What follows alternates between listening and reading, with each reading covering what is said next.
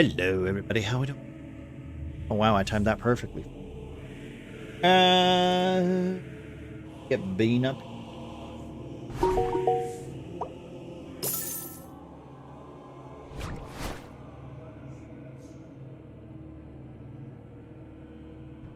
All right. Hello, everybody. How we doing? Hello, Sneaky. First 20 of the night. I didn't see it, so I'll take your word for it. We unmute these mothers. Here we are. Everything is behaving so slowly. We'll be in a few. Just making sure the fire is lit. No worries. Hello, everybody. How you doing, guys? Is it still working? Well, it's still... Greetings. It's still 3 out of 4 bars. So it's... But it's stable. But it's always at full. So it's still technically not working. A half-mast, Manic. But it's stable. Half-mast sails still carry you. It's fine. It's still stable. It's still stable. How you doing, Sneaky? Nice to see you, man. How goes it? How is your Saturday treating you? Hello, everyone. We're here for the pre-chat before our game. So hope everybody's doing well tonight. If you have any questions about the games or if to particular characters, please let us know.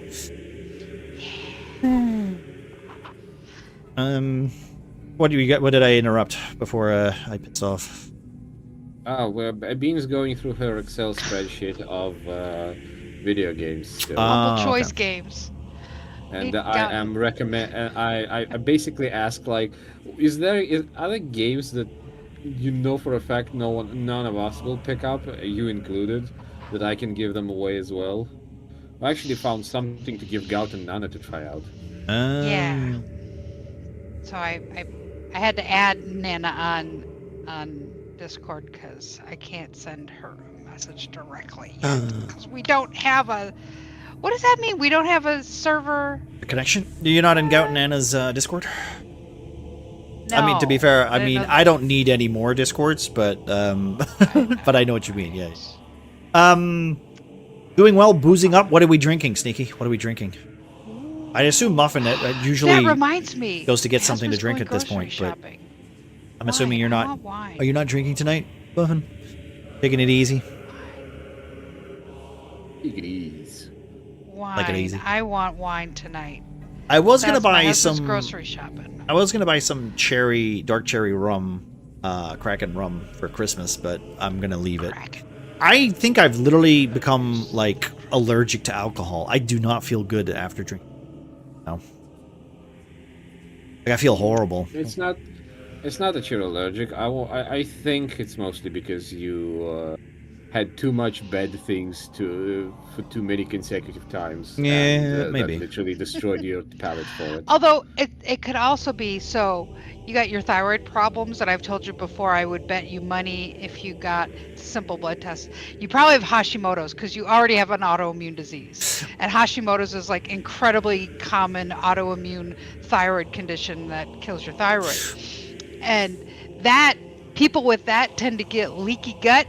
And there you go. Like you eat things and like that's why I can't eat the salty licorice. It literally makes me nauseous, like within minutes of eating it. So maybe that's maybe. Joys of getting the problem I have is that like it's not even like I feel awful. It's just that like I get sweaty and tired immediately, and I'm like I just don't drink booze. I'm poisoning myself, you know.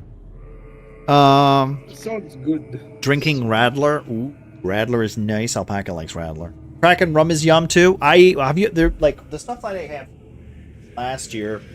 Dead Man's Fingers. It's pretty good. It's not my favorite. But it's pretty good. I liked it. I'm trying to figure out. Is it the Kraken, the Cornerstone? Yeah. I'm trying to look for my notes because when I closed this, it broke. So I have to literally look for all my notes for tonight's session. session. I have to do this right as we began. I need to quickly AFK for a bit. No worries, you take your time, dude. But I will be back in just a couple of minutes. No worries, take your time. Take your time. Like I said, we're not starting until everybody's here anyway. So regret without me. If it crashes because you're not here, I'm gonna be really upset. But that's okay.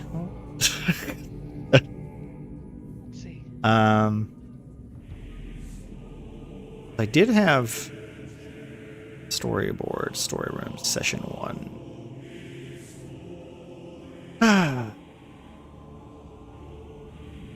Okay. What's the one?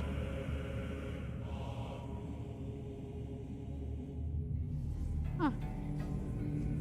Interesting. My OBS is being weird. Well, if you need to set up, just let me know. No, it's like I changed scene, but it didn't change the sources. Drink wisely. I don't drink to get drunk. I try to keep it at the weekends. I mean, me too, Sneaky. I don't drink to get drunk either. The only times that I drink is usually on stream. I don't really drink down in my own time. To be fair, the only time I think I drank, other than that, occasionally, and stuff like that. I don't really drink to get wasted. Never had Kraken, but I've heard that's a game for young kids, isn't it? Yeah. Well, I was never young. Like, I got drunk. The first time I got drunk was like when I was 24, 25 years old. So I didn't drink. I didn't go out partying when I was a kid. Just, the boring stuff. You stayed in chats with Americans, and so now you sound American. Yeah. And people on YouTube tell you you're American and you're not Scottish because they know. They do. Yeah, they know me better than myself. It's so good to have things like that around, Okay, let's see. This. Okay. Is this the one I want? Reactives. Hey, how come I don't have your reactive? What? I might have changed it because I was in another person's stream. And oh no, wait, no, because oh yeah, it's you waving. Yeah, it's me. That should be okay, I think. Marcy's gonna be here. Pack is gonna be here. No Panda. I was drunk early, but that's the Danish drinking culture for me. We started at 13, 14. I mean, I also drank like that. I just didn't get wasted. We never got wasted, or you didn't. I was always been a sensible person. Always been. Well, give or take. Give or take. Oh, I don't have Ross in here. Yeah, he wasn't here last week either. You might have to add him. Because I'm pretty sure he did tell me what he was doing, but I can't for the life of me remember what it was. Yeah, that'll be fun. Let's see if I copy this and then paste duplicate. Nice. Oh, I named them separately. That was stupid of me. Okay. So this session was supposed to happen 2 weeks ago, and I had prepared for it, and everything is basically set. Everything's working. Everything's great. And then my internet issues happened. So I threw it all against the wall and had a hissy fit. So now I'm trying to pull everything back together from what I had before. So we'll see. We'll see. Fire is stable. I'll be with you shortly. No worries. No worries. No worries. So what's what's your plans, Sneaky, for the rest of the weekend then? Are you just taking it easy? Playing any games?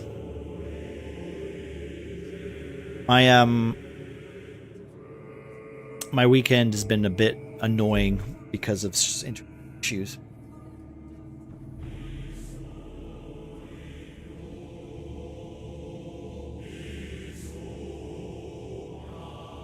Taking it easy and playing games? Nice. What have you been playing lately? Like I said, I've been really into Arc Raiders. It is the game that I genuinely think is just... It just gives me everything I want. You know, a coworker thinks that it's going to be Game of the Year. I'm like, wait, but I thought that was Claire Obscure. I think people who think it's going to be Game of the Year are fucking morons, because there's... that game is... Well, he is Welsh, so... It's fine. It's a good game. The community's good, sort of. I'd say the Helldivers community is better. Mostly just because there are people who still think that game needs to have PvE content in it. But, whatever. People are always going to argue. People are always going to argue. V-Rising and Persona 5? Nice. I haven't played V-Rising. I have played Persona 5. I like the music of Persona 5. Pretty good.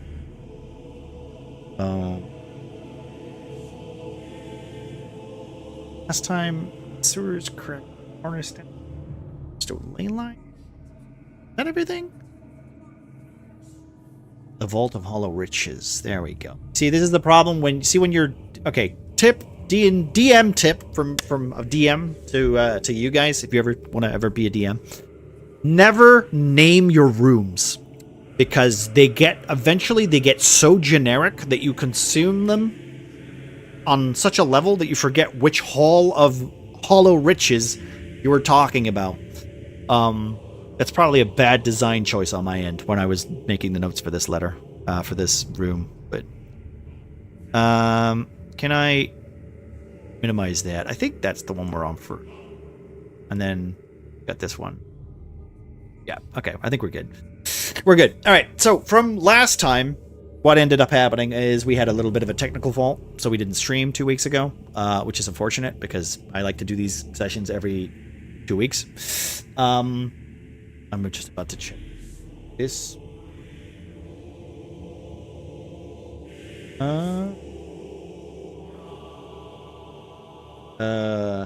Oops, I'm problems. Let me just do this. Yeah, that's Hobo just been way home, so he's going to be joining us in a bit. We can wait for him, like we're waiting for everybody anyway. So, like I said, pre D&D chat. This is the second. Hello. The second chance of it. So, hello, Alpaca. How you doing, Toasty? Yeah. So, update. We have no Kitsune. He will be taking a backseat from the campaign. So I am going to just have him, I guess, get locked away until I can figure out a better reason to write him out. He'll probably go upstairs and fight the vampire or help the vampire, as you guys don't know what's going on upstairs right now. Even though chat voted for Godvin's father to give in to the call of his master and become a bloodthirsty creature of the night. So we'll see how that plays out. Not this session, because you guys are still in the temple. But next session. I'm sure nothing bad will come of that. Well, I mean, you left him out there with a monster hunter. Well, 2 monster hunters now. As he's turning evil / blood hungry. So he might kill 1 or 2 of the blood of the demon, of the monster hunters. Who knows? It was what it is. What it is. You get saved by a ghost. Kitsune gets murdered by a vampire. I mean, it seems fair. Those are the same, right? No. So we'll see. We'll see how that plays out. Like I said, I'm going to try to write it in narratively so that it makes a little bit more sense, and we just don't. What was this session called again? This is called Echoes Beneath the Stone. Also, Bean, did you get your session thing working yet? I am working on it. I figure I'd wait a little bit. I mean, it seems to be working, but if you want to do that, go yeah, for it does. I copied things and hit paste duplicate. It didn't, so paste. So, you know what? Let me ask, since we've got 2 of you right now, since Muffin is not here at the moment. Alpaca. Yes. What is going through the mind of Mogren right now as he descends into this temple of Kellamore? Oh, man. It's hidden temple. It's hidden temple of Kellamore. Yeah, actually, I wrote about this in the Discord. He's second guessing his choices a little bit. Traveling around with Godwin. Yeah. It's all good fun. Helping the little folks, doing some funerals, simple exorcisms, stuff like that. But this is something else, with haunted temples, sunken temples, which he wasn't a part of because he was lost in limbo between realities, I guess. And goblin raids, and now vampires and more goblins, and Yeah, it's a lot, man. So yeah, he's kind of he's gonna need to do some serious thinking about whether this is the way to go. You know, um, Margaret, but don't be a pussy. Let's kill some goblins. yeah, but he's here for his friend, gonna support his brother in arms, so to speak, brother in prayer, and we'll see how it goes from here. 6. But yeah, he is having some serious issues with all of this.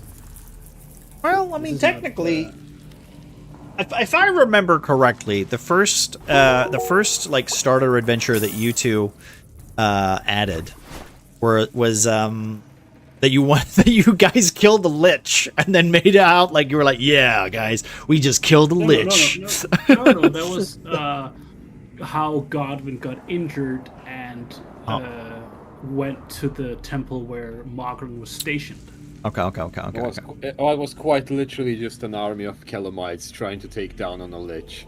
Yeah. Which just happened to be a And- ghoul. Yeah. It wasn't an army of Calamites. It was just the pumpkin patch festival. Also, Sneaky, that's a +1 to armor class for everybody, so congratulations. Thank you for that. Thank you, Sneaky Snikey. It's But yeah,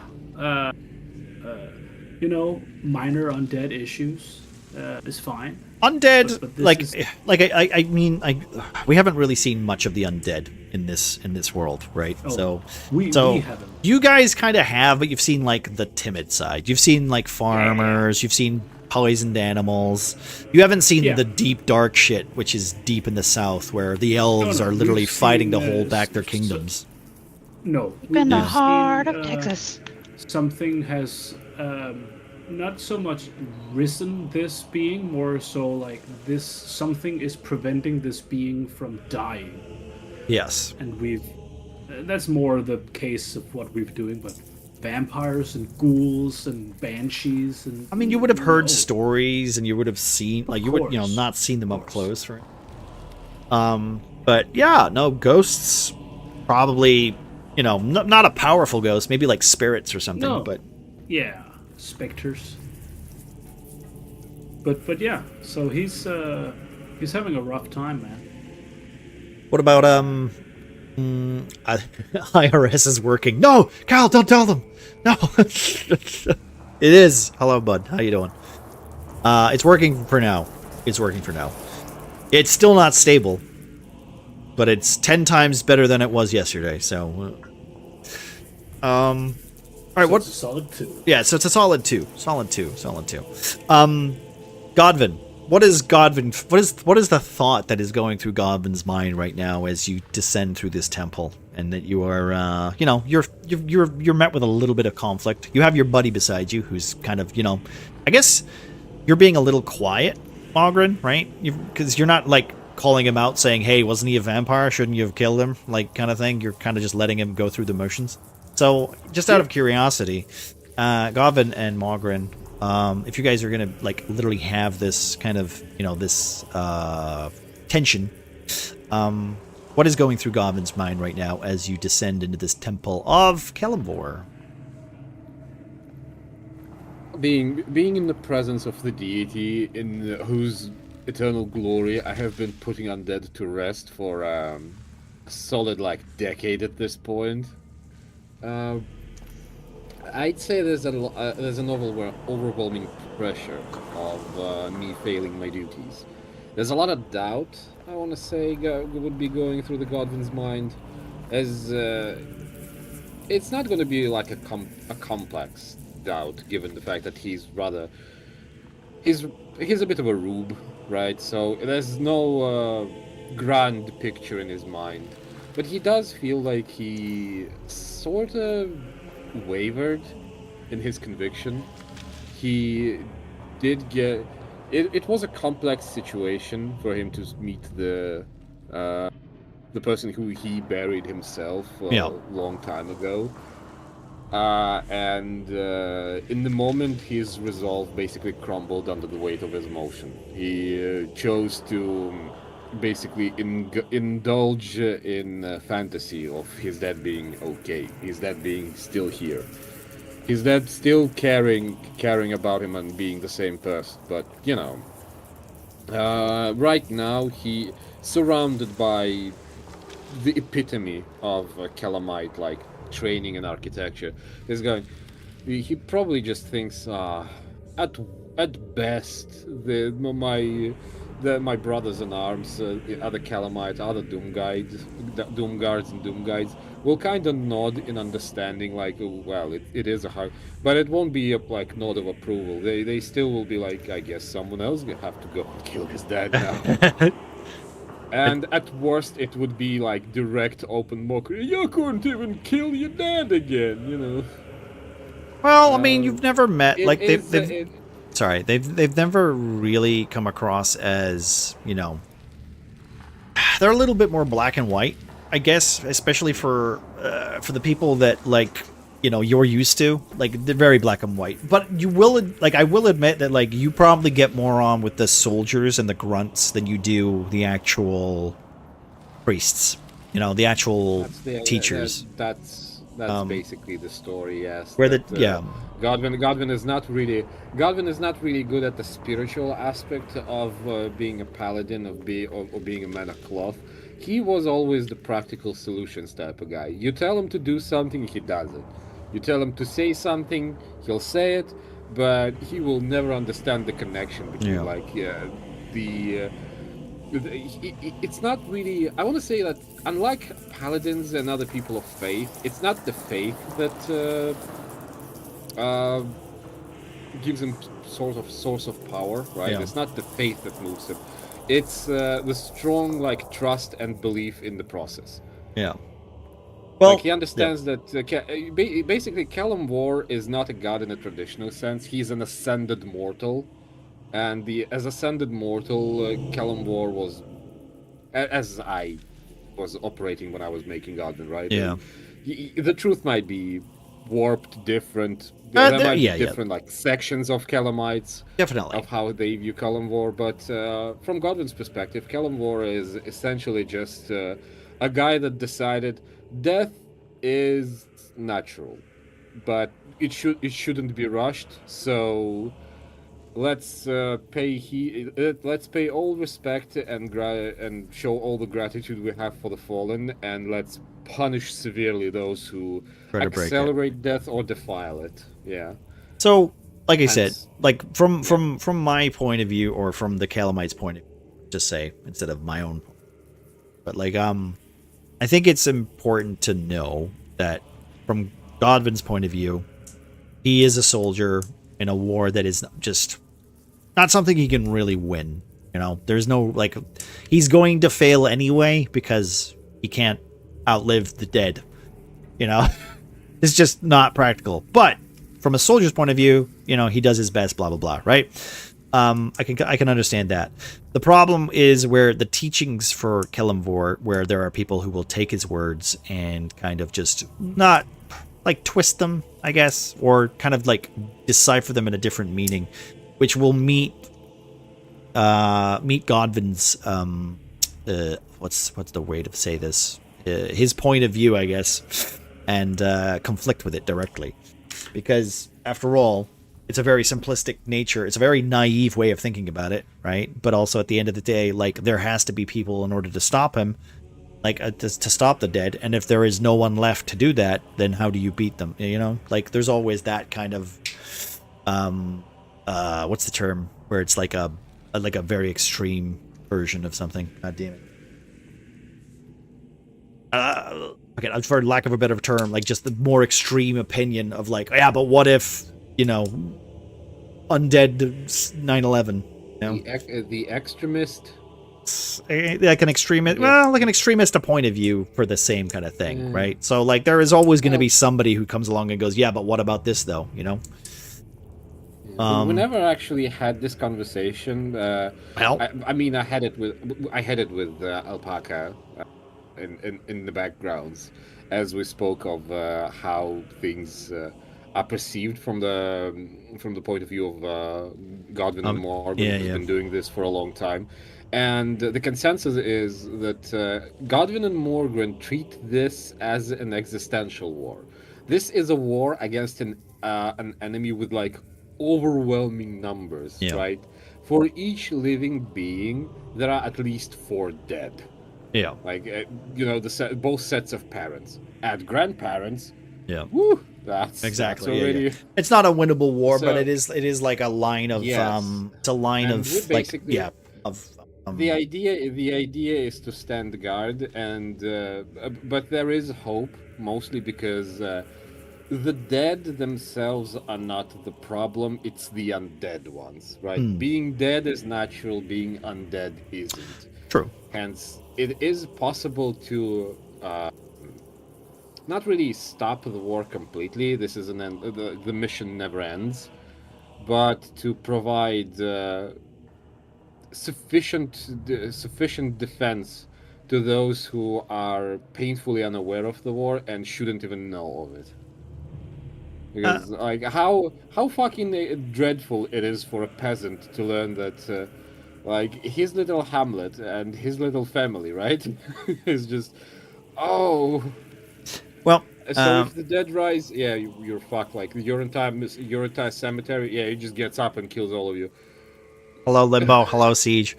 No, just throw poo at them. Can't you just burn them? Just burn the dead. Yeah, but if you burn the dead, that still happens. It's the problem is that like with the for the Empire, the way it is right now, the Empire has pretty much overall control over this region. Right there, the lands are not poisoned. They're not like cursed. There are sometimes, every so often, something will happen where they send somebody in. Right. But also at the same time, like, that's kind of just like a little, like, it's a little blip, little blip, right? That pops up and goes, oh, right, there's a little curse. This well has been infected and the plague is spawning. Send in our guys and fix the issue. That's like more south when you get like out of the Empire. That's where all the Elven lands are and all the enchanted forests, all the Fey magic and all that kind of stuff. That's where like undead kind of lingers and just corrupts and spreads, and that's where it's deeper and darker. That's where like liches are. That's where the kingdom of what's the name of it? Something's fortress. Rumman's fortress. The undead bird. Yeah, Rumman's fortress is literally an undead city that is just filled with undead, and the elves' way of fixing that was to put a big old magic orb around it so that no one could go in or come out. And that's just undead, just live there and just try to survive, and nobody knows what's in there because no one's ever been in there. And that is like, and eventually, and so often, like undead will just spill out of it and they will go north and they'll start like ripping towns apart. So that's why all that section is like just deadlands. And that is kind of where the Kelamites are more focused. Like they teach people in the north, but the big like strongholds are like down south where all the big soldiers are. You're just mad that I made Ducky on your bed. Ooh, Dookie. It's Dookie. Okay, I thought it's Dookie is D-O-O. Also, CJ, hello. I don't know. You can roll, dude. If the roll is available, we have a tally on what the party is getting buffed with, so you can roll. It's up to you, dude. My streak got lost. I'm so sorry, CJ. That's my fault because my streams have been so fucking inadequate lately. A 9. Thank you. That's right. Like, because you'll be up, then down, then up, on, off. Yeah, Plus 2. Oh, a 9. What does a 9 that's do? plus 2 to your armor class. Plus, or do we already have a plus Yeah, one? we already have a plus 1. Well, now we're up to plus 2. There's a way to do that. To have like a temporary... Oh, most cases. How are you doing, CJ? Hello, Limbo. Hello, Siege. How are you guys doing tonight? We are literally just having a chat about Dungeons and Dragons and our game and such. So we will be starting in 30 minutes. Hobo will be joining us soon, and I'm assuming Marcy will be back. And then we'll get started with our session. So yeah, right now we're just indulging in some chat. So I'm tired, so nothing out of the norm for me. I mean, you were on a lot later than you usually are on a Friday, Limbo. I'm glad you're having fun with Outward too. Shrouded. Yeah, that's what I said. Is that +3 total to AC, or is it just +2? It's +2. It's +2. I'm gonna say we're gonna nerf it. It can only be +2. We're not going any higher than that. There can be only one buff to Yep. the AC, and it would be the largest one we've obtained. Yeah. Oh, that's a new roll would override it. So then instead of us having +2, we have a +1 because we still had a +1. If somebody rolls, well, we got 2 +1s right now, so it would be stuck at +2. If it goes any higher, I don't want it to be like +4, +5, +6, because that's just stupid, and then combat will just be pointless. So +2, I'm okay with it being like +2, and then it'll just stay at +2 until we get a minus. Right? I think that's fair, right? You get an extra additional +1, +1, +2 for chat. That means chat can take away an armor class if they get it to it. Hello, Cow. How you doing? Thank you for the lurk. Appreciate you. Shrouded be fun. Lag almost killed me though. Are you hosting a local server? Because I know you had internet issues last night too. So were you rubber banding or? No, it's a server, not locally hosted. Oh, is it a it server has that little he lag owns, spikes. or No, is he just doing a local one where it's no, not G Portal, but something like it. Right? Limbo. Okay. You bought one. Yeah. All right, cool. Maybe switch to G Portal. Yeah, just spend more money. And that usually solves the issue. 100%. I think if I got on stream earlier, I'd save my streak. Well, I'm sorry. To be fair, Saturdays, we don't usually stream on Saturday. The only times I've ever streamed on Saturday is for this game, and we usually stream at 8. But I've started streaming an hour early so I can talk to you guys before we start our game. And sometimes if Al has invited me to play some games or something. Okay, I'm gonna try this, but I gotta start streaming. G Portal is 40 a month, dude. When I made my Dune server, I was literally annoyed at how much that was a month. It was pretty rough. All right, Bean, are you set up? Are you ready? Because I was going to ask you some questions, so I don't want to distract you if you're I just remembered I need to turn on Discord audio. Oh, that's probably good. If Peeps chipped in, I could get a G Portal one, but other than that, this one will do till then. Wait, how many players can you get in Shrouded? 8? At least one. At least one, okay. 16? Fuck me. That's a bit... That's a bit excessive, no? What's the point? To have a lot of people to do the things. Yeah, but the dungeons are so small. I don't understand why it's 16. I guess, if you go to different areas and you don't team up. Especially since the whole world shares the progression. I don't quite understand. Right. Think of it as Terraria progression, right? The more people play Terraria, the less there is to do to any subsequent player that joins, right? Well, it's such the moment you create a world in Terraria and people start fucking digging the massive mines and stripping the land of the resources, any subsequent player that joins beyond 4 or 5 will find themselves absolutely bored out of their mind, not knowing what to do. Yeah, but I think you've got those safety zones. I think you get the safety zones so that they get resets if you log off or something. So I remember what that was. There's a way to stop the world becoming a dead land. Okay. Snow would be so disappointed in you and asking for that. Wait, is asking for what? What was I asking for? What are you talking about? You're asking for people's nudes, Manic. I'm not asking for nudes. Don't. All right, fine, Muffin. Send me them. No, don't ask for that either. Fuck me. Well, yeah, I'm only saying that because my internet's just trash. I used to be very positive. I've never been so fucking negative in my life right now, with the way my internet's been. So, resource Can you respawns every respond to few the knock days. thing? I can once I see it. I There we did go. it again. Yeah, no, it's okay. It's just because I'm in multi-stream chat, so I don't see it. It doesn't pop up.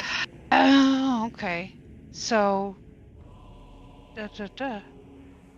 share chat. Start sharing chat. Cool. It's working. Because he gay. Well done, Limbo. Nice. The very first thing in share chat is Limbo saying because he's gay. Thank you, Limbo. Hey, Limbo. 2000 called. They asked for their high school antics. Yeah. But yeah, cheeseburger. Oh, cheeseburger. Oh, I don't like that. A cheeseburger. Cheeseburger. So yeah. So guys, all together, since I gotta keep Alpaca awake. What? So good. As I'd like to say to you guys, what is your thoughts for tonight's session? What are you expecting? What are you hoping for? What's your actual, what kind of flavor you look? PPK could happen. Loots and level ups. I have dangled a level up at the end of this dungeon, so You have. I mean, so we want to save the town, but this whole a vampire wants a stone, we should get it so that he can't get it, but they can't get to where it is. It's like there's a lot that doesn't make sense. Although the town is protected because of the wards that Godwin's dad put around the city. well, he's Is planted. that right? He's planted. It's not a city. It's like a village. Town, the village, He's yeah, full of around, these blood marks, right? Yeah. right. But if that's to save the town or to just, enhance his power of thraldom over the townsfolk. Well, he's not a vampire though.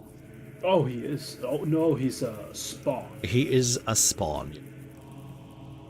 He's a vampire spawn. That's what he said. He's mind controlled all of the peoples.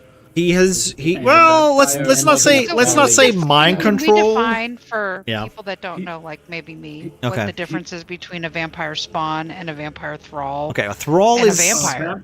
Spawn. Well, you know what, Sorry. Alpaca. No, Alpaca, go for it. I trust you for your Uh, definition, so go for it. A vampire spawn is a living creature turned almost vampire.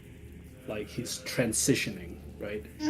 Whereas a vampire thrall is a dead creature risen with undead or vampiric energies. I would isn't that the other way say, around? I would Something say, like I'd that, say a right? thrall is somebody who is a servant to the to the like. So basically, think kind They're of like bound Igor, to. right? They're like like I'm master, alive. like they're literally like Renfield kind of type. They're like servants who will be kind of like corrupted, but also be empowered as long as they serve their master.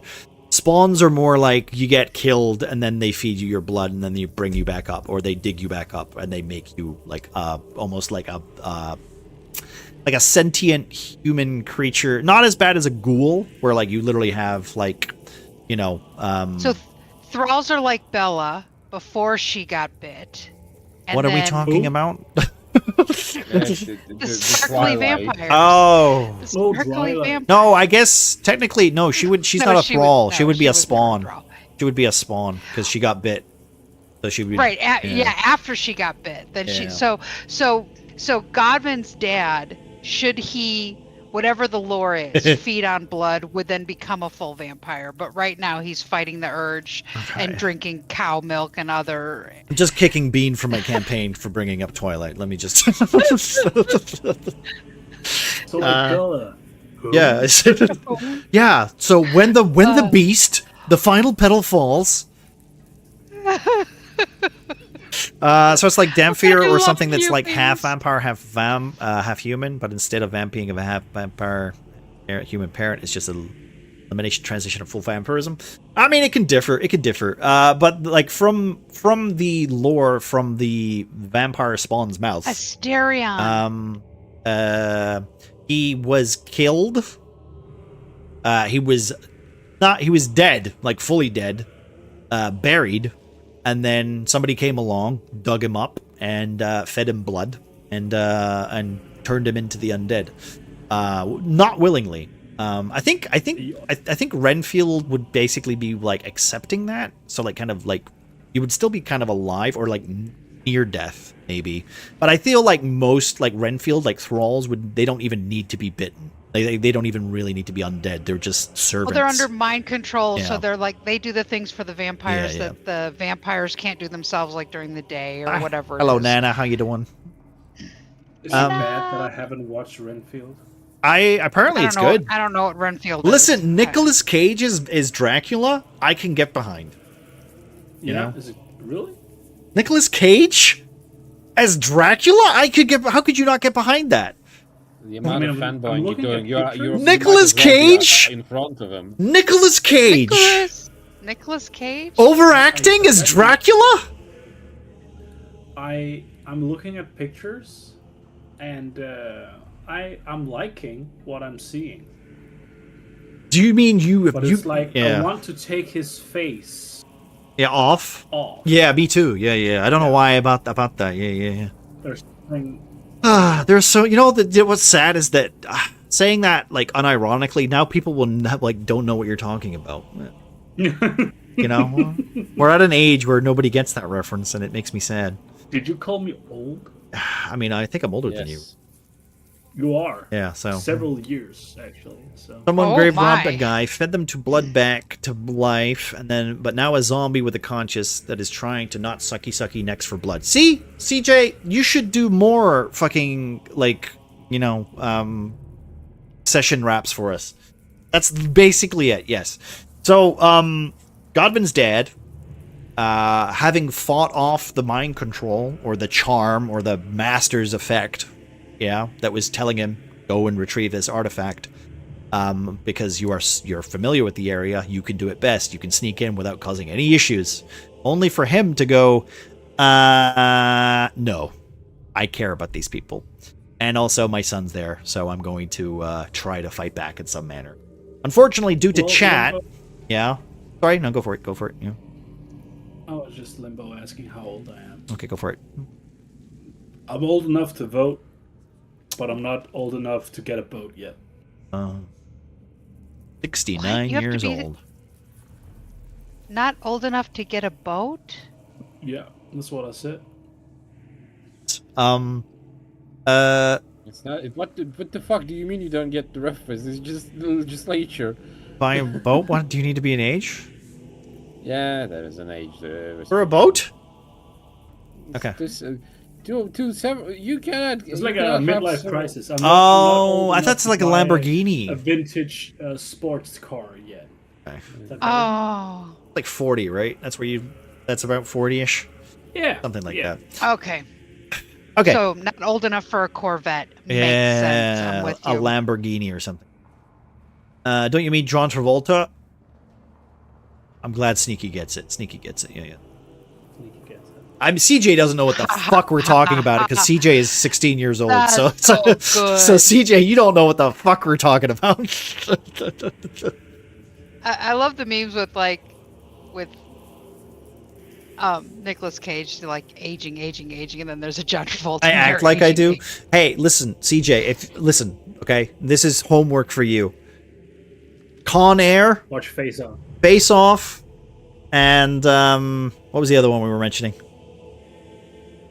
There's another Nicolas Cage movie. And Renfield. You know what? Fucking Renfield. Wait, what about the one where they where they stole the baby? Oh, that one. You know what? You can skip that one. That's not. No. I like that one, but it's not for everybody. What was that one called? It's called Raising Arizona. Raising in Arizona. Yeah. I've watched Ghost Rider. Ghost Rider's pretty good. Honestly, Face Off, yeah. It's pretty good. Face Off is so silly and dumb. Can we have a Manic 88 like community Discord movie night? Face Off. I mean, we could try to do that. That would be cool. But it's one of those things where like people were like, oh, they're so good actors because they can like mimic each other's acting. I was like, yeah, well, they're the same person in the in the movie, right? Yeah. It's not really that different. Well, I mean, no Twilight. No, not doing that. Nicolas Cage goes, yeah, he goes crazy. Yeah. And then John Travolta gets all serious. That's it. That's that's the whole. Whoa. No, But it's because a good listen, movie. the good I mean, movie, it's the a- movie, but like the only reason the movie is good. This has nothing to do with D&D. I don't know why we got pivoted onto this, such a point. But the best thing about it, right? The best way to describe Face Off is John Travolta tries to play Nicolas Cage, and Nicolas Cage tries to play John Travolta. At the Movie, same time. movie magic. And action. Probably remember it, but you when you So- were still in the womb. Yeah, but at That least was like you know. the precursor. I mean, you know, I don't do Twilight. No, don't do Twilight. Nothing's good about. That's the precursor to the newer Jumanjis, where they're like in each other's bodies and each person playing somebody else, right? Yeah, that's. So I mean, it's a good that's gimmick. What led into Yeah, it. it's a good gimmick. Yeah. I mean, I did have an idea where I was gonna literally like force Godwin to play like Mogren, when Mogren has to play Grom, and you know do that and do a body switch episode where you're all playing different characters, going oh shit. But you know that's fun. that's like an acting class where. Body swap episode. Yeah. But the problem I is, play Ramos. yeah, you can play. just you mean just a Do corpse? Nicolas Cage. Yeah. Manic, you can do that, right? Can I do a Cage voice? Not really. Yeah. Cage is not really one that it's too. He's It's- raspy, right? It's no, he's not. He's not raspy. No. He's very like calm and Whispery, demure. raspy. No, he doesn't even whisper that much. His is hard to put like. His is hard to like. It's more about tone and inflection. The problem is that it's too specific, and I can't go out of Yeah. my range to like to hit it. That's also the problem with Nicolas Cage. Like, he doesn't play different roles. He's just Nicolas Cage. I'd say the same for like Keanu Reeves at that point. Oh, Keanu Reeves. yeah. too, yeah. Well, and the But Keanu Reeves is easier John to mimic. Malkovich. Yeah. What do you mean? I really need to do a good John The Malkovich. Rock too, right? Hey, it's me. Kevin Hart, Jack Yeah. Black. Jack Black. John. Hi, Hobo. My name is John Malkovich. It's me, No. John Malkovich. No. That's me. Oh my God, that's like Arnold Schwarzenegger trying to be. No, John it's like the Malkovich. only one I Oh, can I thought you were really trying to be do. Christopher Walken. It's Christopher Walken. It's like, hey guys, we're going to start D&D soon. I don't know why, but you know what? Unfortunately, there's a character at the end of the game of this night session. I'm probably gonna do Christopher Walken now. It's too late.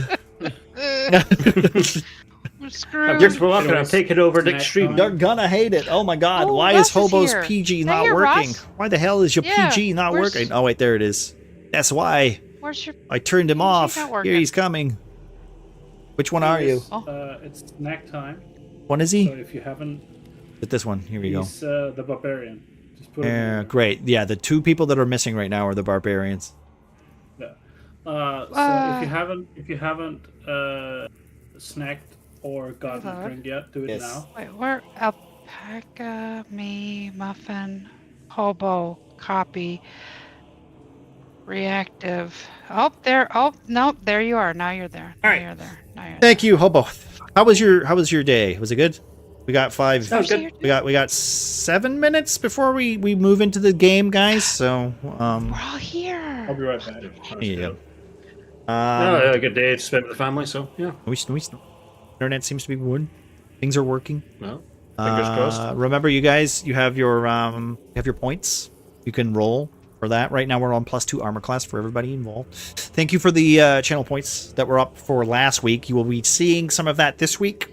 These guys now have the ability to give one of their party members, and they can all agree on it, to have a second turn, thanks to your extra little bits. Appreciate that. Oh my god, Limbo, that's a 10. Is that another +1 to armor class? Are we gonna roll any higher than that tonight? Do we get the +20 armor class? Oh, it's a minus. By the It's way, -1 to attack right. roll. So thank you, Limbo. If you guys like in Fantasy Grounds want to add that +2, if you go to your character sheet and click the little magnifying glass next to AC, you can add like in the miscellaneous column a 2, and then it just automatically adds it. And then I'm gonna be honest, Limbo. There's a lot of puzzles tonight, so I don't know. Oh, poor Limbo. I don't. Yeah, you're not gonna be following along at all. You're not gonna be catching up. Oh man.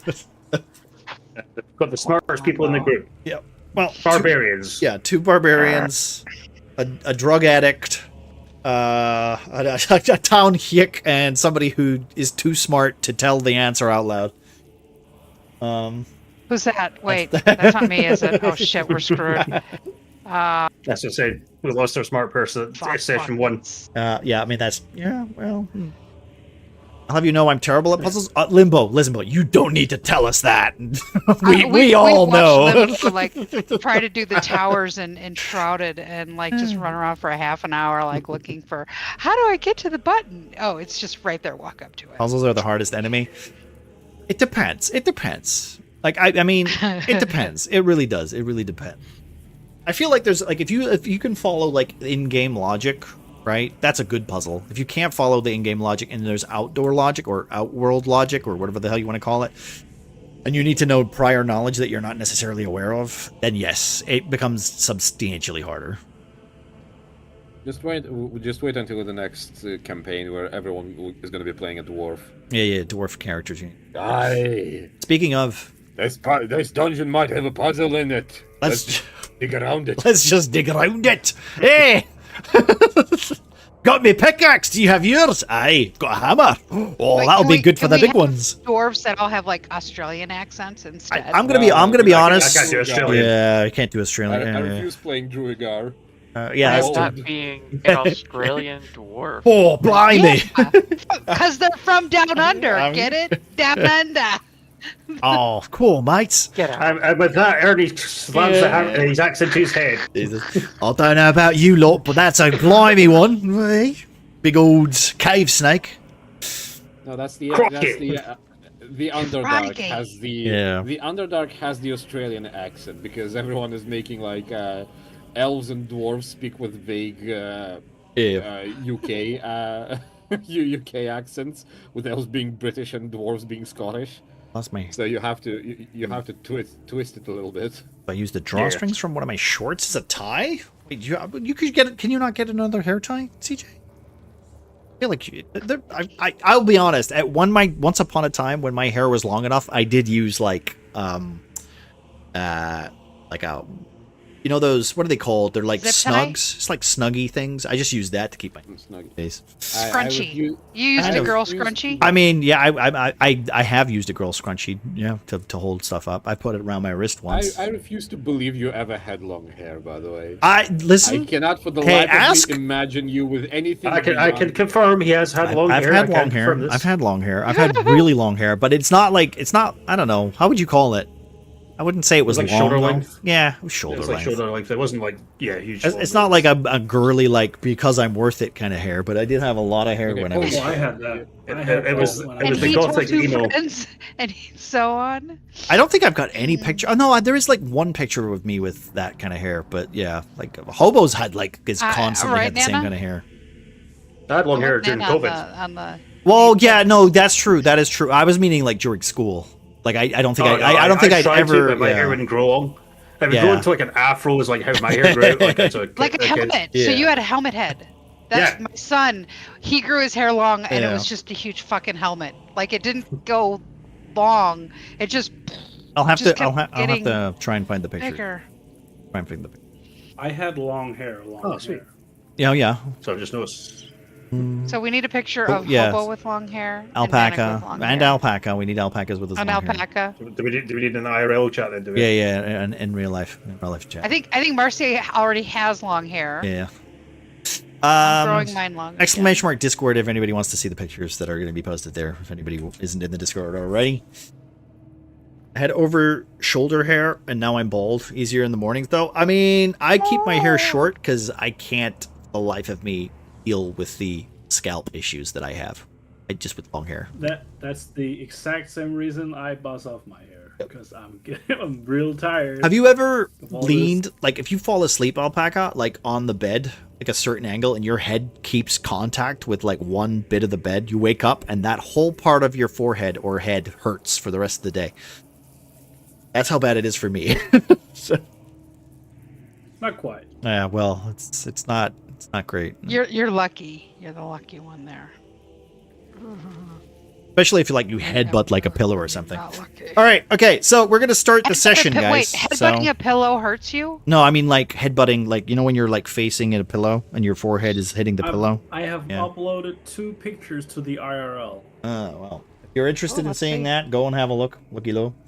And we're gonna start the session, guys. So yeah, Let's go. I can turn the and there's sound in Discord. there should be Folks. There is. Yep. I've got it going. So, last time, we're going to say as the doors opened up in front of Mogren and Godvin, Grom standing there, fused and befuddled.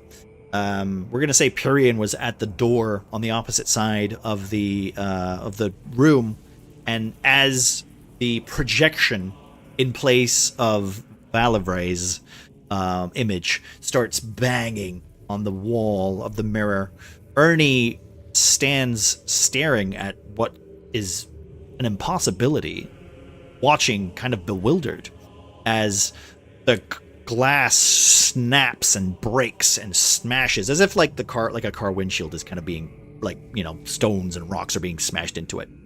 You see the window shatter, and for every deep impact into the glass, Ernie and Val, you see like each bit of the mirror just kind of filling up and just getting more clouded and more and obscuring the image of who you could only picture as Astrid, locking herself behind this mirror. And we'll pick up there, guys. Also, by the way, as that happens, the doors behind you start to close as Pyrian's eating a banana, and the door closes just as you see him he's such a dignified way. Yeah, he's eating a banana. I mean, he's always eating breakfast. Is this the Calamite Temple or Temple of Calamite? This is the Temple of Calamite.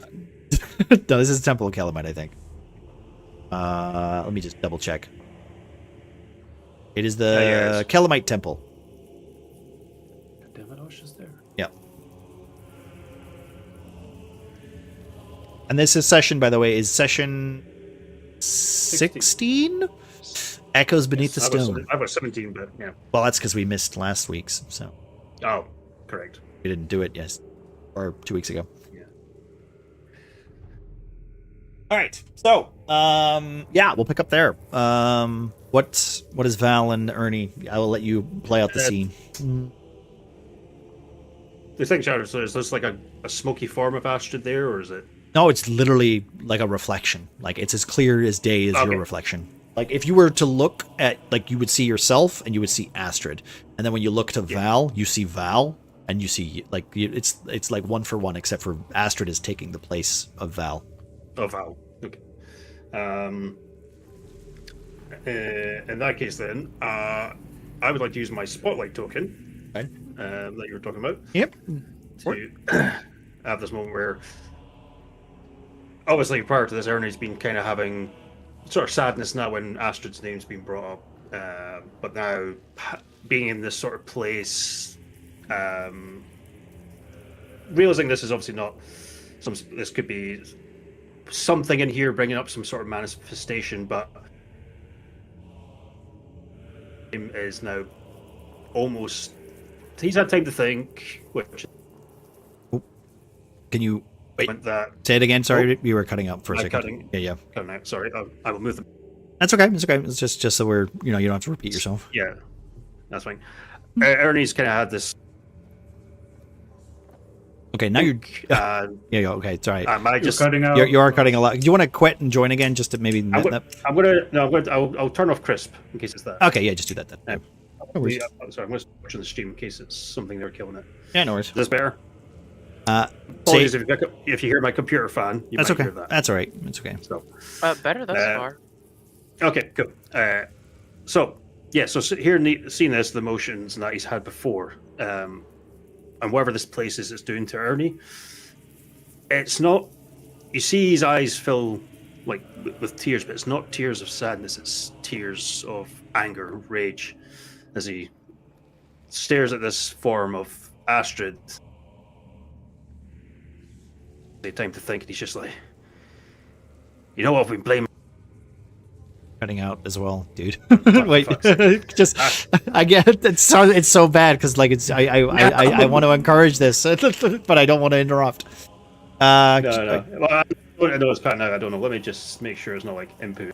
I mean, it could just be like just like leave the call and rejoin it. Disconnect and connect back. It literally might just be Okay. Discord, dude. It's like I said, Discord can be so fucking weird sometimes. Okay. All right, go for it. Go for it. Everything is weird. It's literally worse now.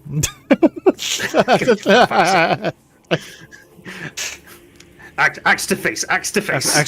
I think, just you know what, just try to speak at the same level because I think it's just because you're trying to be like subtle and stuff, and I think that's what it's cutting it off. No emotions. Only action. Only action. Just Alright, scream. I'm just gonna turn the gain up on the microphone as well. Okay, so yeah, I go for apologize it. if this gets No, that's louder. okay. That's okay. So- I already Okay, have you so at a there- certain level anyway, so yeah, it's good. You know. Discord's gone. Right, so move this.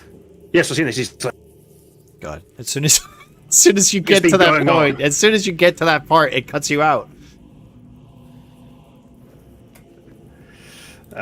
you know what? I'll work on something. Val, go first. Yeah. Okay. And we got all of that. Yeah, we got all of that. That's. God damn. What the fuck? Yeah, I don't know what it is. I don't know what it is. It must be like a crisp thing or something. I'm gonna. Oh, I'll turn Chris off. Okay. Talk about her. I'm gonna unplug my microphone and just plug it back in. So Okay, no worries. but Yeah, you do that. I'll let Val go All right. first. Okay, Val, how do you want to describe this right now? Because just to give some Dr. Hobo some time to fix his internet / microphone / whatever. It's fine. We're all good. We're not panicking. It's fine. Technical issues happen sometimes. Being muted. No. Okay. Yeah, sorry. I was double muted because I've been like trying to like mute one. Yeah. Yeah. sorry, my bad. So, You know what we're doing. right. So from a Val. I will say that you do see him kind of like almost tensing up and tearing up, and you can see the rage filling in his skin. Yeah, so in that moment, all kinds of things are going on inside of Val's head that she's not going to share.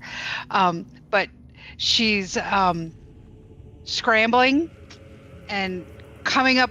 She needs to come up with a reason why this is happening, so she can so I can calm Ernie down, right? Okay. Because seeing Ernie and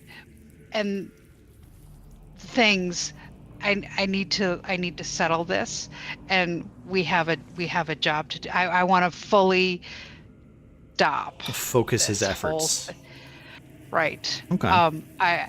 The way, because like when at first I looked in that mirror and didn't see myself, I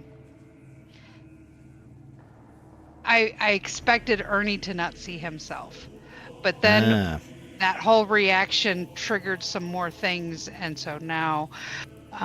So in this moment, just so we can get like an idea, Val of Ray is like a scared. She's looking scared. Is she looking like fearful? What emotions are going through her right now? Where like she behaves? She's not scared. She is fully going into her. I don't want to say smartness, but she's going into there's a logical reason for this, and I need to shift the focus because I don't want it on this. I don't want it on what Ernie sees and Ernie's reaction, because there's all kinds of shit happening inside little Val of Ray's heart, and Val needs to focus because we have an adventure. We got shit to do. And yeah. So okay. That's Can I ask what Sure. do you think Val is going to do or try to do in order to get like distract or deceive, persuade. Yeah, I'm whatever you gonna wanna give say. Ernie a reason why he sees somebody that he cares for, and not that it's not what he's seeing. It's the mirror playing tricks on him. Okay. It's the mirror. So can right? you give me a D20 and then pick whatever skill it is that you want to do, persuasion, deception, etc., and just and then tell me, or it just Drop roll, it in yeah, the just in roll the, it, yeah, roll it in the thing, in the tower. and then we'll hopefully Hobo will have fixed his issue by then. Okay. If not, I might have to switch to Dumbledum, Deedledum, and Diddledum, and Dumbledum. Sure. At the front door there. Ah, my favorite. The classic trio. It's Huey, Dewey, and Louie. I want to be Huey. You guys could be the other two. I could have been Turbo. I do appreciate that Alpaca watched the new DuckTales. Well, okay. Also, they are actually Billy, Willy, and Dilly in Russian. Well, that makes it's weird. I don't like that. It's bad in Danish, but Dilly Dally and Shilly Shally. Rip, rap, rup. Turn down input sensitivity. See if it isn't cutting me out. All right, go for it. Say a sentence. Hello, is this working correctly? Are you Yes. picking me up? Yes, perfectly. We are. Yes. So far. Yes, we'll see. Now try to act. Now try to act, and we'll fuck it up. So go for it. Yeah. Good. So Yeah. So, Ernie. Oh my god! See. Is it coming out? no, well, were you talking? Right. Okay. Sorry. Can you Sorry, just, Hobo. you know what? Just don't try to do the Ernie accent. Just say it, and we'll imply Ernie accent later. All right? Maybe that's literally what's doing it because you're trying to be low and gruff, and that might just not be picking up. It's not even picking up my voice as well. As soon as you said Ernie, Yeah. cut out. Yeah, I don't know what's going on. I might even just join through my phone. It might work better that way. Do you know, I mean, if it can solve the issue for now, like go for it. But like, Just to get my power over. yeah. So Then you can fix on it. Like we can fix it. It's all right, dude. Don't worry about it. Right, 2 secs. It's all good. All right. Okay. Huey, Dewey, and Louie, while you guys are fucking around, the door is opening in front of you. It's Huey, Rap, and Dilly, by the way. I'm not saying these new names. Okay. Also, that is not encouraging, as my bitrate just dropped to halfway. Wait. Don't want to be Diddy. That's bad. You're fine. You're still fine on my end. I know, but I have your stream up. it's orange and it's worrying me. Oh no. All right. It's okay. So, let me just quickly grab this real quick. The door did open when we last. Well, it unlocked. We didn't open it. Well, no, it is opening as the coin dropped into the water, which actually opened it. So, So, all right. Is it wide open or just ajar? It is just slowly opening. You know? Slowly, like pushing forward. If something is And the events anchored the happen doors. simultaneously, right? simultaneously. Doors Yeah. open. So, like for instance, you wouldn't hear the screaming or the mirror smashing. You wouldn't hear any of that because the doors are creaking and grinding stone on stone, kind of like twist, like just heavy like doors just creaking open.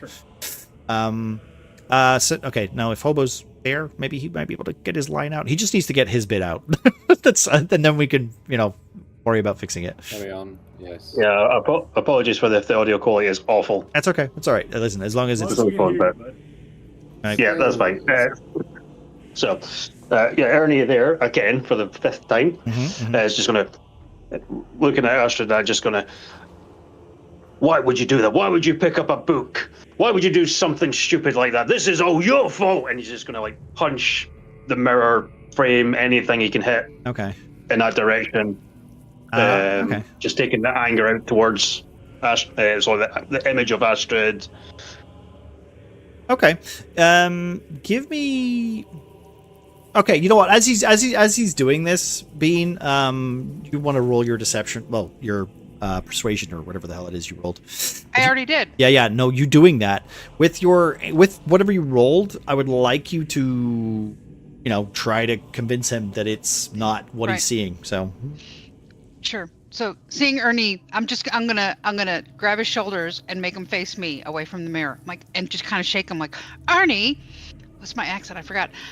Ernie, darling, I've figured it out. This. It's.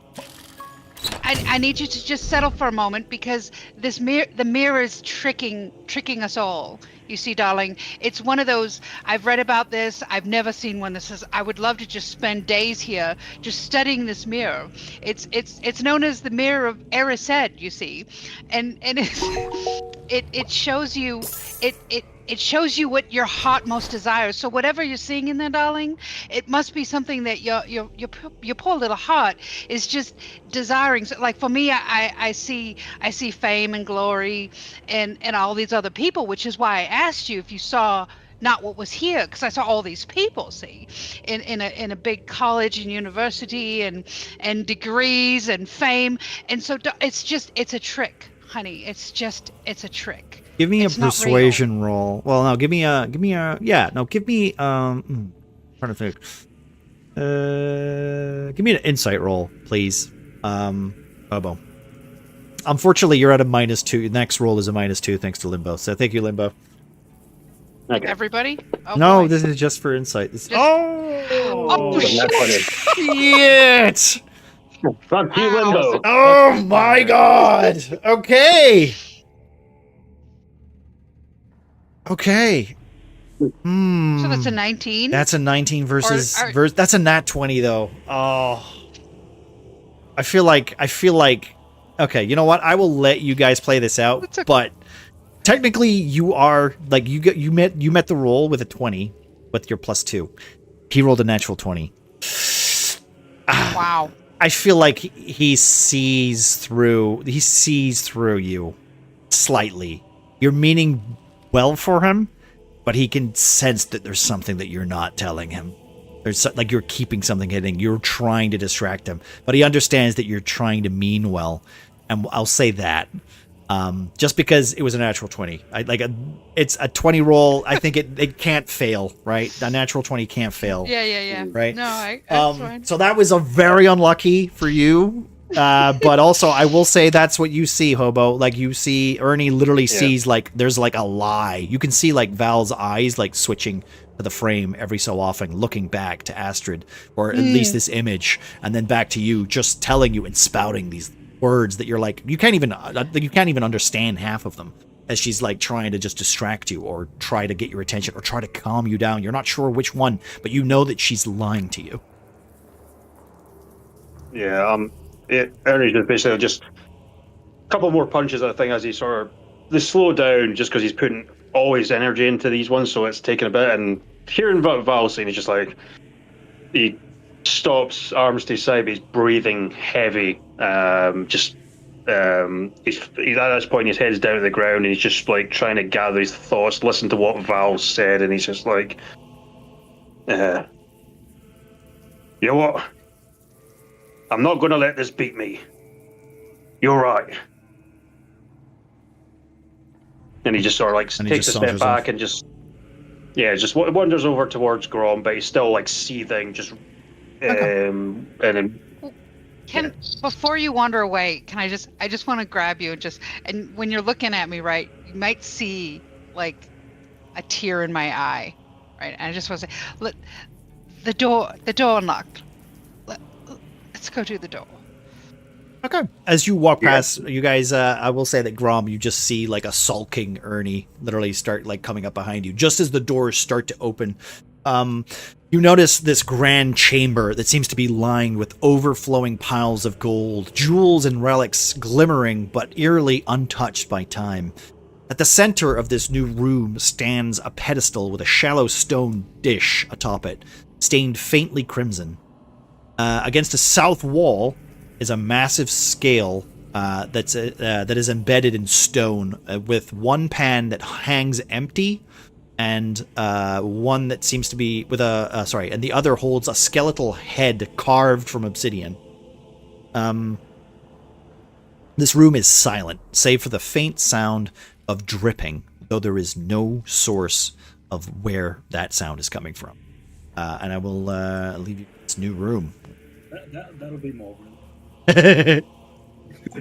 No worries, dude. No worries. You do that, Hobo, if you need to. Like it's like as long as like there's role playing stuff or whatever. Like hopefully we can fix that issue. Thank you for fixing that.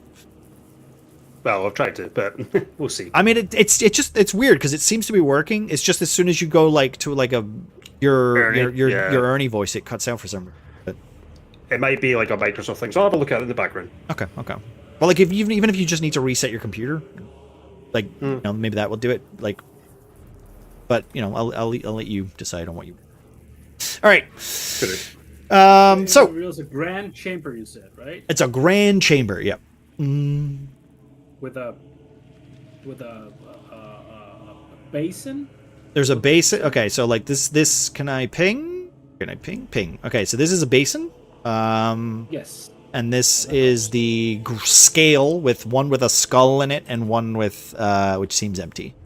An obsidian scale just sitting at the end of the room, of the southern side of the room. So it's an empty basin. And this is... That's a hole, I think. You can go have a look if you like. I'm going to look in the hole. Out of curiosity, is there a map up for everyone else? Yes. Let me show you. Can I do Please this? resend the map. And I cannot. I know you hate when I do that, but it's the only way to share it on a mass scale. I did try sending the dragon directly on Marcy's portrait. Did you see it now, Did Marcy? Yes, we're good. Okay. Sorry, I'm going to say, if you're on your character sheet at the top left, there is a now Find My Token button. If you click that, it takes you to the map. Boom. Oh, does that happen? There we go. Opens the map for us? Also, remember, everybody, that Fantasy Grounds is now free, so you can actually download Fantasy Grounds yourself and host your own games. But you do have to buy the material. There's a link below if you want to buy your own modules or whatever. You can just do that. Thank you. That saves me. I appreciate it and all that. So.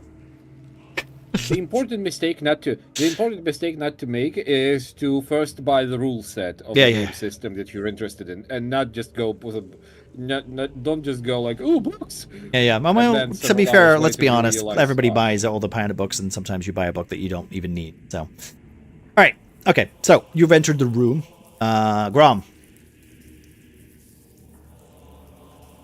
Marcy. Yep, that is me.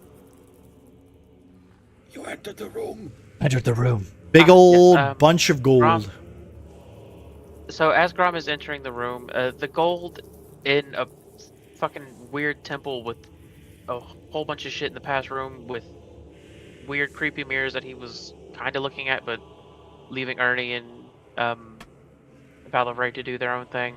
Mm-hmm. As he walks in, he's just gonna put a hand on Ernie's shoulder and give him a small but respectful nod, understanding, in a sense. As he begins kind of looking around this atrium. Okay. Yeah. Not sure what kind of room this would be. It's definitely a chamber of some sort. There is an exit to the very north. It seems like a door that is similar to the others that was before you, that you've just entered into. Yeah, so mostly you just see jewels, coins, pieces of art, gemstones, jewelry, crowns. I think knowing that this is a temple, he's going to... knowing that this is a temple, I think he's going to make his way around some of the piles of gold and go and inspect this, at least what appears... The scale? like a statue on the south end? Yes. Scale? Yeah. Okay. All right. What's everybody else doing? What's just so we've got some positioning on. Is the room lit? The room is brightly lit. Like there are fires in the corners that are heated up. This room feels oddly cool, though. I guess.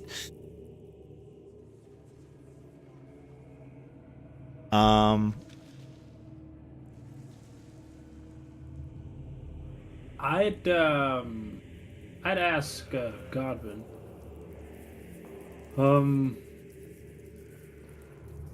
Hey, Godwin,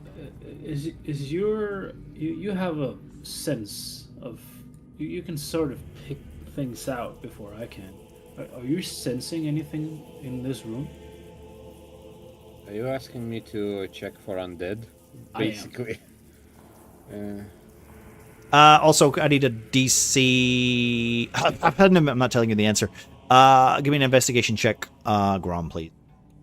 Also, Bean, are you still outside of the room? Bean, you're muted. Yeah, no, Okay, yeah, sorry. I was going. I pinged you. I'm just lingering as I leave, and I sent you a DM with what I'm doing as I'm leaving. Okay, give me a sec. While all that happens, I don't know if I should expand the slot purely because there should be by definition no undead. I guess Godwin, in his kind of arrogance, I will what's the word for it? I will pass up on even attempting. He will just look at Morgan with the eyes of disbelief and like, can you believe what you said? Do you understand what you just said? And go, he'd basically go, Morgan, this is the Temple of Kellamvor. There shouldn't be any undead by definition, so I don't even think we need to do this. This hole, though. That's just... he's doing potholes instead of... Okay. All right. Okay. Bean. Okay, sorry. Before I get to you guys. Before we get to you guys, sorry. It's just for Bean's road. Bean, do you want to spotlight that?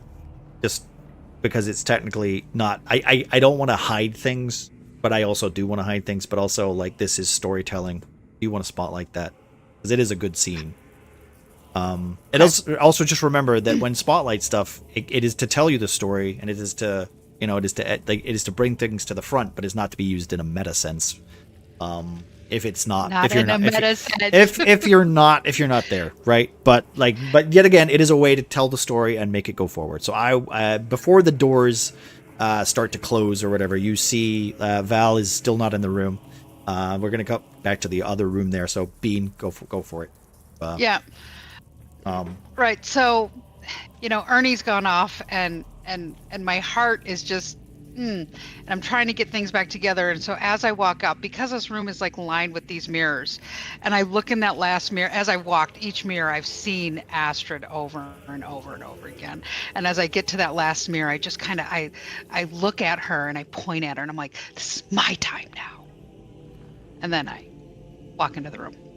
And I will say, as you're walking into the room and the doors start to close behind you, just see like a fraction as you look back for a second of hesitation. You see this dwarven lady smashing into the mirror,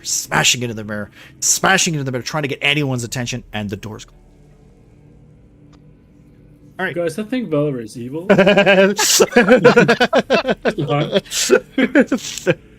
All right. Okay. So this hole. So the hole. No, but not evil. Not evil. All right. Okay. Smash cut right to the. Right to the. Look a hole. What do you think? Where do you think it goes? Yeah. Cut to that. Was it women fighting their inner demons? Cut to a guy. So how big do you think it is? How do you have a stick? Oh my God! Second 20. Holy shit, Cookie. Thank you. That is a plus 2 to all rolls. Thank you. Plus 2 to all rolls. Nice. Plus. Just like in real life. Can I use Morgan's assistance to just check the insides of the floor hole? The inside? Yeah. Yeah. I mean, okay, go for it. I'm using Morgan's assistance, so I assume it's going to be something fire related. Oh, he's just going to shoot a light down there. Before Godwin goes jumping into unknown pits. I'm not jumping. I just want to throw something on fire. You are. I'm sure you are. First. Yeah, got me. I'm gonna. Manning, I need help. I'm in the hole. Oh, for fuck's sake. Oh my God, you are trapped in the hole. Fuck me. I don't even get you out of the hole. All right, okay. Alpaca, fucking hurry up. Save us from what the hell ever you're doing. Oh shit! I have to delete your character. I have to delete it. I'm sorry. Yeah, thank you. All I'm gone from the world. Forgot. right, there we go. All right, Alpaca. Yeah, I before he went plummeting. Oh my god, what happened? There's a big old room underneath a temple. Yep. Which no one has been here since forever, Yeah. as far as we know. And there are lit torches. Yep. Well, these. It's cold. Do you know what? I will say they did light when you came in. Sure, that makes it so much better. Well, I'm just saying, just for logistics' sake. Okay. The heating bill must be huge. This is unrealistic expectations for a D&D dungeon. Have you any idea how much oil these lanterns use? It's like a liter a day. Anyway, I'm gonna activate my stone's cunning. Ah, okay. I think. Right? Okay, yeah. Yeah, it gives me 10 minutes of 60 feet range tremor sense. Right. Just so you know. Okay, cool. Well, That currently... means that I basically I can feel any physical movement through stone. coming towards us. Yeah, through stone. Okay. Yeah, it seems kind of, every so often when Grom walks past, like, some coins of coins, or coins of coins, fuck me. A pile of coins, or if Ernie, like, literally just leans over and kicks some of the pennies out of his kind of annoyance. You feel that. Feeling. You feel like a tingle, tingle, ting, ting. You even hear it like, ting, like, just like bits of pieces just falling down and stuff like that. Other than that, though, the tremor sense doesn't seem to give off any kind of feeling. Even the dripping noise that you hear is kind of, you can't feel or sense where that water is coming from, if it even is water. Give me an investigation check with advantage if you're going to use the help from Mogren. Please, Godwin. Also, Grom, you're 2. Yep. I'm going to be honest. You're staring at a giant skull face that's sitting on one of these pans, and you're just a little distracted going, that is a cool skull face. How much? Again, how much did we get from the 20? You get a +2 to all rolls. Got it. Okay. Investigation. Oh, fuck me. Jesus Christ. There we go. 3 20s? Okay. The Today's worst, a good day. The the game wor- missed the, us. yeah, the worst Wow. worst part is that it's just a hole. It's just we're spending so much time. It's you look down and you see some coins just tumble down, but they don't hit the bottom. It's ventilation. Like you don't hit the bottom. you don't hear anything. Morgan, I think they forgot to put the bottom on this hole. What? Is there anything else you want to know about the hole specifically? Like, I genuinely have nothing else for you besides it's a hole and you can't hear the bottom. It was on the map when. Yeah. Well, I put it there because I thought people would go, "Why is there a hole there?" And every time I do this, you guys always fall for it. Hey, we're investigative. Until we ignore it and something crawls out of the hole. Well, it's there. It's impending horror. I want to say that's a freaking lie because you made a bunch of holes to lead to the worm not that long ago. Yeah, I know, but that's why that was a worm tower to say, hey, there's a worm here. Now there might be a worm in this one. This is a pre-made hole, so Ooh, pardon my Featherfall. curiosity. Let's put Ernie down the hole. Yeah, you use Featherfall and fall down the hole. Yeah, go for it. I've already been in the hole. It's bad. I don't think there's anything in the hole, man. Well, I will say, you drop some coins down or you drop something down and wait for it. It doesn't come. There is no noise. So either it's too far down. Either it's too far down, or there is some sort of magic entity to this.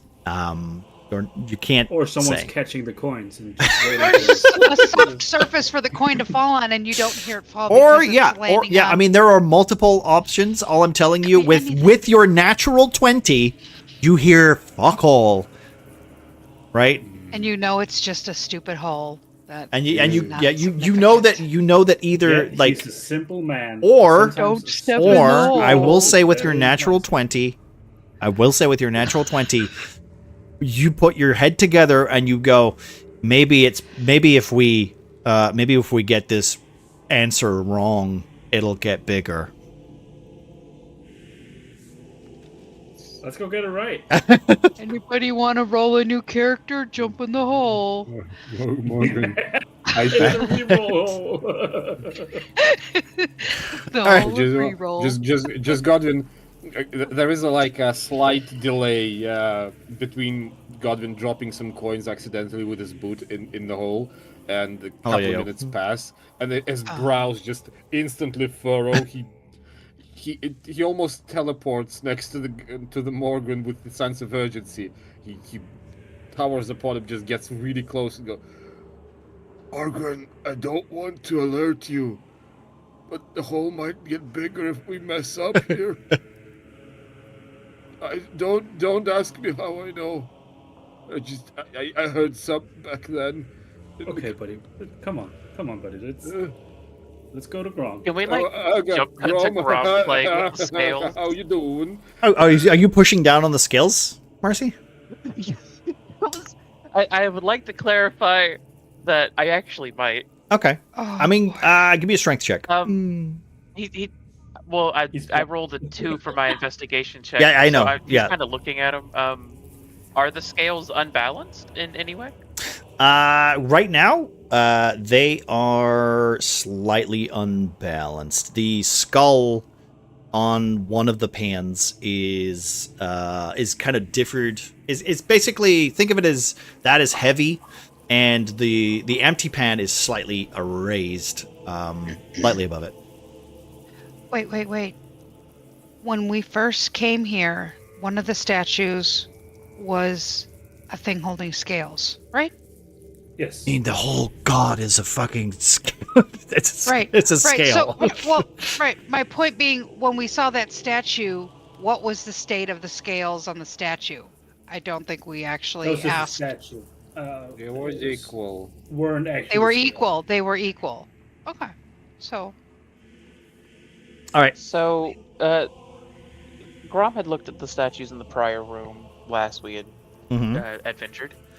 So I think that seeing that they're unbalanced, Grom is gonna look down, see some of the coins at his feet, scoop some of them up, and start placing them into the raised pan one by one until they're about level. Like he's gonna try to even them out. Okay. what if they're dragon coins? I don't. This makes sense to me. I think. So I mean, you got to pay for your funeral. That's a skull. So 1, 2. Is there anything else? Really? Just so we're all clear. Just so so we're not all just taking hey, I'll solve this puzzle really easily. Is there anything else anybody wants to add before we start this? Roll for initiative. No. Well. And did anyone investigate the bowl in the middle? Well, as I come into the room, I want to just get I see Grom and Morgan and Godwin over there, and what can I do just an investigation? There's piles of money, and You need to I missed investigate the part. something very specific, otherwise I can't help you. Yeah, you need to tell me what you're investigating.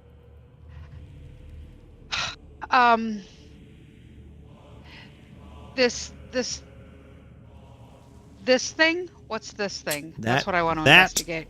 Is let me just repeat what it was. It is Empty space. it is an empty basin with an eerily it's got a stained bottom. It's faintly crimson. Is there any writing on it? Do you want to investigate? I mean, if you want to look for writing, Yeah. you can look for writing. Yep, go for it. Yeah. Yeah, we all roll 20. Well, you got a 20. Hey, you got 20. All Okay, right. so the +2. I mean, you remember everybody gets a +2, so that's your +2 gone. But everyone else, That's whoever my rolls, yeah. okay. Right. So, okay. So you check the bowl. You start glancing around and kind of inspecting it. You will put your, are you going to touch it, or are you just investigating? I need you to give me a description of how you're actually investigating it, just so that I Well, don't tell as you. a smart person or a person who thinks they're smart, I'm first just gonna like circle around it and just look. Yeah, I mean, I don't have to crouch because I'm obviously short. I'm just gonna look around it because oh, can I do an Arcana check on it too? Like, is it magical? Like, if I touch it, I don't want to get a trap, right? I don't want to trigger a I trap. will say one thing at a time. So your investigation check you could say I'm going to check it for traps, right? But otherwise, I just need to know how you're investigating it. Yeah, I'm circling around it, looking at it. Okay, so you're looking at it, seeing you're if I not see touching it. anything- Not touching it. Okay. No. Right, with your 20, I will say as you investigate, you get a little bit closer, you don't touch it. You do run like your eyes across the surface a little bit. As you see this crimson, what seems to be like kind of stain at the bottom of this bowl, part of you literally kind of just like leans forward, and you can smells metally as you get closer. And I'll say that with your 20, that's what you get. All right, so like blood. I'm just trying to be clear. It's not a loaded DM question. I'm just trying to be clear, because if I say you touched it, you're like, no, I didn't. I'm just trying. No, it's fair. Just trying to say. I'm not loading anything. I don't trap my players, okay? I don't do that. Not on purpose. So would appear to be some kind of sacrificial thing. Well, as you are Would that be fair to inspecting say? this, you see Grom literally in front of you just start to drop coins onto the, the open pan, and coin after coin after coin after coin. How many coins do you stop at? Grom is stopping once the scales. Okay, so about are, 20 coins in, 21, 22, 23, 24, 25. You run out of coins, you go back down, you pick up some more coins, 26, 27, 28. You're just slowly dropping these. The pan does not look as if it's moving. Smells fucking heavy. I think that's enough. Grom. You know, at this rate, I kind of agree. Can I take a look around to see? Do we see anywhere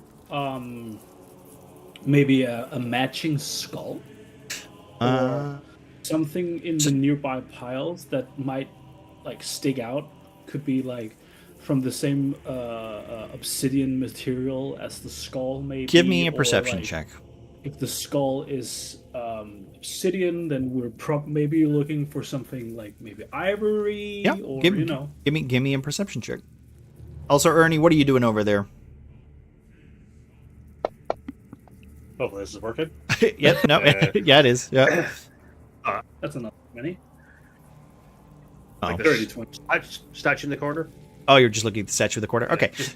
Statue in the corner, see what, like, if it's Kelamite itself or if it's something different. You will see that it is literally like what it kind of looks like a priestess wearing nothing but like draped clothes. Her face is kind of covered, and you can see like almost like the silk is like being like smothered over her face, kind of like she's being put to rest. She is holding what looks like an urn, and there's like a torch, and it's just basically like holding one of the torches in place, which is lighting with a yellow flame. It doesn't look very out of place. It just kind of looks like a bearer, like a torch bearer. Oh my god, you guys are rolling so many 20s today. All right, Malgren. Yo. Takes you about a couple minutes to realize that these piles of gold don't have anything the size or weight that is the same as this obsidian skull that is sitting on the other pan. Also, okay. I hate that. God damn you. See? What? Nothing. It doesn't matter. I'll tell you later. I am Am I the It's- one being So we're scammed? thinking, It's- I'm it's- gonna run down it's this not- hallway and get It's some not. No, blood. It's not your fault. It's just. It's not your strength. Right? Right. It's fine. It's okay. Puzzles. Like, so yeah. all I get is I don't see anything that could match the skull. Nothing of the size. Like there's jewelry. The gemstones aren't big enough. There's a bundle of coins, like lots of coins, platinum coins, silver coins, all these kind of coins. Nothing that seems to carry that much weight. Maybe like a gem is, Gents, you know, big or whatever. darlings, I suspect that this puzzle here might require some blood. If I know you're trying to do the scale thing, darling, it's very smart. But there's this other piece, and we really need to evaluate the entire puzzle, not just one little piece of the puzzle. So I suspect that if you smell this, it's definitely, I would say, it's blood. So we probably need to do something. I don't know, bloody coin or just I don't know. Who knows about this Calamvor? Godvin, Give me a religion check, Godvin. let's go. As she calls out for Godwin's help, I'm gonna quickly put my hand on his shoulder, like, Hey, buddy. I quick saved. Remember the wait, hang on. Yep. I'm like, hang on. I quick saved. Something's happening. We're not going to auto load this. Yeah. And here's Exactly. and here's your D4. Remember the pamphlet? Just, do good. There we go. I just love the idea of literally you can tell who the fucking person has played the most Baldur's Gate 3 out of all of us. Let me know. I have misused guidance long before. Long before. Okay, you know what? Fair enough. All right, give me a religion check, please. I think it's the second time I used it this campaign. You get your +2 as well to this roll, sir. Oh, I get. It's your next roll. It's literally your next roll. Whatever you roll, +2 to it. Yay! Look at me. I'm gonna roll a 3. Oh, I was close. Was that with a Shit. +2? Was that with a +2 added? That's So much for with the +20s. Oh, muffin. That's like the lowest possible. I have -1 to my skill. Okay. Come on. All right. Okay. Come You know what? on. You know what? As with your 9, you're like you're pondering for a second, and you're trying to remember like I don't know. you're trying to remember your education when you were spent some time in the temple with all the the cloth people, all these teachers and all these wise men kind of surrounding you, I'm gonna dumb say, soldiers. The Doom guides were very frustrated with Godwin. Just a little. I will say that like you could see that like okay, there's something about balance. Like Calamvites love balance, right? Like things that weigh the same. There's something there where like life and death technically they mean and they have the same value, and part of you is kind of going, I guess the big skeleton head represents death. I think I'm gonna go the other way a little bit. Godwin will just go like, I'm not entirely sure. After all, I'm not that good. I'm not that good at memorization stuff.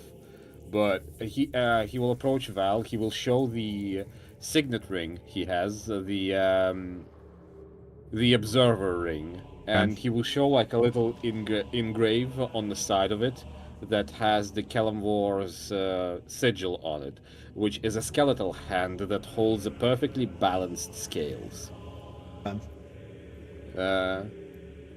And he basically would go like, it's important to keep the scales like this.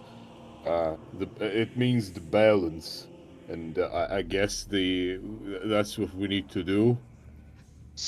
So balance between life and death, you say. So the skull represents death. Clearly, blood must represent life. That's what keeps us alive. I think maybe we just need to. I don't understand why the stain is in this bowl here and not in the bowl on the scale. Can someone lift me up? I want to see. I want, darling. Beep beep beep beep beep. I'm gonna like beep up. All right. Wait, Ernie's just going over there to help her up. They're just running away. Like literally uppies. Oh, Ernie's leaving. Oh no, Ernie, come back! Just go in the hole, Ernie. Just go in the hole. I feel like Ernie could literally just lift you up. He's as strong as Grom. Like, well, but the scale is over here, right? the Here. scale. Yeah, the scale is there. Yeah. Yeah, I want to see the empty one in the scale. Oh, That's okay. why Yeah, there's I nothing on the looked over scale. there. The scale is an empty pan, completely empty. Not no stain. No stain. No nothing. I sniff it. Nothing. Grom is still going to lift her up, much like a toddler. Okay. Yes. Just like, All right, Yeah, there you straight go. hands. You see inside the pan, don't you? Yeah. Yeah. All right. There's a bunch of coins on top of it. Oh, who put those here? What kind of fucking idiot would put coins in the bowl? It was like that when it's got here. Okay. Well, I imagine that. I reckon we need to feed this ball in the center of the room.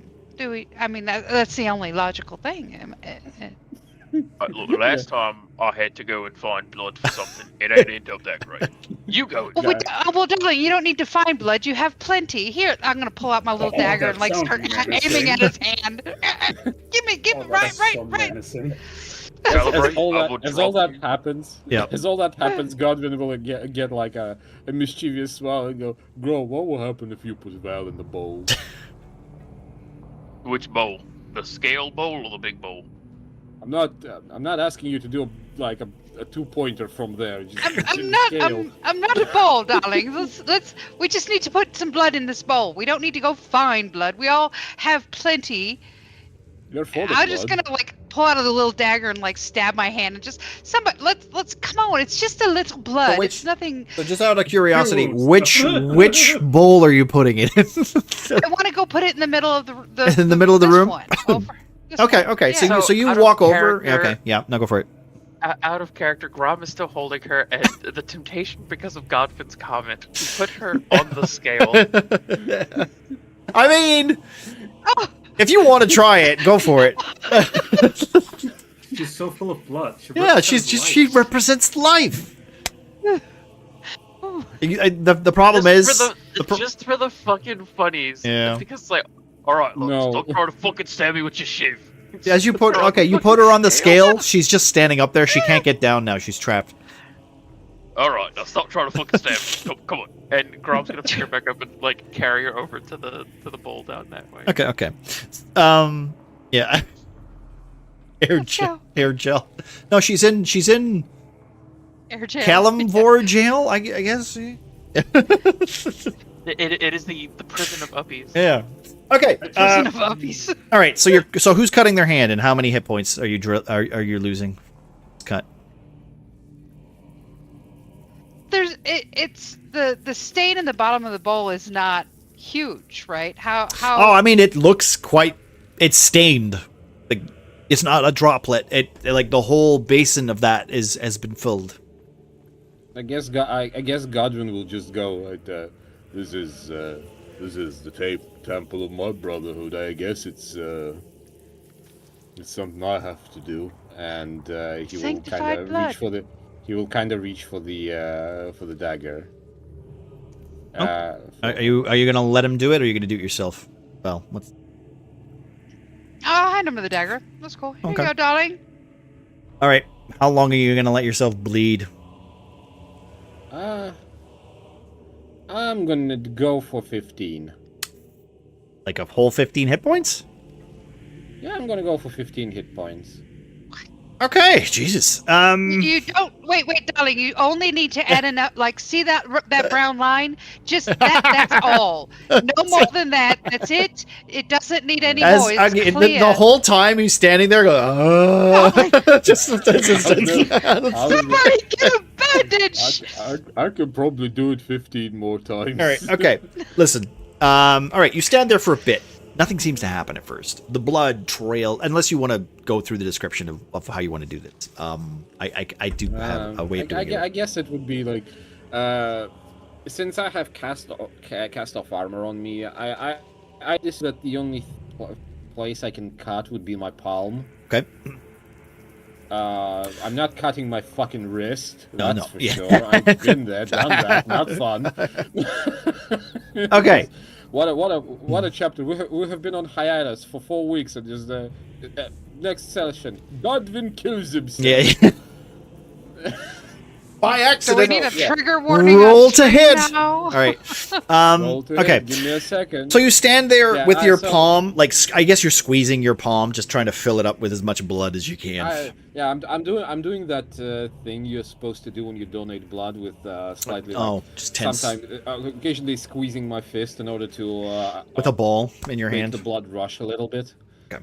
All right. Okay. As you do, the blood after like a couple, like maybe 10 seconds, 20 seconds, it starts to fill up. The bowl starts to fill. You can see it kind of like almost like spread out gently.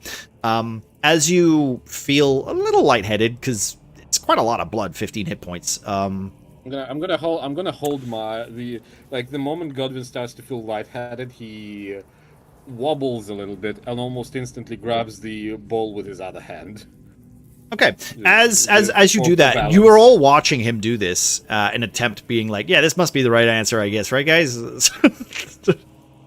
smartest person in the room said it is. So, as I will say, for the next 24 hours, you have advantage on death saving throws. As you see what looks like a vision in front of you, a room. Hallways filled with like furniture and unpleasant kind of like cobwebs lingering in the corner. You see a door with an arch with a blinding light that seems to like blow like through you, almost your hair being like a gust. You can see what looks like an undead scholar kind of clenching tightly onto a book, a very familiar book, something that you might have read as a child.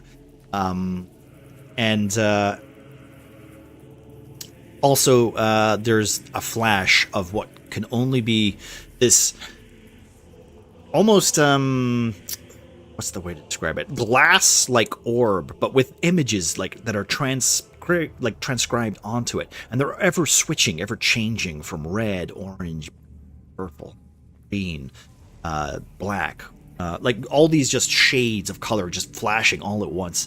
And as you blink, it's been about 10 minutes, and literally, someone reaches out going, you know what, fuck it, Alpaca, I'll say you do it. You reach out going, dude, that's enough. Yeah. I was gonna pump heal onto the hand. Okay. Is that just a roll, or are you just... Yeah. I'm gonna do I should probably target it. Okay. Okay. Give me a second though. I'm doing something. I'm not giving you a second. No, it's not about that. It's I heal you 7. Oh, that's pretty good. That's less than half. Thank you, Morgan. Hey, it's something. Okay, I will say the palm on your cut. The cut on your palm, English. It fuses the light, kind of like it's almost like a ember, almost like when you set fire to paper slightly, and then you try to blow it out, and it kind of just fades slightly as Mogren's magic works its way through you. The door in front of you starts to creak and open. I will say also, Godwin, as you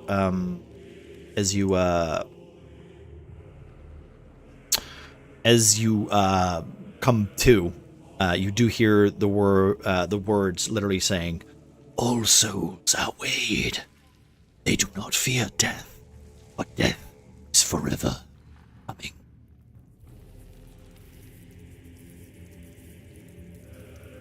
Souls away.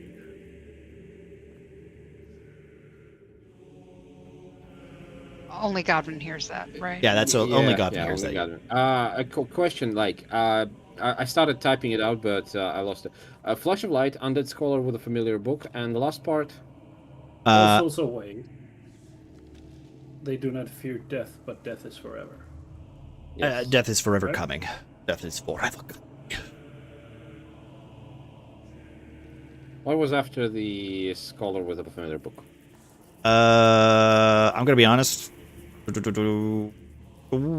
That's about it. I think that's about it. That's about it. That's about it. Like that's all the important stuff that is. It's literally just like I'm gonna be honest. That was the more hit points you give, the more secrets you get from the other rooms that you're going to be going into. So good luck with that. Try figuring that shit out. I'm gonna be honest. That's kind of dreadful. Like what if I gave like a full 30?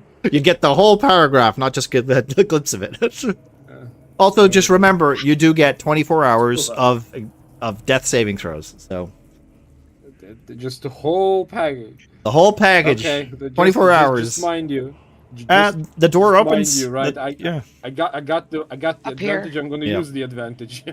The door opens. The door opens.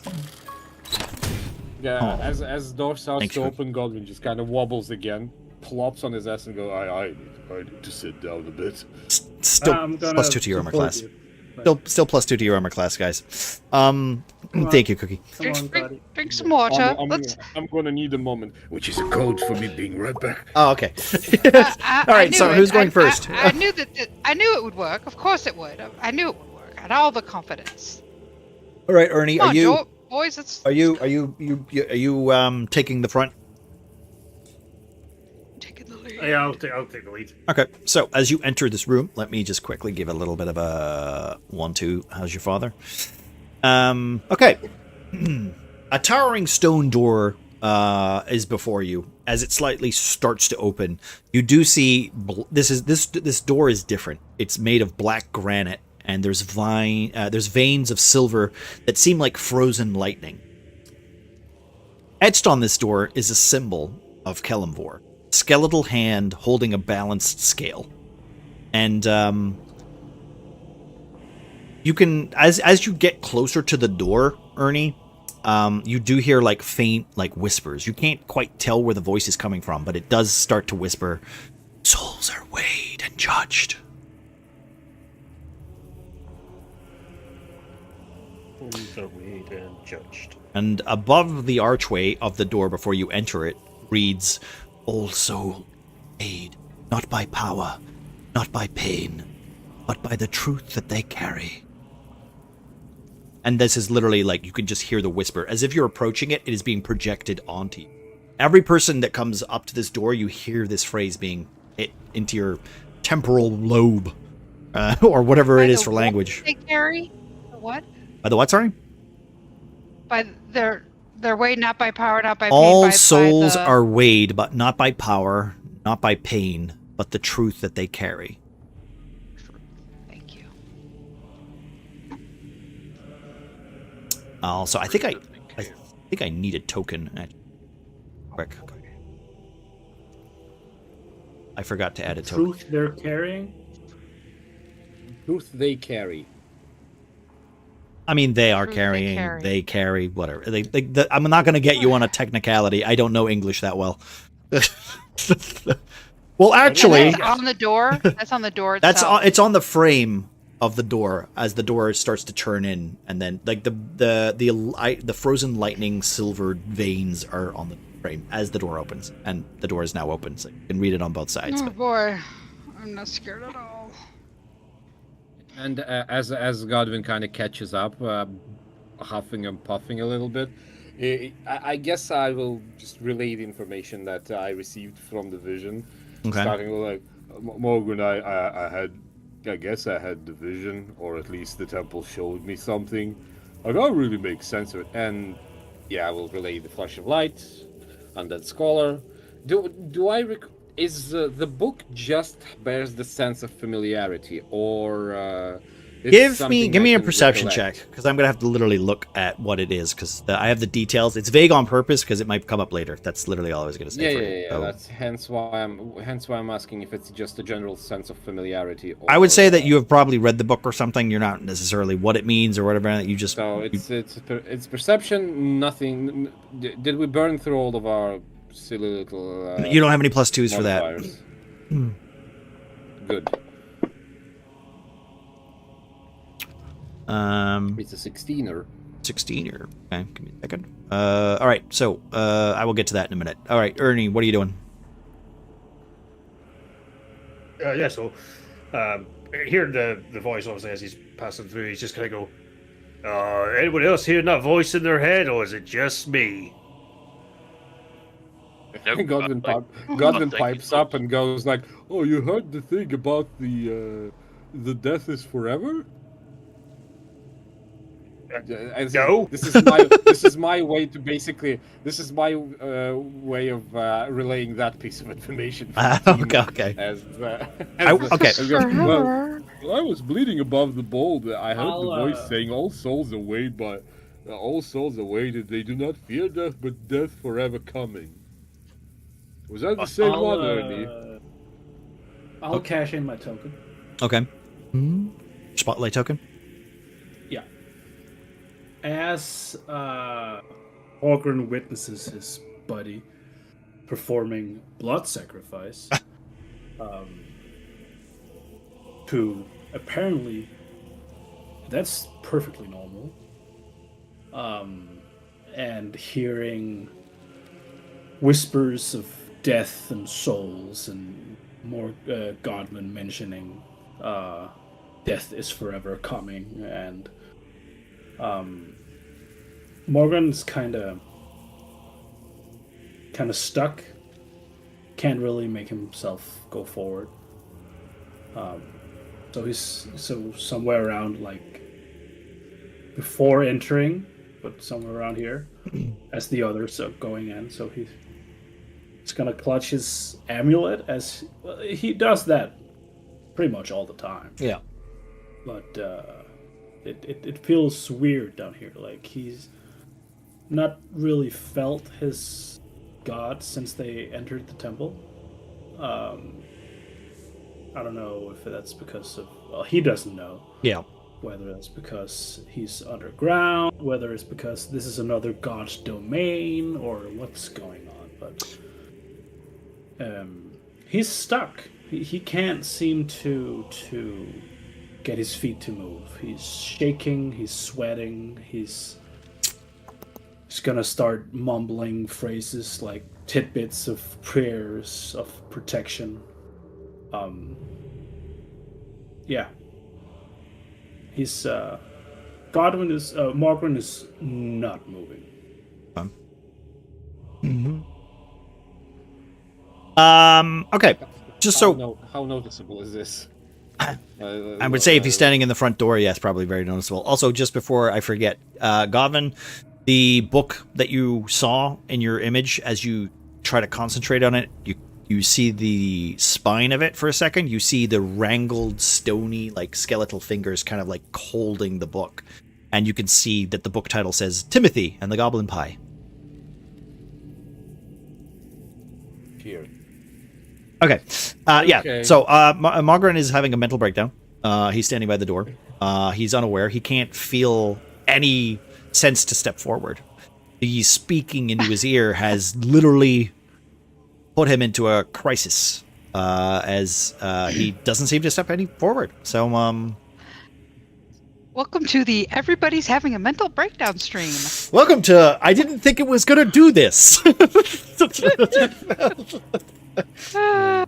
I'm the one having internet troubles. Why are they all mentally breaking down? God will kind of approach Morgan, but place his hand on his shoulder and go, Morgan, we really have to move. You okay? He's not responding to you. He just keeps saying the same prayer all over and over and over. Give me a religion check. Me? Both. And while you guys are doing that, all right, Val, what are you doing? Because you also sent me a message, which makes me want to think of you doing this very much the same thing, or what? No, I'm just I love. Holy boy. Can I just say I love how Ernie's just like fucking. My girlfriend left me, or she died, or I'm not even sure what happened, but fucking. And everyone else is like, I'm not going in there, and he's like, fucking whatever, just going through this hallway here. Grom is just waiting patiently to walk through. Okay. All right, Grom. Okay. Grom and Ernie are literally going just ahead, as if they don't know any better. I think I dropped my dagger. I'm running back over here to. I think I dropped my dagger. I'll be right back, good gents. And I run back to pick up my dagger that I didn't drop. Here it is. I found it. Carry on. All right. I'll be right in. Okay, well, okay, you know what, Godvin? You know what? Maybe you can come up with something to convince your buddy and the gnome to maybe step forward, as the other two literally are gonna just walk into this room right now. This hallway, I will literally describe it for you guys. If you guys want to have a little out of context conversation to try and maybe trigger a reason why you guys would continue on foot, let me know before we. Why we would continue on foot versus riding? Well, I mean, right now you guys can, you can crawl if you want. All right, okay. So, as that, I will say, yeah, you can, as you enter the room, Ernie and Grom, you notice that there are multiple different, varying hallways as you reach this first area here. To the in the west, north, east, and west, you see that there is like halls and doors and frames, and every so often you'll notice that like one dips in slightly, and then there's another dip that goes in the other direction. This seems almost like a maze of hallways, varying floors, tiles, carved stonework, engraved tiles, all sorts of differing and almost nonsensical patterns from varying types of style, from archaic to cultured to marbles, like anything from like simple craftsmanship up to like the most exquisite riches you can see, from the finest wood from the Elvish, from some of the Elvish cities that no longer exist, to fine stone that has been carved and dragged from the rock below of a dwarven mine. You look rather perplexed as to how this was crafted or how this was even made. The lights on each hallway kind of flickering, dark, and there seems to be like a shadow at the very edge of your line of sight. You're not quite sure if it's real or if it's just an image or some sort of projection. Godwin, I think you need to get your guys who built the temple to get sacked. This is a fucking disaster in here. Like, nothing matches anything. My wife would be pissed.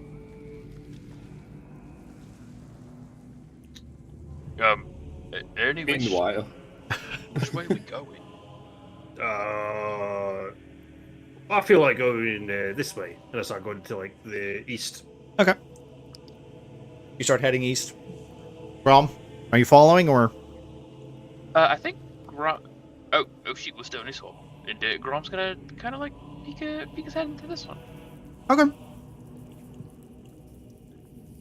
while that happens, well, I mean, they're the ones that didn't have a mental breakdown. All right. And while I'm literally expecting another like the blood corridor. I mean, they're not the ones having a mental breakdown. They're allowed to continue their adventure. All right. That's right. All right. Okay. So, all right. What are you guys doing? So will we? Before that is the case, because I feel like they are allowed to make this decision. Could you guys pick where you're gonna be? Because this is taking place at the same time. So I would like you guys to, if you go down that hallway by yourself, you're allowed to go down that hallway by yourself. If you want to go to the other end of the hallway by yourself, if you want to go together, if you want to decide where you guys are, because like a minute has passed, 2 minutes has passed, 3 minutes has passed. Like Mogren has been frozen in place.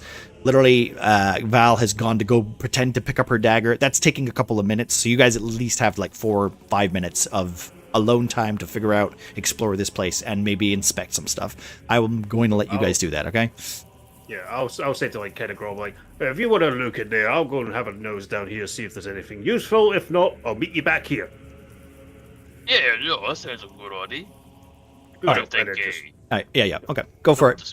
Put yourself where you need to be, and I will talk to you once this has hit it's resolved. All right. Okay. So I guess I won the exchange of religion rolls.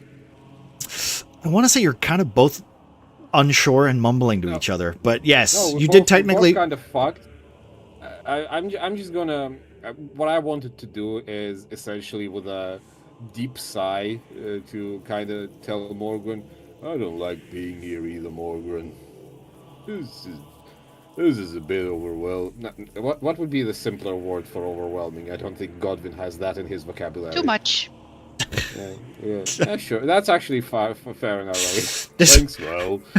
This is a bit too much. This is very Downies.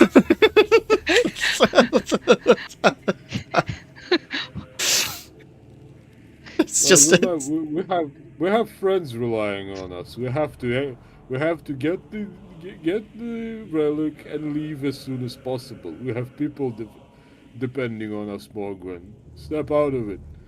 And he will look at Val and just go. Don't walk away too far. We're not supposed to separate. Might be dangerous. And with that, Godwin will kind of slap Morgan's shoulder reassuringly and take another step into the corridor to see absolutely fucking no one. Alpaca. Yeah. I would like you to, as you hear this voice, as you hear this voice. I mean, no, what you can't explain yourself. Come on. But like as I said, Spotlight. no, he's technically already done his spotlight. But I will say this. I will say that through your like kind of breaking down, not hearing your god, not having the strength that you usually feel from being sunlight, you're underground. This is like territory for you that is instills a little bit of unease. Right? You don't have the eagerness that you do when you're above ground. Being underground is just so difficult for you. But I will say, as you kind of clench and you look at Godwin, you can see like almost like a glimmer, like a shine in his eyes. Not like a sunlight, not like a torch, not like a fire, but some sort of light that just seems to gleam from him as he pats you on the back and kind of looks at you like dead in the eye. Almost like you can believe that nothing bad will happen to you. Not with him around. And as he walks ahead saying, come on, let's go, you hear a slight, almost feminine voice kind of saying, that must be nice. Having a friend like that. Whoa! Yeah, he runs her home. No. Fuck this shit! Ghost! Fuck! You got a friend in me. Dun, dun. He looks up towards the sky he can't see. Take the deep breath. As you take a deep breath, the torches on the left and right side of you, from the torchbearers, they start to like glow slightly, and as you release your breath, they fade. I am the Fire Lord. Lord of Flame. I'm not scared. I'm not scared. Meanwhile, Val, what the fuck is going on? He sees Morgan breathing heavy, sighing and breathing heavy, and the flames around him just pulse. Okay. Kind of like jumps a little bit. Okay. Okay, and he follows Godwin. Follows Godwin. Okay. What about Val? Val, are you following in Well, suit, or are you gonna be are you gonna be literally like, oh man? I'm just stand at this door. I take a deep breath, and I'm like, the truth I Yes, you carry. do. I'm here. I'm meant to be here. This is my adventure, and I'm going forth. And I walk through the door. Okay. Yep. This is my adventure. Congratulations. Yeah, where are those assholes at? All right. Okay. So Ernie. Oh, Cut to Ernie. All right. Ernie's just sitting, looking at a bunch of like funny candlesticks that are sticking out of the wall here. Just and here, where's those assholes at? I'm like, I'm fucking down here. No, you don't hear them. You don't see them. Give me a perception check. Also, Grom, please give me a perception check too, and I'll get with you in a second. Oh, I love perception checks. Thanks, man. A 19. 19. Okay. All right. What is Ernie? What is Ernie most afraid of right now? Ernie's a halfling. Sorry, I got distracted by Grim giving me a bolster of a monster. Thank you. I appreciate that. I will use that in a certain say. Yeah, the monster's attack grows. Well, that's good, because right now they can't beat this creature, so that's great. Thanks, Grom. wait, the monster wasn't the door? No, the monster wasn't the door, no. The Thanks, monster Grim. was the friends we made along. Well, we'll see, right? What is Ernie the most afraid of right now? Like metaphorically, not commitment, not like that. Like something like would have a physical kind of appearance. Oh, physical appearance. I would say A cloud. sorry, I look back in my notes for the dude that stabbed him. Oh, okay. Or made him stab him because Okay. says he's been scared of being stabbed again. Okay. So, can you remember that guy's name? I am looking back at my notes. Hold on. Which one was it? I think it was the psychic dude, right? It was a psychic dude, yeah. Now I have to look back on my notes because I don't remember his name because it's been too long. Second, I'll know his name in The a minute. guy on the boat? Yeah, The boat guy on guy. the boat. His name was Okay. like Ashtashon or some shit. That's great. Tiger's Yeah. calling. Oh, you mean the cultist, right? on the Is it His Vel- name was. Velhiro? Give me a second. I will literally. tall Good woman. evening, Triple let's H. see, Hello, Cellar- Grim. Oh no, that's there. I will be right with Watch you in the a second. shore, I so literally it's know where it this is. It's on my one. notes. I just have to find the His- NPC list. Grizzle. His name was Lurk Felch. Lurk Felch? No, it wasn't. Lurch. Stabs him No, on the it was, side. uh, Grizzle eyes. Hey, it was a quartermaster. That. Oh, you mean the big bad? He fella, means right? the big scary skin tight face guy. Ashlock. Ashlock. Yeah, There we there's go. Ashlock, yeah. Okay. Pink skin, gaunt, tall, slender man covered in robes. Yep. Eyes clouded over carrot. Okay, so you look down the hallway and you see him walking towards you. Not quickly, not fast, literally slowly. Step, step, step. Every time you take a step, he takes a step. Oh, fuck this shit. As he like, Ernie's like stepping back and like reaching back and grabbing the axe, just ready for any. Okay, I will say he's about here. Oh, okay. Where? I don't have a token for him because I don't want to get a token for every person. You know what? I will just do this. Just ping. Just ping. Yeah, I'll just do Thanks this. for me. I'm doing this. All right, this is him.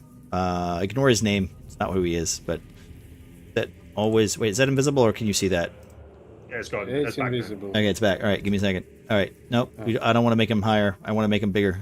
All right, so this is the guy. He's literally walking toward... And he has the shape of the... of this creature. All right, Grom. What did you roll? 16. All right, Grom. We'll cut to you while I assume you're running back to the group. Ernie. Sorry, taking a drink. Yeah. I'm sort of more like stepping back, keeping an eye on this figure, but yeah, trying to make my way back down the corridor, but kind of like sort of Luke Skywalker in the cave with Darth Vader type sort of thing. Oh, yeah, okay. Ready to defend himself if he needs to, but one of those like he doesn't want to go too fast in case this guy teleports. This guy's slow walking towards you, so yeah, maybe. All right. Okay. So all right. So Grom, you literally get to the end of this hallway, and you see this quite lavishly looking nice chair. It looks like a throne. I closed the thing, so I have to pull that back up again. Second, find it. Gold. There it is. All right, so this seems to be what looks like a nice silver-edged seat. It's regal. It's got silver, like a filigree kind of thing with moonstone inlays. There's an inscription on the like the wooden frame of it that says "Balance favors the beauty."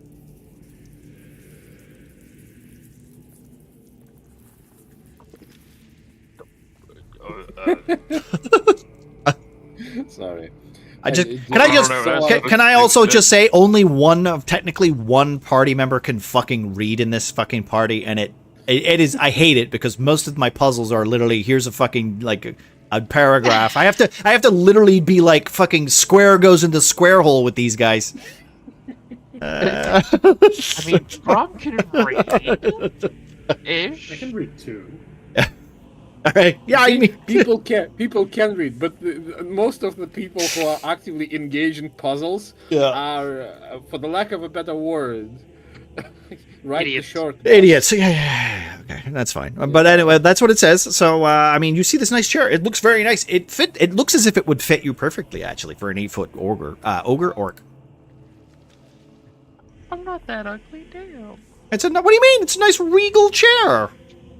Called me an ogre. I said ogre by accident. Around. I apologize. Yeah, I know, I'm fucking with you. Grom's gonna like look around, like taking a glance back down the corridor. Yeah, exactly. Does he see anything down the corridor? Does he see down this corridor? Right now, as you get close. Well, how far do you want to get before you just show me where? Because you can't see you. Oh, you can't. You cannot see him right now, currently. Like there's like almost like a gray filament, at like kind of like following you around specifically. Where? So basically, like whatever the fuck in that one room. Yeah. So just kind of think of it like you have a big, like, kind of like a field around you. You know how like you can see like dark vision, where it's just like every like 30 feet you're like, I can see dark vision. Think of that, but it's the opposite, where like you can only see technically like 30 feet in front of you, even though this place is lighted up, right? But as soon as you get to like like after 30 feet, there seems to be like some sort of like field or some sort of magic or some sort of enchantment that seems to like blur your vision. Grom's gonna shake his head, look back at the chair. This is a terrible fucking idea. And then proceed to sit in the chair. Okay. Give me a wisdom saving throw. Oh man, I love wisdom saves. Oh, thank you for that note. Oh man, I love wisdom saves. Oh man. Okay. All right. You sit in the chair. I'll come back to you in a minute. Your ass falls off. All right. Okay. Godwin, Ernie, Margaret. Well, we'll get to you in a minute. Also, I think you could spotlight this, Marcy. I think this might be a spotlight situation once I describe what the hell you're seeing. Okay. Yeah. Once we get there. Yeah. All right. Okay. Guys, you also don't know that Grom went up ahead. Ernie knows that, but you guys don't. So unless you want to, roll for wisdom and be like, yeah, I'm gonna go this way, So upon entering, I guess as we walk in, I will just ask Morgan as Morgan catches up. Godwin, seemingly out of nowhere, would go, Morgan, do you think it's weird that undead would hold a book called Timothy and the Goblin Pie? What? It's kind of bugging me. What? Why would... What? Roll intelligence. I need you to roll intelligence. To see if I See if you know the book. straight Huh? intelligence. see if you know. See what the fuck is happening. No, I don't think dwarves read Timothy and the Goblin Pie. I Oh don't, man, it's a classic. what's a Timothy? Okay. What's a goblin Okay, so- pie? Okay, so don't laugh, but it's actually a children's book. My dad used to read it to me. It's about a kid that's tried to trade his Garvin, possessions By for. all that is holy, Yeah. what are you talking about? Okay, so And in that moment, fucking Ernie comes running down the back slowly, backing out slowly as you see Ernie going, ugh, right. I kind of like back up and then just like bump into Godwin and just turn like, just like thinking in the Ashlocks behind me.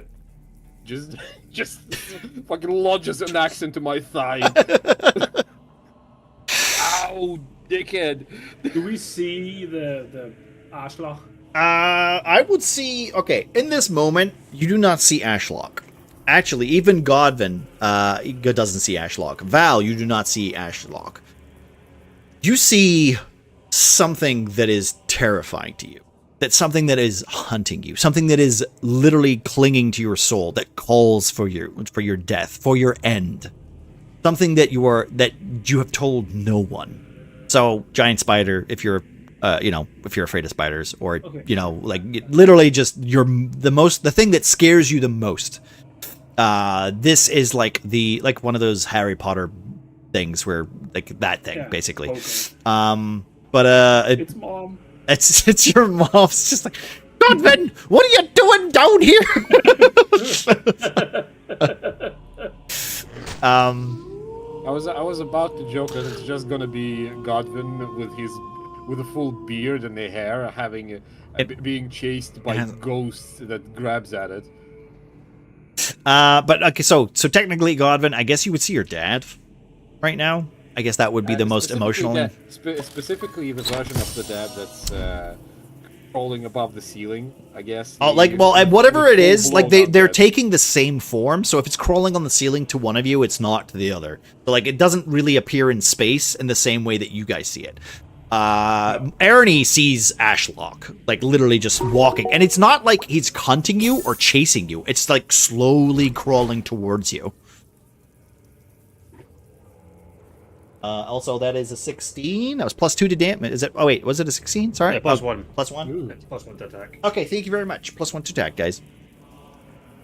I guess the moment Godwin sees him, while terrified, he will utter the words, "Dad, you said you cannot enter this temple." He is staring at you, his eyes red with bloodlust. Blood is hanging from the corner of his lip. You can see, like, he's holding what looks like a hand.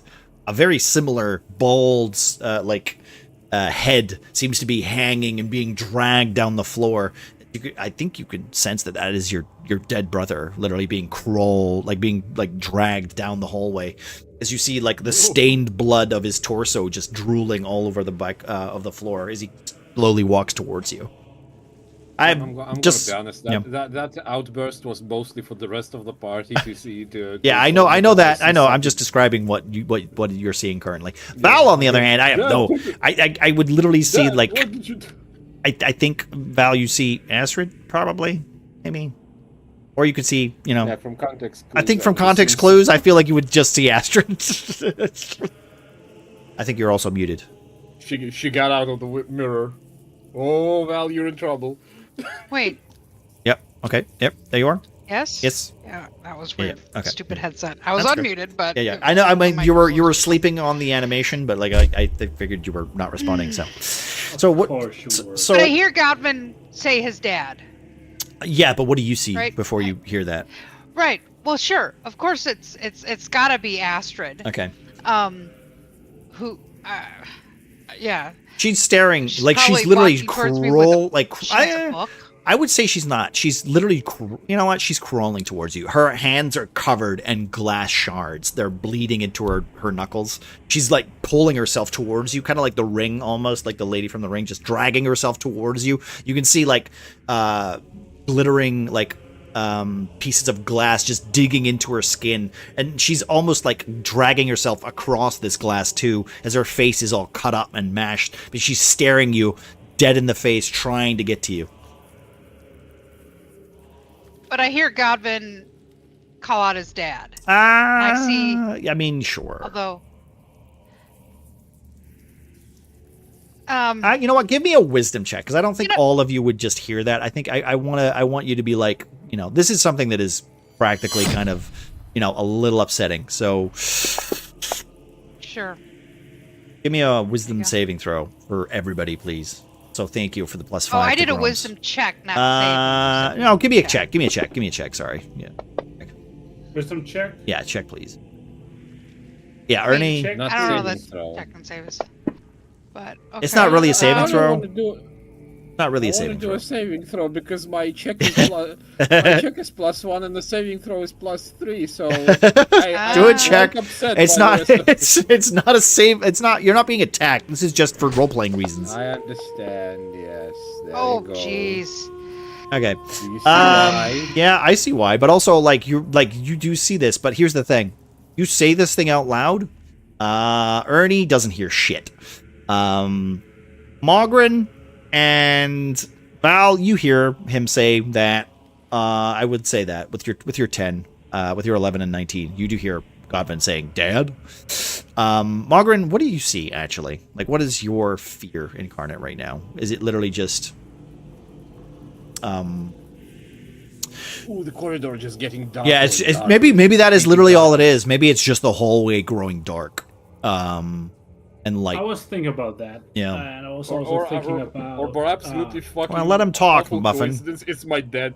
No, I'm just imagining the worst possible situation. I've Just him had seeing my dad several trying to ideas. eat I his had- face. Yeah. Either just darkness, like unimpenetrable darkness, Okay. or an onkek, which is like an insectoid thing that burrows and Okay. snatches people up, or Godwin, like Oh, the evil kinda- version of Godwin? yeah, like a blood crazed Godwin, like Okay. he's abandoned his fate, and like, maybe he's Vampire Godwin? vampire Godwin. Okay, you know Could what? be Yeah, no, I like that idea. I like that because that is literally like, I mean, like that ties So in. that's super That ties weird in. because he's standing next to Godwin and Yeah. sees Godwin. I will say that ties in too, because you are literally looking, like you were just said, it must be nice to have a friend, right? That voice of warmth, and then suddenly you're attacked, and like your friend is literally in front of you, who looks different, corrupted, evil, or what. Yeah, okay, you know what, I like that. I think that narratively, I think that fits. Although it does, like with your role too, where you're like, well, that's not real. I think, right? That's it, because he's right there. Val, on the other hand, literally just kind of going, okay, this is just fucking with me, but what's Godwin doing? He said something, Dad. Context clues. You can notice that this room, this enchanted hallway, must be defending something or stopping you from continuing your adventure in this temple. Ernie, darling, what did you touch? Did you touch something? I didn't touch nothing. It just started appearing. Where's Grom? And while you guys have a discussion on what you're going to do, I'm going to cut to Grom so that Grom can have a moment with so. Go. All right, Grom, you're not going to like this. I'm not going to be honest. That critical one is kind of fucked. No. It's kind of. Ah, hell yeah! I love rolling crit ones. Let's fucking go. All right. So, what is your worst fear? Because I was here's thinking about this for a minute. here is my suggestion, but I'll let you go first because this is your story. So, I feel as though Grom's worst fear is much less physical than Ernie's or some other people's, but it is that fear of losing his family, the people he holds dearest. So I feel as though it could possibly be like some corrupted version of his wife and children. Well, I'm gonna take that idea and dial it up to 11. Oh yes, please fucking do it. Torment me. I rolled a 1. So, you sit in the chair.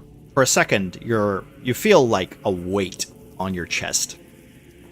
You close your eyes for a second, almost trying to like listen. You hear like scuffling of feet, and like the darkness around you seems to kind of like grow denser.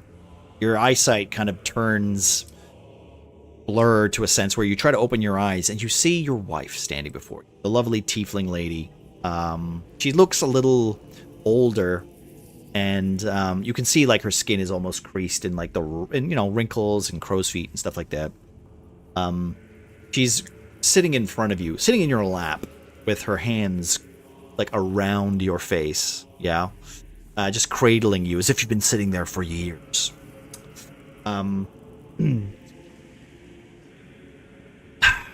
You do. Since you rolled a critical one, I need you to roll 2d8 damage. Oh fuck yeah! Suffering. As you see what looks like, well, actually, no. Don't roll 2d8. Roll 2d20. Just roll 2d20, because technically this is Ignore those. that's fine. That's fine. Don't worry. Roll 2d20, please. 2d20. Oh! Uh-oh.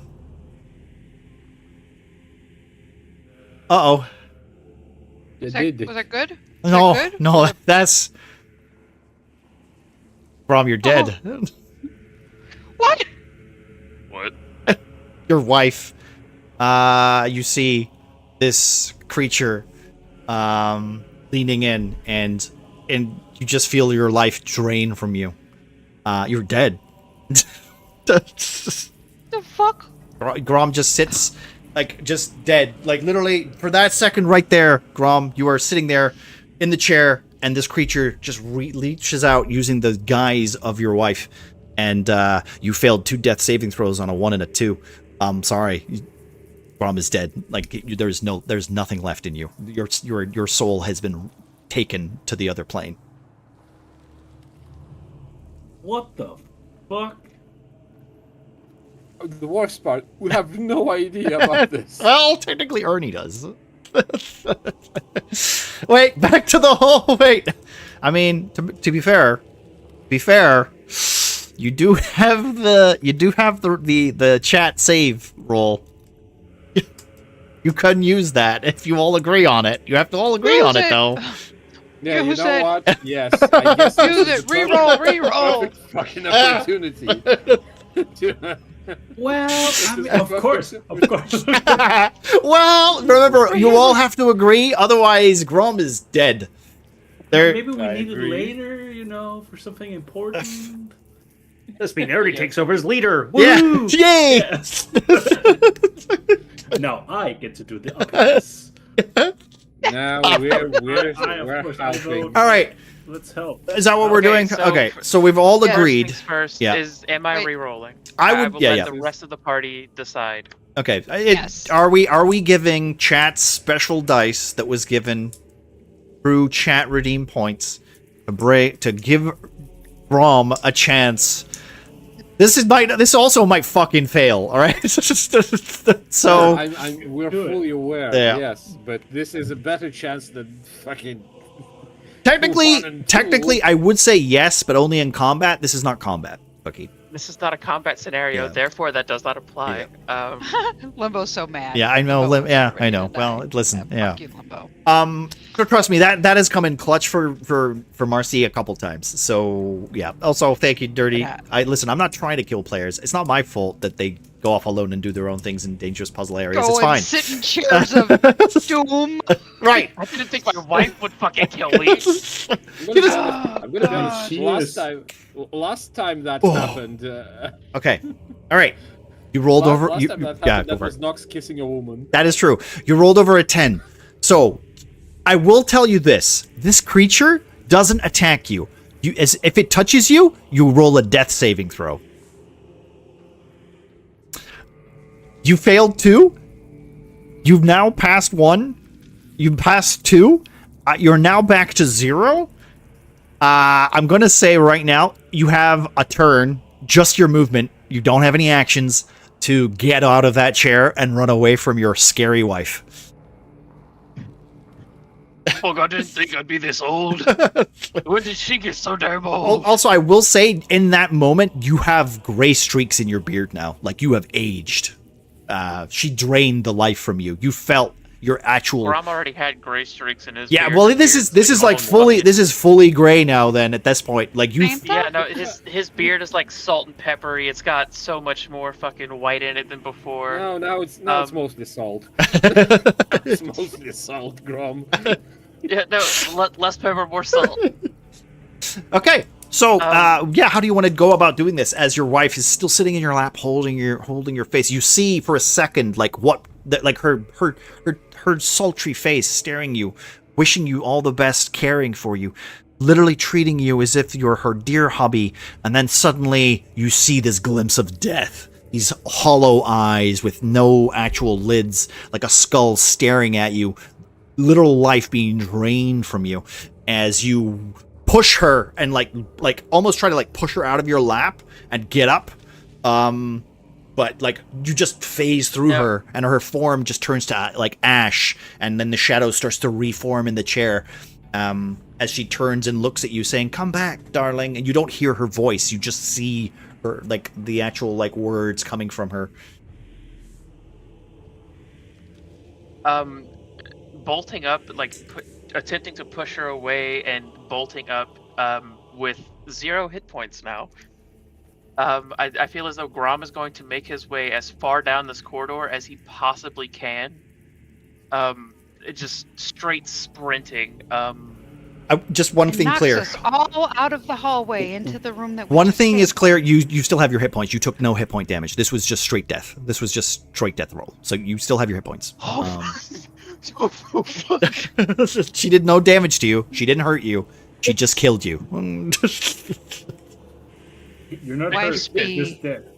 Yeah. The damage wasn't physical. It was strictly emotional. It was like there's something worse than psychic damage. You're welcome.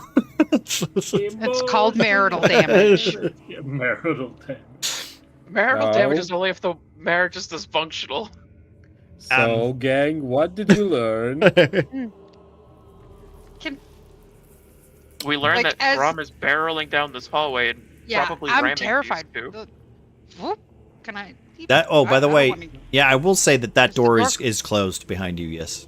Fuck you. Why would I give you an exit to another room that's sealed? I know. Yes. We'll close that door. Damn doors. Yeah, we'll close that door. Oh, I'm in the dark now. Oh no. Wait. You're in the door. Oh, that's a perfect place to hide. Right, wait, there you go. Hiding in the door. They can't get me. Okay. 18. Ooh, all right, Cookie, thank you. That's that is a +1. Oh, +2 to damage rolls. That's great. Fantastic. You guys attack it. Go on. Attack it. Attack what? We will see something different in different places, right? Yeah, exactly. Still vampire. Oh yeah, it is literally, it hasn't moved from where you saw where it was. As Grom just walks out, does Grom see the fucking death wife in the end of the corridor now? He actually, when he comes around this corridor, yes, you will see the death wife literally coming down here towards you. Although I will say it's probably not your wife now because you know that it is not your wife. So you do see it as like a deathly spirit because you touched it and you connected with it. So you see this black shaded creature that very much looks like death, like a hollowed shadow. Can I? Yes. Do a thing. Go for it. Remembering the voice in my head, looking at real Godwin, Morgan will take a step like in front here, sort of thing, and he's gonna gonna clasp his hands together, gonna light his mace up, Okay. and he's gonna cast Turn Undead. Okay, go for it. Also, I will just say, guys, for the channel point stuff to make the monster stronger, it doesn't really work right now because this is not a combat encounter. So just this is more of a role-playing kind of monster encounter. womp, So Limbo. just, I mean, Not giving you your Grim, points Grim back. and Limbo, you're kind of wasting your points on this. Not giving them back either. You don't get them back. So yeah, I'll because there's so much text in this. Yeah, you're going to turn undead. That's what you're trying to do. I'm gonna turn undead. You need to do a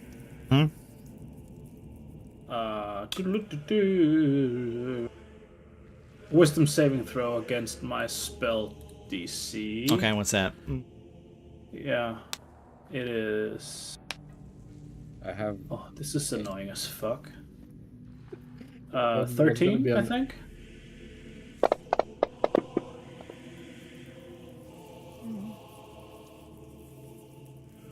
Okay. All right. As you cast, how do you want to describe what you're doing as you try to stand up to this otherworldly creature? I stand in front of the group, and I just look at it and point my flaming mace towards it, and I'm gonna be like, "You're not real. You won't happen. I'm not gonna allow you to be real." Something like that. And then he's gonna release his anti-undead energy. Okay. All right. I will say, you know what? And I will say, as you cast that, a flash of light happens before you.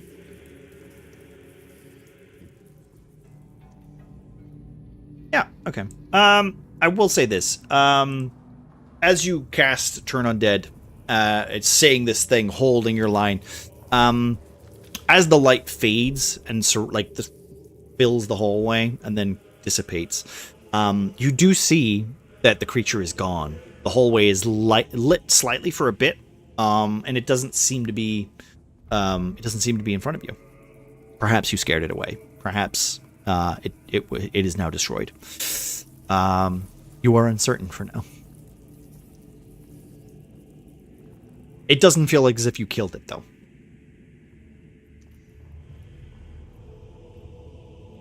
okay, let's go. Let's leave. Well, Huh. Is Well done. the door? Is the direction to the? I'd say west This way? open. I mean, it's all open. Yeah. Yeah, these are just doorways and arches and stuff. It's meant to be like a weird maze. Okay, so as the visage of his father dragging his dead brother That's through the corridor. yeah. That's not there anymore. Like Yeah, it dissipates in a flash, I assume. yeah, alongside like basically with, just as if you've Morgan's like spell. woken up from a spell. Like woken up, you're like, huh? Oh, and the hallway is just back to normal. There's no blood. There's no sign of it previously there. Grom still And, looks as if he's as- seen a ghost. Aren't we all, buddy? Aren't we all? I guess staying together probably is a better idea. Yep. Thanks, Morgan. Yeah, believe my dad I can't do that again. So, Fuck. I can't believe my dad got all the way down here. I thought we couldn't. He couldn't. it's a puzzle. It's a puzzle. it's a visage. Result. What's the puzzle? What's the puzzle? What's the puzzle? Don't die. The puzzle is don't die.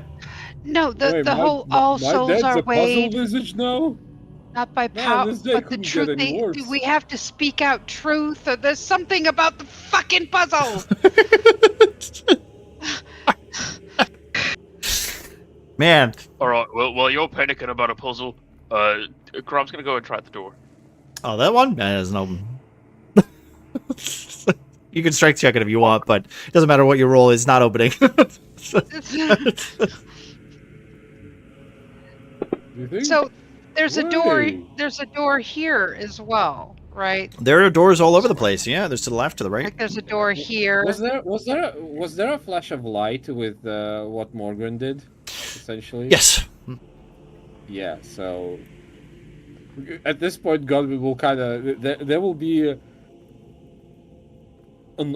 the awe and amazement on Godwin's face. Like the jaw is dropped, the eyes wide. He will just go, Morgan.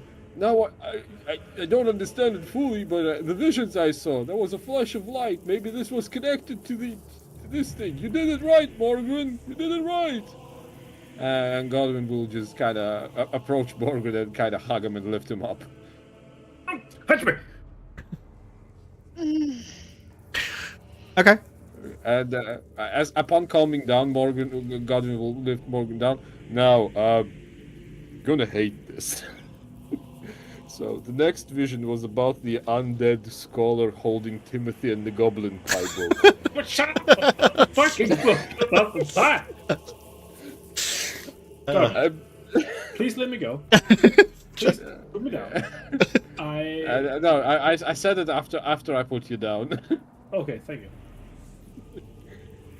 I Uh, thought you were like holding me up. Like, No, now I can't that's- believe. Let me tell you about Timothy and the Goblin Pie. It's No, my that would favorite be the book worst. as a child. All right. What's your plan, guys? okay. What's your plan? Fine. Is it important to us surviving? Can you all I tell me saw about was a- Timothy later? Yes, maybe. We just need to. If the flash of light, if the light you brought works against my dad, it probably will help us through the rest of this room, corridor. What is this? But we don't even know where to go. Yeah. Grom, why's your beard white? I really hate to fucking tell you, but it's not your pops. Godwin, what What I was saw the? down that hallway wasn't my fucking wife, and whatever the fuck the rest of you saw wasn't what the fuck it was. Now, I don't know what the fuck it was, but it looked like the funny fucking obsidian skull in the last room. It had no fucking eyelids and was fucking dead. I do not know. I think I'm we just gonna- need to keep moving. I'm gonna walk that way. Find the stone. Wait, And don't get out. fuck off. Please, we can't separate again. Bad things happen. Alright, then keep the fuck up. Godwin, darling, you said you saw things that are happening. What's this book you mentioned? Is there a moral to the story? Is it a child's storybook? What's the moral? Is that perhaps a clue to solving the puzzle? It's oh, fuck. Nope. Puzzle in the room. As you guys are Well- talking, the floor starts to grow a dark black shadow, and Yippee. slowly the skeletal, clouded, kind of death-like shadow figure just starts to crawl its way out of the floor, and just starts almost swaying towards you. Not chasing let's you. go. Come Not on. chasing you, Come on. just following you, step. I would After highly step- suggest everyone catch the fuck up. Come on. Come on. Okay. Piss Oh, off, ghost. Let's go. Grom, Just- I'm well- Moral of the story. I still feel like it might be important. Moral of the story, we can figure it out later. Alright. What do we book, see? the Mayonnaise? book I don't ends like with this. Dad beating Timothy nearly to death because Timothy exchanged all the goods and belongings of the family for a pie from a goblin. So I guess the moral: don't trust the goblins. I don't. I've never. What in the trusted a fuck goblin does in my that have to do with our situation now? So, We have to trade. So, So as you reach the end, by the way, you might realize that the line of sight for this door is broken. This is you shouldn't see that bridge. That's fine. Don't worry about it. Yeah. There's security. You don't. Oh wait, you guys, you don't see it? Yeah. Yeah, I Oh, see you it. just see it. Okay, you shouldn't. The- You shouldn't the see that. sparkly That's bridge okay. right- The line of sight right is here. broken in this, but that's fine. Oh, I dropped. Oh, I need you to move me back, please. I can't. I didn't attempt to drop. If something bad happens, I'm gonna ban Cookie. Okay, good. All right, that's fine. I have to literally add you again. I don't know how to replace I you. didn't even drop it. I just like wiggled and. Yeah, but then it well, dropped me, so there you go. Okay. apologies. All right. Okay. So you reach the end of the door. That door is closed, by the way. It's not open. That door's not open, so you don't know that's the way to go forward. Even though technically it is obvious that that's the way to go forward. But the door is closed, and it does say on the door itself. It says, "Judgment is neither cruel nor kind, simply is," and it's kind of engraved on the door. I'll touch the door. Okay, it's wooden. Nice. Can I open the door? It is locked. Your door. Morgan, you gonna get that thing open, yeah? It's locked. So you jiggle the door handle. Give me an investigation roll. Yeah. Hang on, I'm investigating. It is behind you, and it is growing and coming and coming. Oh, 19. Okay, 920. All right. You will. Okay. There is like an inscription on the door. It is written. You think it's in common. It's not like written very well. It's kind of like bad workmanship. You do see like it seems to be kind of like rotting away in a few places, but overall the statement is, "Beware the Null Warden." What did it say here? Beware the Null Warden, as judgment is neither cruel nor kind, it simply is.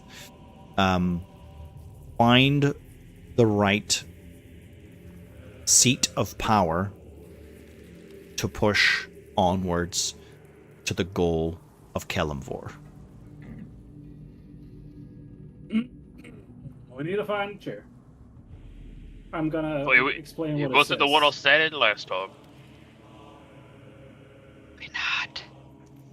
I'll explain. There's like a end of the corridor I was on. There's like a chair there. Can we look up There was a chair. what's in Yeah. this Can you remember what kind of chair it was? What, in the one that Grom sat on? The one that Ernie sat on. I mean, the No, one no, that. Yeah, no, I a did wooden chair. describe. Like a wooden chair. I did describe the chair that you sat on, Yes, Marcy. the So. one that Grom sat on was Yep. very lavish, very, fancy. Yeah, there was a wooden sort of chair in the end of the corridor from what I could see. Okay. All right, well let's get closer. We need to find a chair. Yeah, I'm gonna cast Shatter on it. Oh, shatter on it. Yeah. Okay. Yeah. Go for it. Yeah. Fucking A. I Blow up think the door. it's a That's +2 to. each creature in a 10-foot radius sphere Hmm. centered there makes a con saving throw, taking 3d8 thunder damage on failed save or half as much on success. All right. Cool. Your spell goes. Do I have to roll to hit? literally hits Or it, no? hits the space that it's in. It shatters the illusion of it, and then immediately it just recorporalizes into the shadowed shape. That's a waste of the spell slot. Sorry. Just. Thanks, yeah. No, that's great. Where is it? Right there, bunk. Okay, awesome. Null Ward. Seeing that Valivre's spell just failed, Grom is gonna haul ass down I this hallway. will say, it's not a waste. It is technically stunned. It looks stunned, like it is like recorporalizing. So it is taking time to like reform itself. Let's go. And you're booking down the corridor. Okay, you're this corridor here, right? Okay. Mm-hmm. Come on, Okay, go for it. we're I all- grab Goblin. Okay. We're going down this I hallway, wasn't- right? Yeah. I was about to raise my shield and take a stance, but sure. No, yes. well, if you want to do that, go for it. I mean- Now's not the time to be a I'm hero. listening to Let's my go. I'm listening to my friends. Okay. All right, Mhm. so I will be the- keeping that thing in the in my line. In your line of sight? So Okay. I'm going to be slowly moving alongside the team. Okay. Just so I can essentially warn them of the approach. So there would be someone behind, I guess. What's happening? Where are you going? Okay, right. Grom is You going. you found a bar stool. Yep. It's a little, it's like a simple kind of wooden chair. It looks aged. It's kind of oaky. It's very creaky. There is an inscription on it, however, that says, "The humble endure."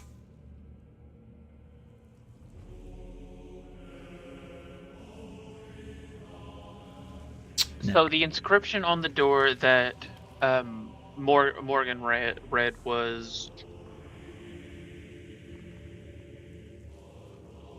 Fuck, I don't remember exactly how it went. Yeah, so Beware the judgment is not null cruel. warden. What was it? Judgment is neither Judgment cruel isn't. Yeah. nor kind. It simply is. But what was the beware the null warden? Something find the right seat of power, push onwards towards the seat of Kalimvor. That's what it was. That's what she said. That seemed to be like a warning. Okay, so we have the humble will endure. There was another hallway closer towards the spirit. Can you remember what was on the chair you sat in? You can't, can you? It was something about beauty. It was something about beauty, and it was clearly the wrong chair. Inscriptions at us, and then move on.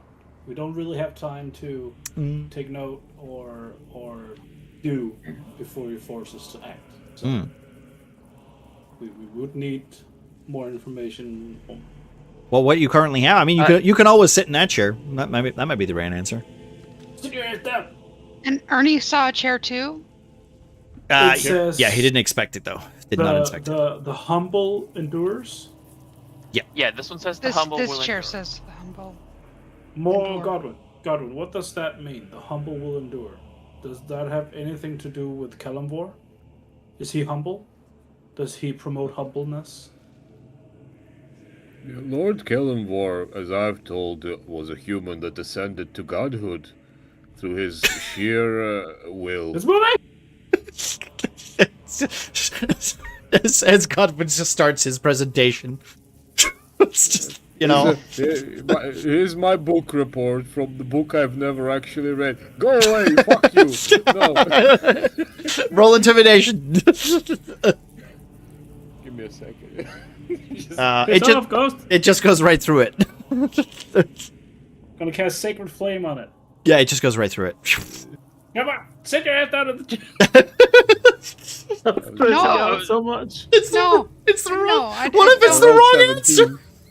I'm gonna run over here. No. I'm gonna sit in the Fuck chair. it. Fuck it if it's wrong or not. As he tries running past me, I know him little, but Yep. yell out to Ernie, grab him! I don't think it's the right chair. Don't panic. I grab him. Okay, all right. Give me. All right, he's stopping you from sitting in it. Fucking hell. Okay, so I was gonna. Can I just say, musical chairs was not how I feel like I was gonna kill you guys. Valley, if this isn't the right fucking chair, which one is? We gotta find all the chairs. You always need all the fucking information. And Grom sits his ass down in another chair, Oh, hoping for it's the fuck's right sake. one. Rip Grom. Give me a Give me a death swear to God. saving throw.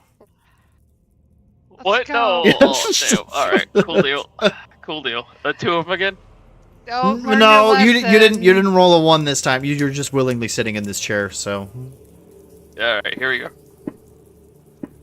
Oh. I'm destined to roll low this time. God damn. You're Okay. destined to die. Well, luckily, your death resets reset. On the downside, though, Goblin is literally saying, "Piss off, ghost," and it piss off. So Goblin's really happy about that. Unfortunately, it does spawn literally on top of fucking Crom and brains and like that. Not again. Let's go. Just as second as it happens, Godwin just said, "This guy is scared to go." As you're just looking as it's just draining the life out of Grom as he sits down in a chair. Ah, shit. Get off my best buddy! I charge up and swing the axe out. Wait, it's a corporeal. Roll me a death saving throw. Godwin, come on. We've got to find the right chair. Let's go. So you mean Fucking idiots. All right, okay. You for a second, you come into contact with it. Your axe goes through it. Right, you almost break. You break like the connection between Grom and it as it kind of like tries to resync and just drain the rest of Grom's like life force. In that second, Grom has a chance to escape and break free. I will let you guys get an opportunity. In that second, though, it turns to like Ashlock, and he literally looks at you, and you see that shadowed skull face staring you as he starts to walk slowly towards you. I'm gonna be honest. Whenever Grom gets up out of the chair, thanks to Ernie's help, can he grab Ernie? Did you just like grab him and just take him with you? I'll say no. You've rolled too many death saves in the last 10 minutes. Okay, yeah, no, that's fair. Do my death saves reset again?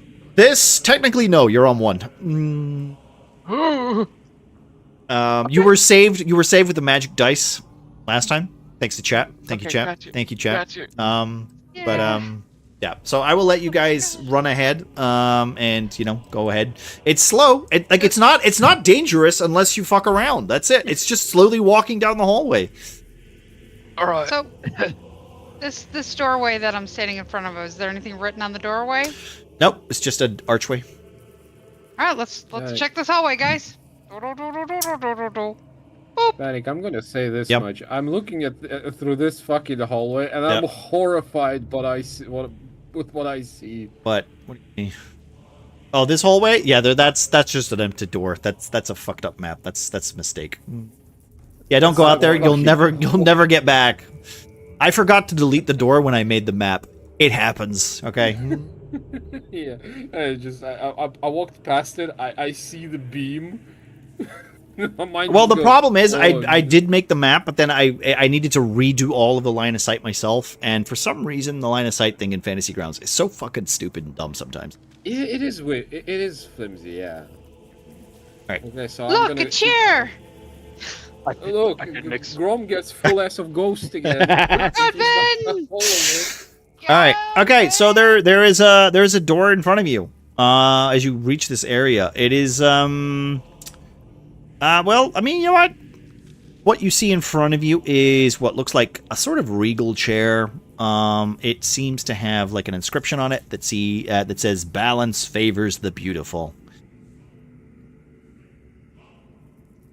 It's regal. It's got silver. There's a moonstay inlay. Yeah. No. Nope. Balance, yes, but beautiful? Just remember, Godvin, he hasn't taken any damage. It's literally just death saving throws. What's is there anything else? I mean, no, it's just yeah, okay. And you look at the other chair. Yes, the other chair, man, I love how you guys are paying so much attention right now. This is fun. It's made it's made of humanoid bone, and it's cold to the touch. The inscription reads, "The dead remember." You want to sit in that one? Godvin! Yes, I'm back. What? I'm beckoning you down to this funny chair. Oh, okay. The dead remember. Is that something Kalimvor would say? The dead remember. Oh, yeah. Just could I just say? He's so slow. Oh. Give me a second.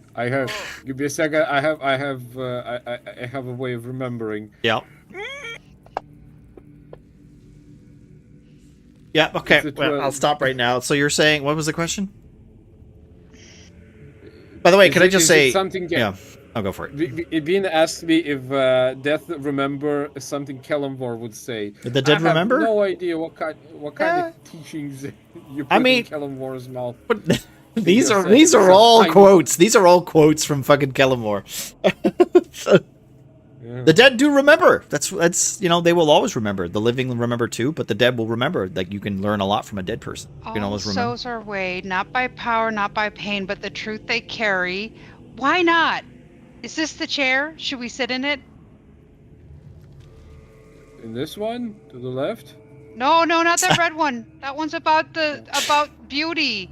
Balance favors the beautiful. I don't think that's it. Oh shit! And can I just Don't say, want I to get- can I just die. say also, my favorite thing is like, and this is the worst dungeon group ever because no one is kiting the boss properly. It's just like we're all gonna hide in the corner. There's all corridors. I tried, and you did what you did, Manic. Hey, listen, they called you. You could have just sat there and take it. Dad, remember. I'm just Yeah, no, Arnie, what you saying? sorry. I'm just gonna do my best like Scottish impression and go back off, you spooky bitch. Okay, roll intimidation.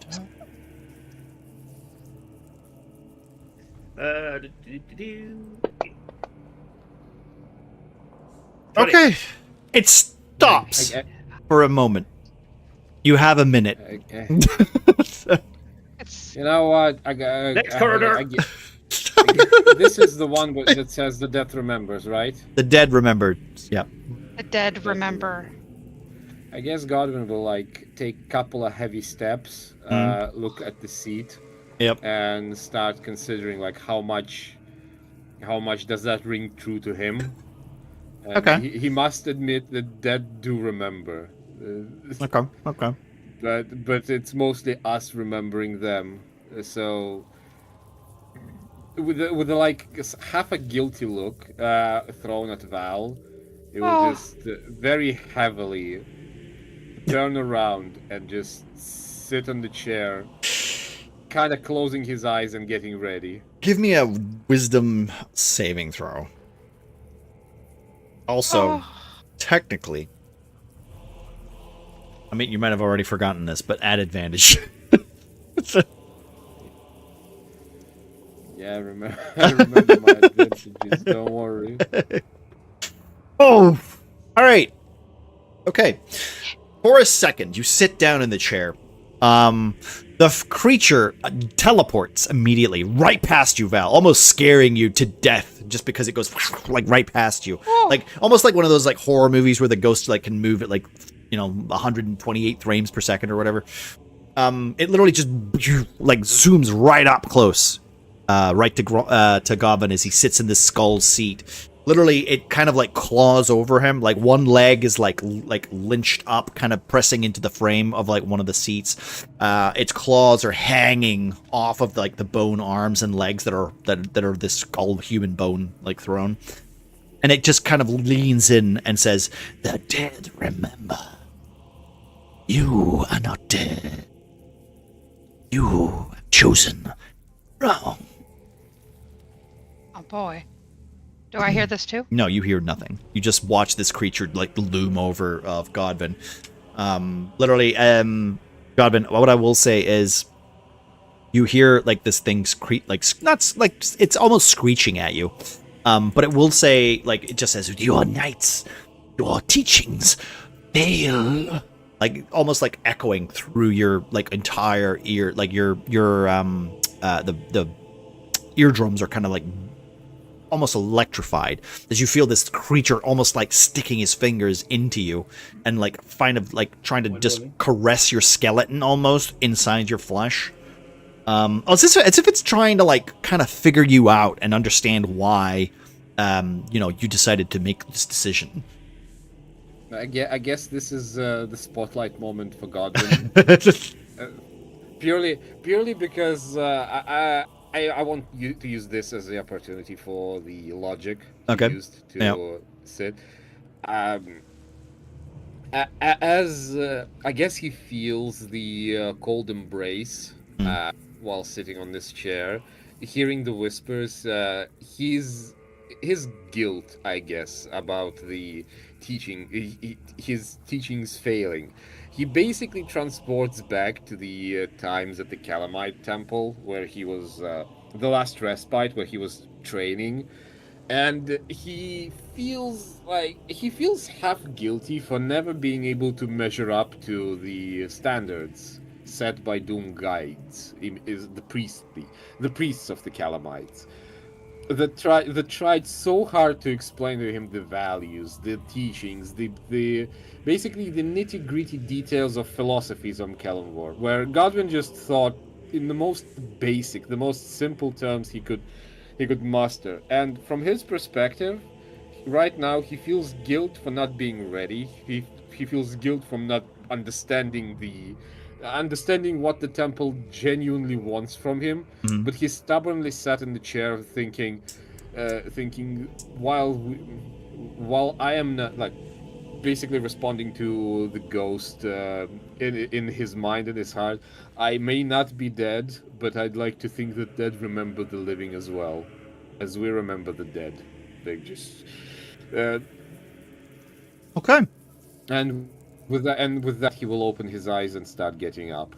Okay. From the chair. So while that's happening, let's just cut to the other scramblers. Yes. Where is everyone? All right. The chair. Margaret, what are you doing? Ernie, where are you? What's happening? I'm just following. Fucking no, running away from the ghost. I heard like Grom was like, "Fuck it, let's go." I just love the idea of fucking puzzle. And then I guess Ernie was like, "I'll hold it off," and then Grom ran up here, so I guess I'll follow Grom. Okay. Yeah, no. He said he'll hold it off and told Grom to look for a chair with scales or something. Okay. So Grom he's searching this hallway for chairs, nothing in this hallway. Scales. Yeah, nothing in this hallway. What's this? You run. It's a dead end. Oh. Is that the shitter? Nope, just a dead end.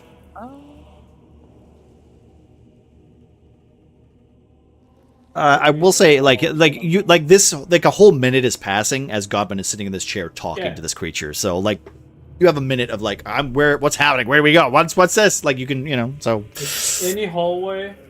Okay, so that's the one I went down. Yeah, that's the one you went down. Yep. What about the one that Ernie saw that no one's fucking looked at? I don't know which hallway Ernie went down. That's the issue. Yeah, me neither. Ernie, I mean, you did see that door. I will say, how about that, Ernie? If you want to go and check to see what that actual door does. Well, if I could take it too long. Well, it's just. I mean, you didn't look, but you did know that there was a chair down there. So, all right, I will say this: with the last chair that is literally in this hallway of mazes, it is a stone throne. It's made of plain granite. It's unadorned and it's firm. The inscription underneath says, "Judgment is cruel, nor judgment is neither cruel nor kind. It simply is." I'll sit in the chair. Okay. Do it. As you sit in the chair, I'll sit on Ernie. Godwin, as you stand up, almost like ready willingly to take, your answer as the right answer or the wrong answer, be judged by your decision. You stand up and the creature literally reaches out, like almost as if it's like trying to pull your soul out of your body as you stand up. And suddenly the cold just fills you with warmth, and the creature just dissipates and almost like fills the room with a blast of dark cloud. Val literally just like looking shocked as she sees you just stand up and then kind of emerge out of this shadowed entity. Yeah, and actually you'll see my hand swipe because I was about to do a thing, and maybe you see little lightnings, little crackles between my fingers. I was about to like slap the bitch with a spell. So, and it's just whiff. Godwin will place the hand on her head and just thank you. It failed though. But I think you did it. I think it disappeared. Oh my God, Godwin, you did it! You fucking genius! With his head down, he will just keep walking through the corridor. As you reach the end of the corridor, the door to the bridge is open. Where's the boys? I will say you all meet up. Ernie. Yeah. I'm gonna yell down the hallway. Everybody, Godwin did it! Figured it out. I've just kind of sat in the chair with my eyes closed, like clenched, just waiting for like this, and then just like after like a minute, and I'm just like, oh shit, this is Yeah. oh shit, it's just like Scourge's Grom's there. I think you did it, bud. Twice, whenever I sat my ass down, it popped up instantly and tried to fondle me in a very fucked manner. If that didn't happen to you, I think you got the right chair. Oh, I jumped down, like brushed myself down a bit and go, I told you I was the smartest one of the group. I always knew it. Let's go meet up with the other dipshits. I'm fucking tired. Alright. Are we done yet? As you reach the hallway, the door opens, and you see a chamber that opens into a vast, yawning chasm. The edges are jagged and scorched, as if torn by divine wrath. You can smell almost sulfur in the air. The original bridge from both sides you see is clearly shattered. There's marble segments that are dangling like broken ribs over the abyss. But you can clearly see that a makeshift bridge now spans across this gap. Planks of bone, rusted chain, and scraps of stone lashed together by desperate hands. You can hear loud creaks as the wind seems to breathe up and down in this area. Like, you can just almost feel like down below in the abyss there, in the darkness, there is something unknown.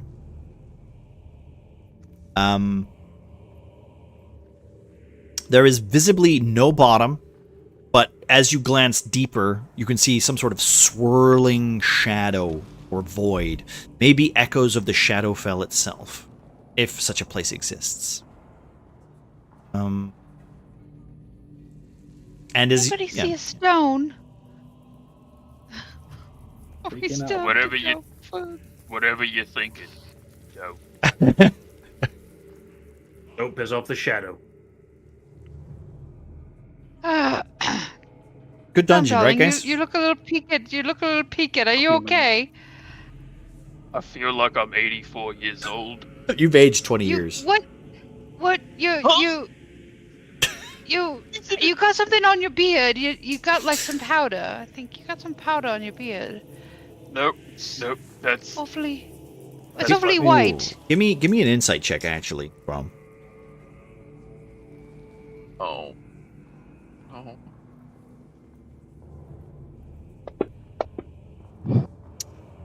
Yeah, I don't think. Oh, your wife might not recognize you. Okay. Morgren is gonna upcast spell. Okay. Upcast bless, so he can hit 4 creatures. Okay. He's gonna do all the dudes. Sorry, Val. All the dudes, everyone else. Okay. I can. It's 3 or 4. Okay, don't you There are upcast two it? Can't you upcast it? And upcasting it lets you do another target? I thought that's how it worked. Yeah, it's Oh. 3, and then second level it's 4. Oh, okay. So I'm a boom, boom, boom, boom, because I What is now he know how shooting this at? game works. Look at that. Boom. All right. Got a Would you look at D4 added to the trait. Nice. And then I'm gonna start walking across the bridge. Okay. I don't like what I'm seeing. Manic! What? Give me a. All right. First of all, give me a wisdom saving throw. No. Actually, I'm Yeah. This is a bit weird. Okay. I'm not saying this to be like, I think something's wrong. Yep. I don't think my saving throws have added the proficiency bonus from my class. Anyways, Well, you can add it manually, but they should. You might need to tick the proficiency bonus thing added to I it. might. You might have unticked it by accident. The untick tick box. Yeah. I mean, that's when Bean unproficiency'd her armor at one point, and it was all fucking. Yeah. Anyways, wisdom saving throw. Yeah, wisdom saving throw. In fact, that's. Can I get everybody as a wisdom saving throw real quick? That'd be nice. Thank you very much. I love wisdom saving throw. Yeah, I know you do. Yeah. Ah, even with advantage. Ooh.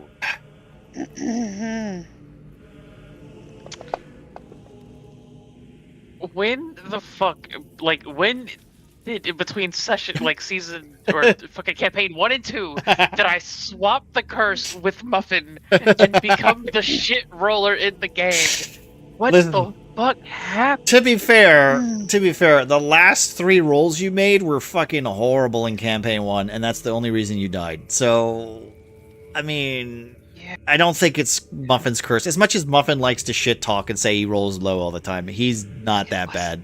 Curse of Snow White. It has I got better. I got better. I got better. Right, guess what? All right, so we're doing it in this order. Mogren, 18. Yes. You feel the heat 24. of Seraphina hitting you with your 24. 24? What the fuck? What the fuck? He blessed himself. Okay. No, I'm not. That's That's, saving throw. yeah, He I has know. +5 to his saving no, that's throw. fair. I'm like, what the fuck? Okay, 25. 24. Yeah, you just like, in fact, at this point where you get to the step and you climb onto the rickety bridge, you feel your chest kind of inflame slightly. You're like, no. The voice, it was right. It doesn't matter if there's no sun. It doesn't matter if there's no light. I am the light. I am the sun. I am the golden god. And you just start like, I'm gonna scorch the entire place. and you just start like walking forward, almost like not even looking down. Your resolute is top notch. Your confidence is higher than it's ever been at this moment. As you just keep walking, and in fact, you just literally, you just walk straight off. Just Straight like that. off. Step, step, step, as if there was literal points of darkness coming up and like pressing against your foot, as if giving you steps to the next, the next, to the next. And you find yourself across. That's what's up. That's what's up. I'm hyped. All right. Unfortunately, Val, doing the same. You watch As jump on the bridge. as be like, this- I am the light. Yeah. I am the light. and you watch as this dwarf kind of like just leads the way with purpose. And a part of you kind of just pauses. You feel your ego, your fear, your hope kind of dissipate slowly as you try to step forward, only to stop yourself and then look back to the group, look for something, look for any type of reassurance. You step forward again. You hear the whispers growing louder and louder around you. You have disadvantage on any insight and religion checks until you leave this temple. Wait a minute. On Insight and religion checks. yeah, hang on though. But insight and religion. Yep. Okay. I was checking what Gnomish Cunning gave me advantage on. It Yeah. was intelligence, wisdom, and So you charisma. see, so basically you hear Insight. you hear these whispers of your past sins. You hear this voice of Astrid grating at you, almost kind of like calling out to you, blaming you, hating you, just getting louder and louder and louder as you just like you can't even ignore it as you just walk across the bridge. And by the time This you is get what you wanted. You yeah. fucking whore. as you literally get to you get to Margaret and just walk into the back of him, that's how distracted you are. Oh. Who's next? Godwin? Godwin, you next? I guess it's me. Oh, technically, I guess Ernie would go first. Just from the order Yeah. that you guys rolled. My bad, but Ernie, you're pretty fine, honestly. I know. Nothing seems to kind of impact you a little. You look down and you see like the whispering black smoke clouds kind of like rise up slightly around you, and then you just kind of scoff and go, "Yeah, whatever." You know, like, and just kind of just continue walking across the bridge. Yet again, it feels as if every step you take, every creak that happens on the wood kind of like breaks away. You feel it creak slightly to one side, then back to the other, but you've kind of got this like rhythm where you kind of just step, almost like dancing, until you're at the other end of the bridge. Grom. You're an 8-foot Yeah. orc. I Harry, am. walking over the creaky bridge. You rolled a 2. Yeah. Okay. 7 total. I'm kind of. I don't know if I want to do this. Godwin should go first, right? Godwin, please go first. my Godwin is still extremely Yeah. upset. He probably never even left this. Oh, okay. So section, so just Godwin's still not. looking at- Okay. Wait, did you move? Oh my god. I'm not currently all in. All right, wait. Oh, I already Yeah, fell into the hole. you fell to your death. God damn it! I don't know how to get you out of there. I have to delete you. Could you drag yourself back Do the on the usual, board? Give me a yes. second. I'll do that. There you go. Make yourself bigger, please, Ernie. So teeny. You hold So control to do that, by the way. cute. Hold control over the icon to do it. Cool, thank you. You could also do Alt to do height. So, like, if you want to be up like 20 feet or something, do that too. Woo. All right. Okay. Well, I guess Grom's going first then. Okay. Give me a dexterity saving throw. Oh shit! Should we throw him a rope? I can't think about no fucking rope. Oh God! Wait. What? Yes. Also, yes, Grom. Yep. Please don't fuck me now. Oh, Oh. Okay. 13. Not terrible. I will say that you feel like your body, your bones ache, your arms hurt. The scar that you received, it just the cold in this room seems to just make it burn. As you step, it's -1 to armor class, I think. Is that 9? Nope, it's +1 to armor class. Okay, you guys are still on +2. All right, so as you guys, as you step forward, like the wood kind of like almost feels like it's going to give way, but doesn't. Your 8-foot figure of like 200 kilograms of goddamn pure muscle and meat. Each step kind of rickets. You can feel like your balance is off slightly. You feel like your body is slower. Your teeth hurt. You can taste blood. Your hair and your eyes hurt. The light in this room, although surrounded by sheer darkness, you can only picture like the blaring, starring lights that seem to be like coming off of the embering lights that are on the sides of the hall of the bridge. You make your way across slowly to the point where halfway through you're like, oh shit, and then you notice like Godwin just sulking in the corner behind you. Kind of like not even looking up as everybody goes across this bridge.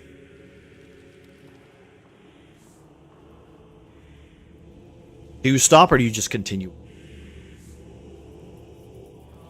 Turning and seeing Godwin.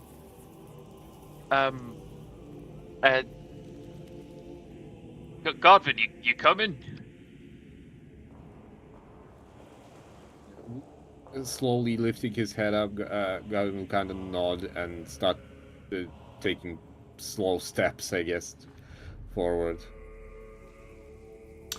I will. Bud, we all fuck up. It's all right. I will say with your 17, you do not struggle too much. You do make the cast. You do make the check. Do I just pass Grom on the bridge? You just walk like past like fucking what's that, Snoopy? Just you just like walk right past as if it's no problem. Yeah, as Grom kind of like pauses for a second, just watching as this heavy armored guy walks past, adding to like another 180 pounds added to this creaky bridge. Well, at least. Grom, as you glance down, you see the shadows around you. You can see a face, a feminine face, staring up at you, almost kind of like reaching up for a second, the hand then turning into a spiral of smoke, and then dissipating back into the shadow below. Our current weight is 190 pounds, by the way. Okay, so that's at least 500 pounds on this bridge right now. Yeah, that's a fucking ton. Anyway, once he sees that, he's gonna keep going forward, Then walk across, I suppose. Okay, I'll just. Same as turn he's around seen the and- others do. and chant him on, so to speak. Come on, Grom. You did it. You can Okay. do it, buddy. All right. Well, as you reach the step of the bridge, the gates. There's no real gate there, but like you can see, like this leads into what looks like one of the first temple rooms that you walked into as you entered the temple, coming down the steps and looking at all the tombs below. Oh, yeah. This seems oddly familiar, yet clearly you have never been here before. Let me just this out. Oh no! Wait. Let's. You can have a chat about what the hell just happened if you. More than happy to let you do that while I look at this.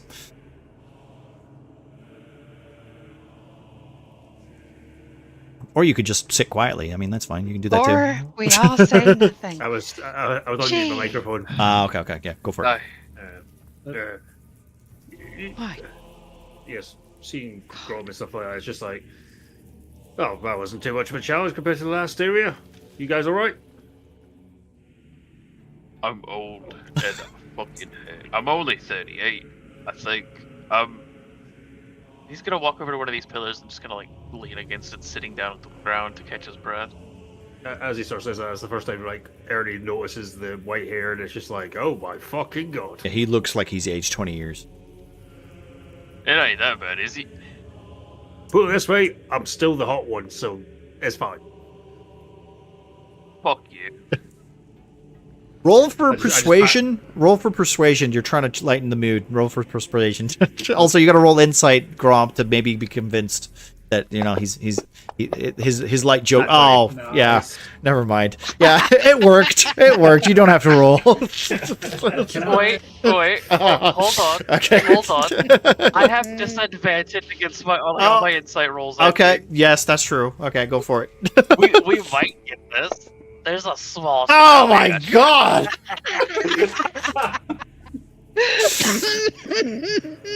Can I roll a medicine check? Can I give him like a quick physical to see if this is actually like has he actually aged? Or is Yeah, it I mean, just, go for it. Go for it. Go for it. He looks like he's aged. Illusion. He looks like he's Illusion aged. kind Yeah, of yeah. thing.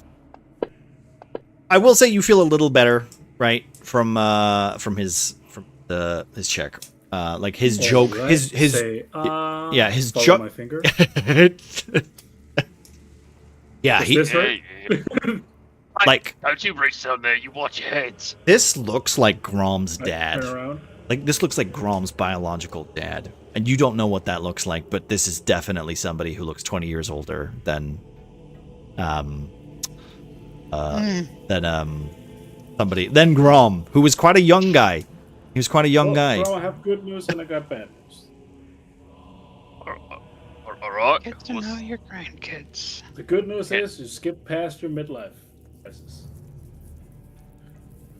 Fuck, this is my midlife crisis then. No, that's behind you now. Fuck. Alright. If that's the good news, what's the bad news? Kind of look like your dad. I never knew my father. This brings up so much. It's all right, Grom. I put an arm and he's like, no one knew your father either. We didn't know your father either. Well, Grom was adopted. All right, okay. So, Well, this is a you're old, long, man. cold stone corridor with faded murals of Kelemvor weighing souls. Each of these statues, each of these towers that are coming down from the ceiling have like some sort of scale, some sort of soul, some sort of character, or kind of motif of a person wearing a shawl, a knight, a soldier, a doctor, like any type of like kind of spellcraft, or someone wielding like a magical artifact or a scroll. Each one of these towers is someone different, and they're kind of faded into each other. You're not sure how old this place is, but it definitely seems ancient.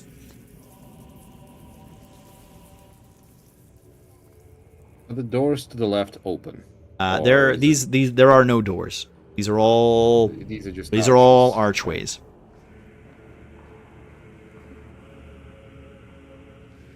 And we're supposed to see things on the bottom. You should see everything that's line of sight wise. No, I mean, I see directly, like, the room below. What do you mean? This room here? This one. Yeah, you see Yeah. that room. Yeah. Like I said, these are all archways. These are all open, like the doorways.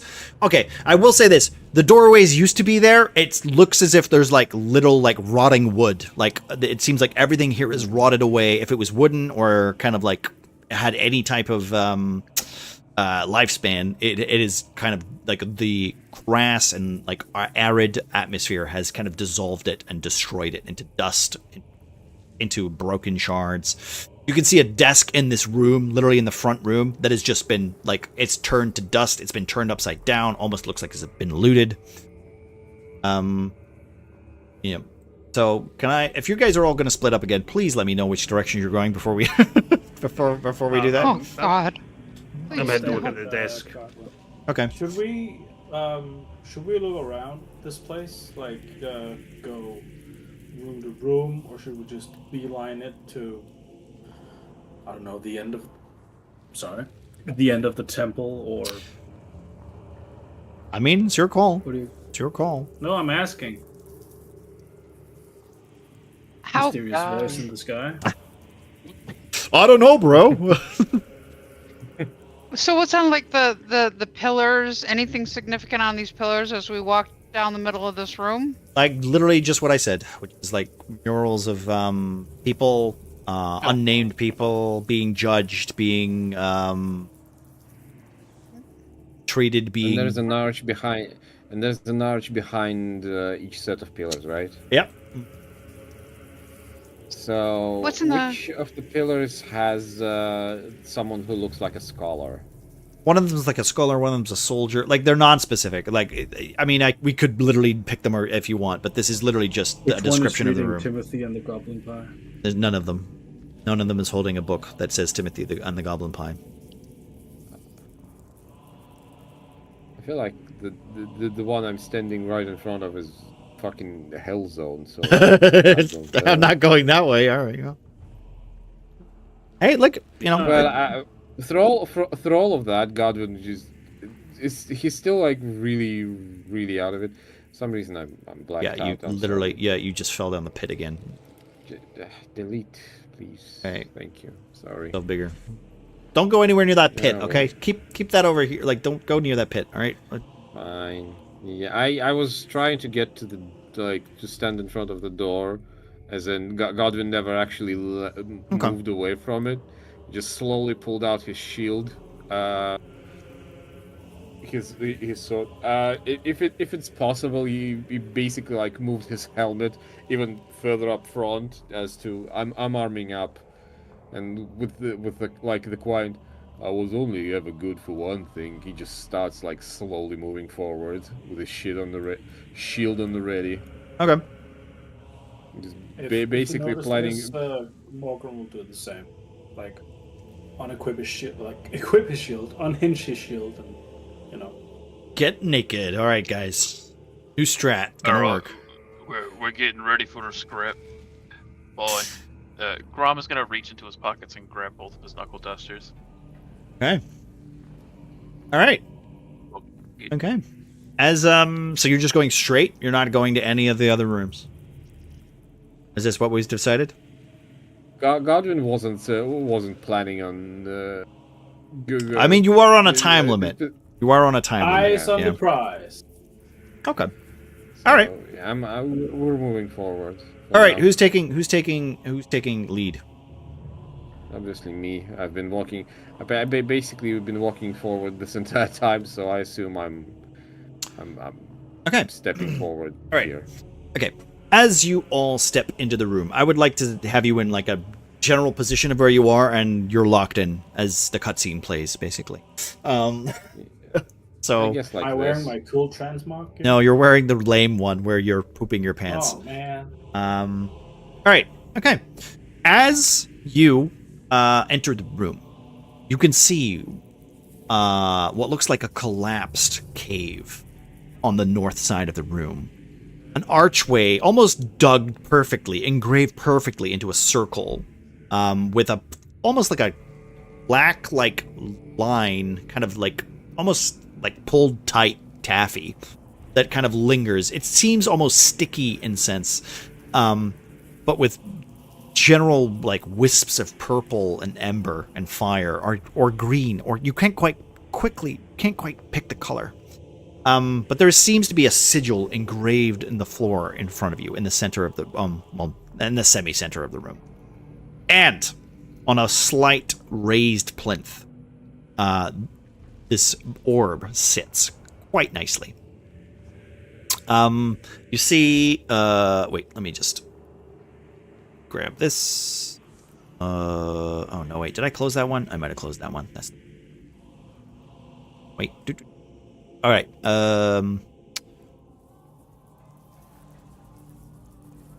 Second. I'm trying to literally look because you skipped it all, so I have to literally skip to that fucking room. God damn it! This is why my notes. This is why I like personal notes instead of fucking digital notes, because I fucking hate digital notes. All right. Okay. So 2 arches that you just you proceed into. Yeah. They lead into this circular chamber with carved wooden stairs in the southwest area. Atop the stairs sits a figure, cloaked slightly. He sits there calmly, reading a childish adventure book titled Timothy and the Goblin Pie. You can hear like a dried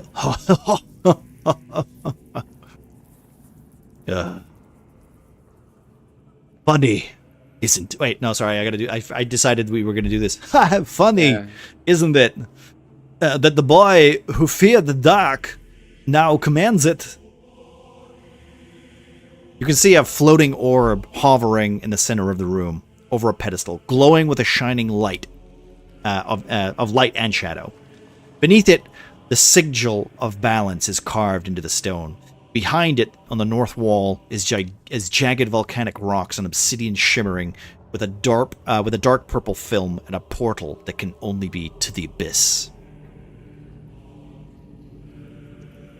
In this moment, gravity seems to bend, time stutters, and whispers become screams.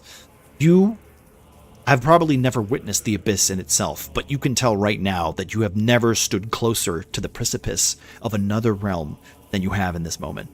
It is unfiltered chaos, the antithesis of Kelemvor's balance. This is a gate to another world.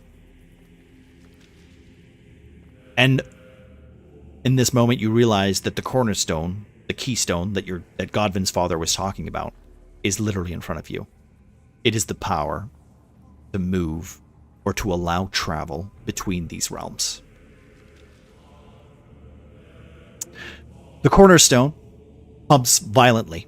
It glows, pulsing like a heartbeat out of rhythm. The sigil beneath it flares and fractures as jagged cracks split. The obsidian wall behind you shimmers slightly, as if this stone, even though it has been dormant for so long, still seems in flux.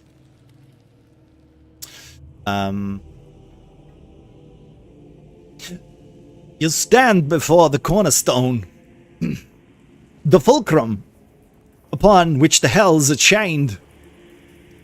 You think to destroy it, to end its burden forever. And you can. But know this. Nothing in this world is unmade without consequence. This creature stands up, and you can see what used to be a man. He holds the book in his skeletal paw, kind of glancing down, coming down the staircase towards you. And he, you could see he is clearly undead. But he is wearing robes of Kelemvor. He has the symbol engraved on his chest. It's pretty faded. The gold linen that was once, quite prime and white and bright is now dull, dark, and muddied, dusted, shadowed. You can then see as he steps forward. He gets to the bottom of the stairs, kind of glancing at all of you.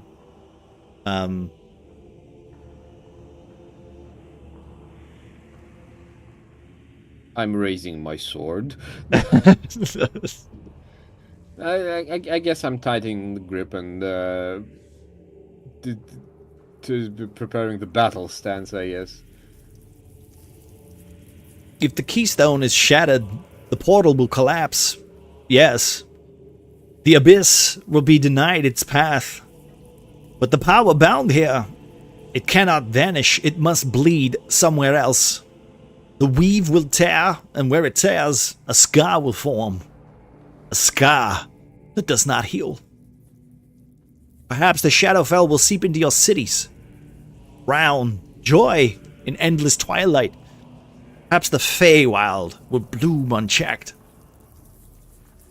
Twisting your fields into wild, hungry forests. Or perhaps Mechanicus will impose its order, grinding your kingdoms beneath the gears of inevitability. Even Celestia may fall upon you, its light so pure it burns away all that's imperfect. And what mortal is without imperfection? As he glances over all of you, kind of looking at you as if judging you in that moment. This is the judgment of Kelemvor. Balance must be paid. You destroy the keystone and you will seal this gate.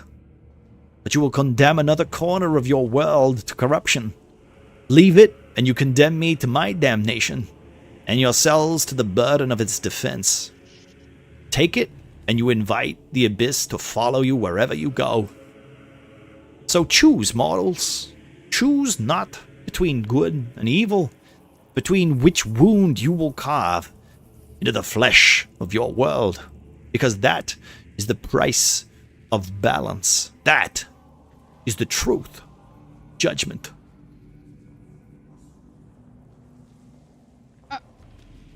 I really Are want to you- kill that fucker. Wait, but can I just I want to step forward and just. Are you Kalimvor?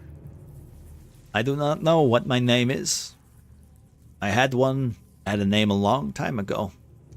That is not important right now. It does not matter who I am.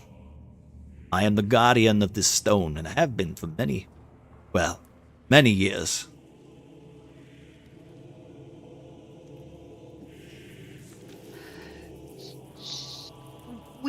We don't want the stone. Just to be clear, but why would a group of, say, vampires want the stone? You said moving it would make the abyss follow. So it's to give access. So Valley, that stone messes with the funny portal. I got that much. I assume that's why they want it. I don't know what you're talking about. There are people coming for this stone, then I will defend it. But I will give them the same option that I'm giving you. You can destroy it, you can take it. That is the balance.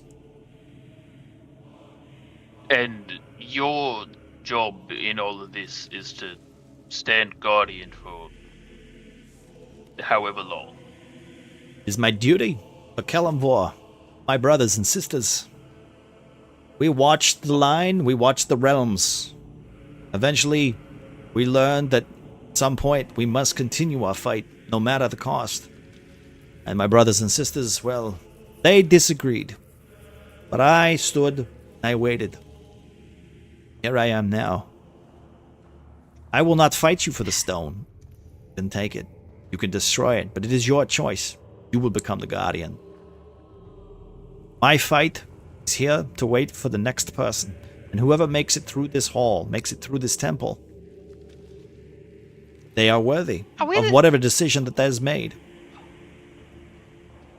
Are we literally the first group, the first living soul to have ever made it this far? There are many who have tried. There are many brothers of Kelemvor that have died, that I have watched. Even now that I look over each of you, he pauses for a second, staring into Grom.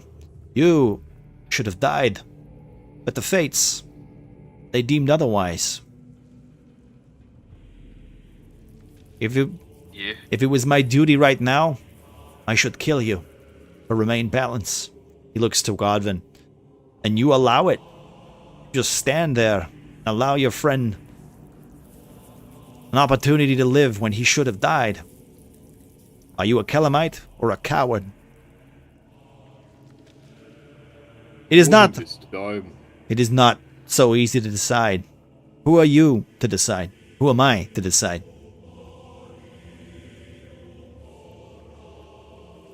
You are eager to decide that he was meant to die. No, Yet you yourself cling to the death, to the coil. I do not. Why should you be? Why should you remain alive? I am And not doing him. what I am tasked to do. I have seen his face. I have seen his fate. I have seen all of your fates. It is not a good one. You will all die horribly. Depending on which choice you make, I've seen all realms. I've seen all possibilities. This is a moment which will shape the world. It is out of my hand. If you've seen all of these different possibilities, which one keeps the most people safe? Doesn't work like that.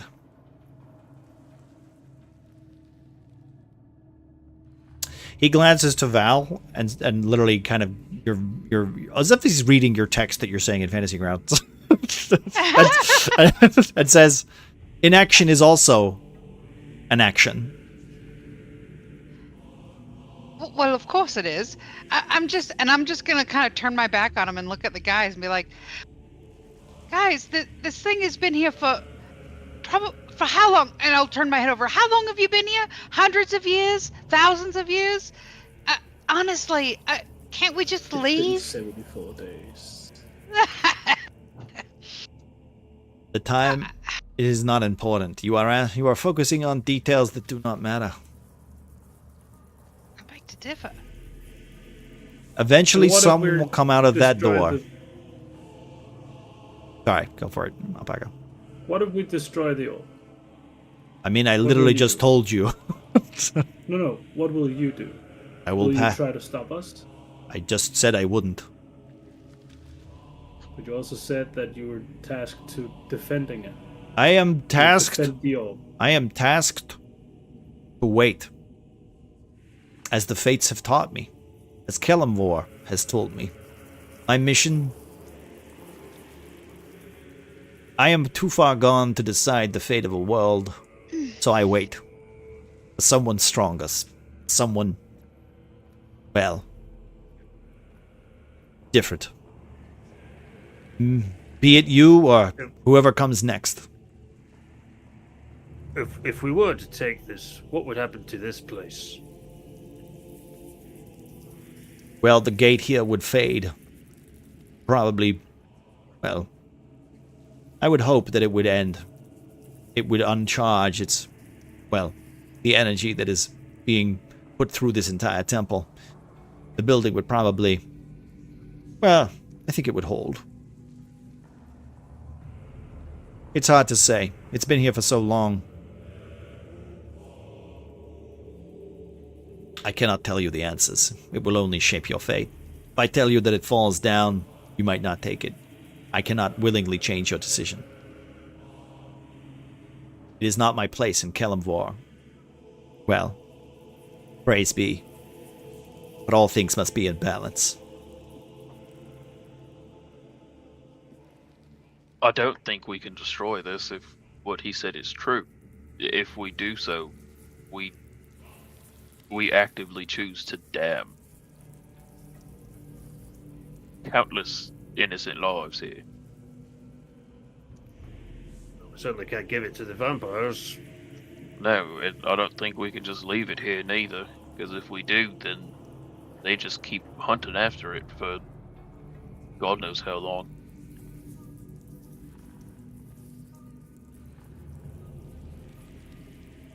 Hey, Goffin, what you doing over there? He basically stand.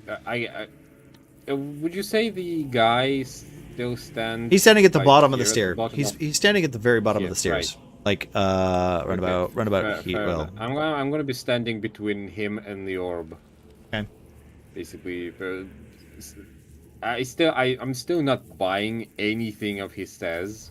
Okay. Because in the Godwin's head, the undead in no shape or form can still be loyal to Kellenvor, and all he says is just a bunch of lies. Okay. He's not speaking. I want to say like outside of the character, he's not speaking any of it. But a lot of the words he said and the insults he threw at Godwin didn't actually won him over. It didn't make his resolve waver. But he's just staring daggers at the guy with his shield up and the sword on the ready. Okay.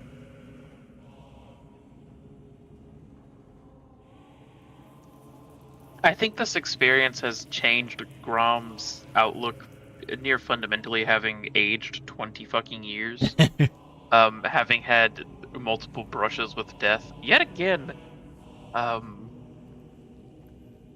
So I think he's now standing next to Godwin, is going to place both of his knuckle dusters back into his pockets. Okay. And turn facing this orb, contemplating the fate of the realms, essentially. As you do that, he stares to Godwin and kind of just takes a moment just staring him. You can see like his eyes are almost glazed over, as if he's not even using his eyes. Like they're literally like milky, and kind of his skull and his flesh is like dusty. Like it's almost like a leather chair that you've not sat in for a while, kind of like, muskiness to him.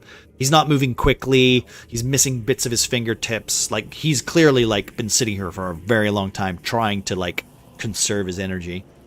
Whether this is lichdom or some sort of spell to keep him alive, can't say for certain. But he does literally he kind of spouts out this dry cough and says, "The Abyss is not evil. It's not just evil. It is unfiltered chaos. The antithesis of Kellenvor's balance. Cannot fight that. There is no winning. Even you, Godwin. Even you should know that there is no winning this war. There is only, well, doing what you can."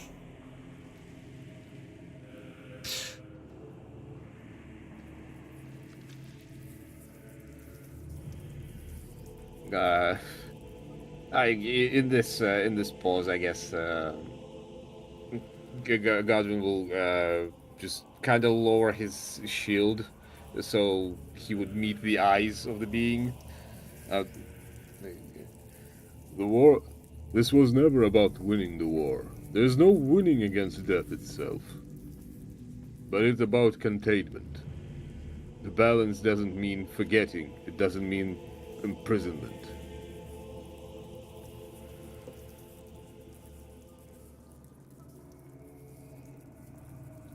I get out of character. I guess that means I vote for taking the orb with us.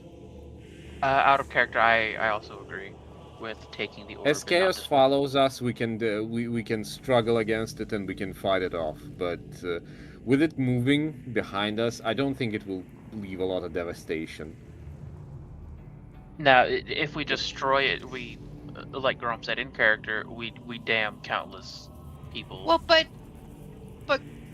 to what Godwin said, right? This thing is likely lies. So, well, I mean, Just okay, it is his bias as well. Like, you don't know. Like, you've all met this guy for the first time. He doesn't seem like he's lying. I mean, yeah, by the way, I hired the vampires, even though I've been here this whole time. Gotcha. Yeah. He says he's the guardian. He's been here for a while. No one else has managed to come this far. He says, it's up to you. He's Doctor Stranging you right now. He's like, listen, it's not in my hands anymore. It's up to you guys. If you destroy it, that shapes the game. If you take it with you, that shapes the game. If you leave it here, that shapes the game. It's your call, guys. There is no right answer. Can we drop it into the fucking abyss next door? If you unplug it, Change- it'll turn off the Wi-Fi. So, Oh no! So if we leave it here, there's a chance that the vampires won't get to it. For now. They'll get me to get another group to come and get they it. may, yeah. But they'll get here eventually. I mean, yeah. It's a matter of time. It's a matter of time. If we destroy it, we're gonna open a new rift somewhere else, and we don't know where that is and what damage that'll cause. But that will stop the vampire getting the orb. The orb. No. But the orb is containing a rift. No. I mean, if you wanted to be Powering. if you wanted to be like, he is literally saying like that portal right in front of you, in front of the orb right now, is sealed. It is the stone itself is a key. It allows the opportunity to switch between these realms. It is a key. So he could walk over and turn it on if you wanted him to. If you wanted to go to hell, you could turn it on yourself and go to hell if you really wanted to. Hard pass. Is that where Pyrian went? Did he get through here before us? Yeah, maybe going home. He went home. But so like he's not aiming his hands, he's not doing anything. He's still holding that book, like clenching it tightly and just kind of glancing at you all, just saying that is one of the abyssal portals, and it has been sealed, and the Kelemvors have known about it for quite a long time. The Kelemites have known about it for quite some time. Maybe not now, because this temple is long gone. Like, it's literally a secret that's been passed down and passed down and passed down by Kelemite to Kelemite. This is not necessarily a nasty secret from the from Kelemites, but it's more like a secret that has been abandoned because it's just for its own safety. But yet again, inaction is not a solution. It is just biding time for somebody else smarter, stronger, or heroic to take the action. So the stone keeps the portal sealed. If you take the stone allows us to control when or when not the portal is open. Well, I mean, if you want to ask him the question, like I can literally tell you what it is. Instead of just guessing, I can literally you can ask him. Does this orb work? So exactly, what does the stone do? What is its purpose? Well, it is a cornerstone. It's wait, sorry, I'm changing my accent. Well, it's a cornerstone. It's based on a silly game made by Manic88. It's really quite clever if you think about it, because cornerstone means brick that you can basically build houses around. It's pretty clever, actually. Yeah. Oh, wait, sorry. It's basically a stone that you can plug into like portals and shit. Dog. Yeah. Plug in? Yes. Well, like I said, It's this plinth here. so This area here is literally, you can see the runes and incantations on the floor. These are sigils of protection that will, in essence, hold back the abyss. This is a prime point where abyssal creatures would come through. The Kelemites themselves, well, I don't know how the cornerstone was made or who made it. That's besides my knowledge. Perhaps it was built by the demon kind or the devil kind as they came through many, many, many centuries ago. The Kelemites ourselves, we would go to these other realms. We would fight evil before they would come to us, and we would fight them on their home turf. That was what we used to do back a long time ago.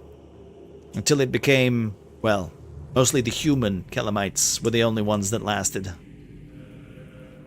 The Azamar, the Devilkin, the Resistance, all those types. God forbid if they are still, Kelemor forbid if they are still on the other side. They're being tortured or killed or mutilated. Like I said, we won't know unless you go through that portal, but that is not of your world. That is a different world. This is to protect our realm. Material plane.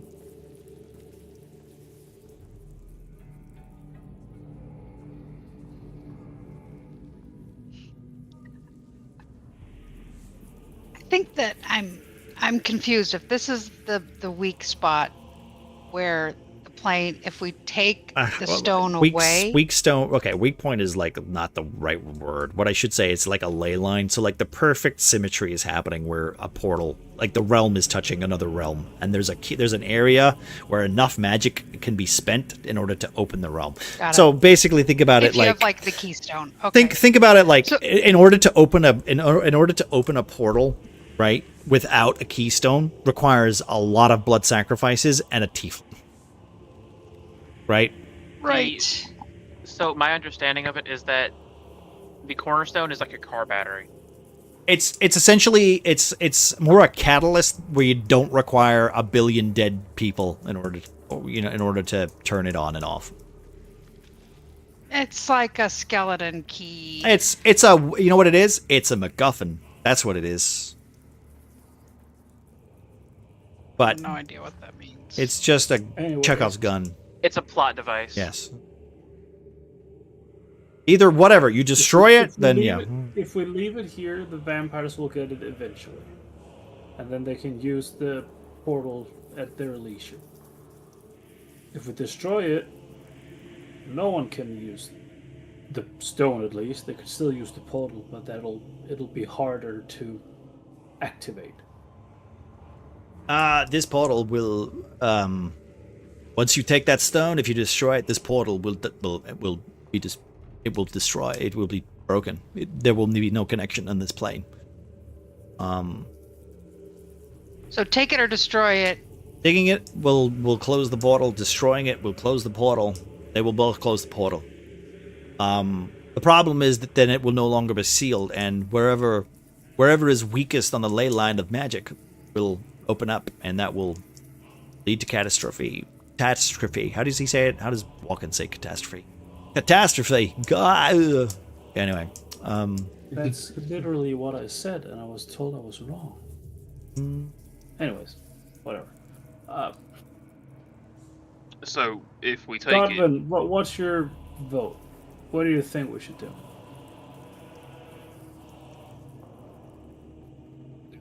We ought to take it. To where? Why not just destroy it? you heard him. He thinks for a moment, like looking first at the undead guardian, and then at the rest of the group, and he just go, there's no people in this world that I trust more than myself at this point, and even my judgment can be flaky, as I've been told by the guardians of this place. I'm not leaving it with him. I'm not leaving it for a chance. We might as well take on whatever threat approaches us while we carry the orb. I mean, it's fine. I've only just been guarding and sitting on this for like fucking years, but yeah, sure. Just don't trust me. It's fine. Yeah, it makes sense. So, right, but if we take it, doesn't that makes us now the guardians of this stone? You can, bro. You can always return it to somebody, or take it to somebody else. Who knows better? You know, give it to Gilderoy. Fuck it. Why not? Let's fuck this campaign up. Let's go. How about no? Let's sit on it and see if it'll hatch. I mean, you could always just pick it up, take it outside, and there are vampires are waiting for you. And that could always be the case too. I'm considering actually, in the long run and out of character, I'm considering bringing it to Judicium. Well, like I said, you have. I mean, he doesn't seem to be in any rush. The only rush that you currently have right now is that upstairs, 2 monster hunters are beating the shit out of a vampire and losing pretty terribly. Oh. So yeah, I my vote is to grab the orb, essentially. Grom, I'm in agreement with grabbing and taking the orb with us. Okay, so that's 2, 3, 4. I think we should break it. I think we should break it. Okay. I know it sounded bad, but Yeah. I don't want to be the guardian of the stupid orb. I think is it going to make us live forever like in an undead state? No. What's like him? I think So you I would think rather- I think you'll find that like the reason he's alive is because he's been here and this place has kept him alive. It's not the orb that's done that. I will. think if we leave it here, the vampires will get it. If we take it Correct. with us, the vampires will get us, and thus the stone, and they will get it. The only choice we have to keep this stone away from the vampires is to destroy it. And in the process, doom countless innocent people by opening Maybe. portals. But Maybe. if we just No, don't no, do, maybe. if Like, he we threw out don't know. lots of options of we what don't know might what would happen. happen. You don't. don't. You don't know what will But happen. Just Either like we know don't that- really know what would But happen we with know that taking if it. the Yeah. vampires gain access to this portal, we will doom countless of people. Do I need to remind Regardless. you all of the marquee? Well, not all of you, but those of you that were there. We. Oh, Lord have mercy! I just do declare. I mean, All right, calm down. All right, what about Ernie? Ernie, what's Ernie's point? Ernie. Come on, you got a Side tiebreaker. vote here. Yeah. Ernie's kind of was like less than that. Like he's, two ways. He's hearing the points. He's like, well, yeah, breaking it would be great because vampires are there. But what was it? The fucking abyss opens up at fucking Grome's house. The kiddies are there. His hot wife's there. And of course everyone else. So he's sort of of two minds. He's like, then he sort of looks to God, but it's like, well, we could take it and kill your dad. I'm down for that. I guess that's one way to go for it. I do feel kind of, silly about leaving him alive. No, settled in. We're killing your dad. Will you die when we're made our decision? Take it, break it. What happens to? Do you finally get rest? He just turns around and he just starts making his way up the stairs, going, "You should not worry about those who have long stayed their pass. The world, well, the gods in the world have a way of taking care of us. It's only those who are unnaturally enlarging or increasing their life. Well, I mean, you've already met several of them. I can feel their taint. Their taint. I said taint, but I meant their stain. Their stench on you. +2 to the next roll. To everybody's next roll. Thank you very much, Dirty. So the choice is yours. I have nothing else to say. You have already made your decision. Can you agree to it, though? Will you be responsible for what happens next? Or will you run from it? Right now you have shown your resolve, or lack of it. Perhaps the world has chosen poorly for its heroes. Is there a back door out of this place? Do we have to go all the way back the way we came? He kind of just waves his hand, and you can see, like, the arches just gleam light. You see, like, phased, kind of like translucent kind of shape that leads to a set of stairs to the very first room of the temple. Now be gone, for I am tired and I deserve my rest. Take the orb. You have to be alive to be tired. Should a cursed being alright. like you say such a thing? Going to mimic being this little girl any longer? I'm sorry, fucking what? You see, Hello. Run and grab the orb and run through the door! yeah, like you see, like you literally just see him say, "We can all hide from ourselves." He kind of glances to Godwin, and then he glances over to Val. "We can be afraid of our loved ones and the decisions we make." Glances to Grom. Then he glances to Ernie, saying, "We can be afraid of not being able to save someone we love. Or We can listen for the voice in our ears. Listen for that little spark of hope. And hope that it means something more. Just being alone in this world, believing something no one else does. But you should all trust your resolve more. Decisions are not meant to be afraid. You're not meant to be afraid to make decisions. It's more a journey in itself. Perhaps you should... Well, this old man has said too much.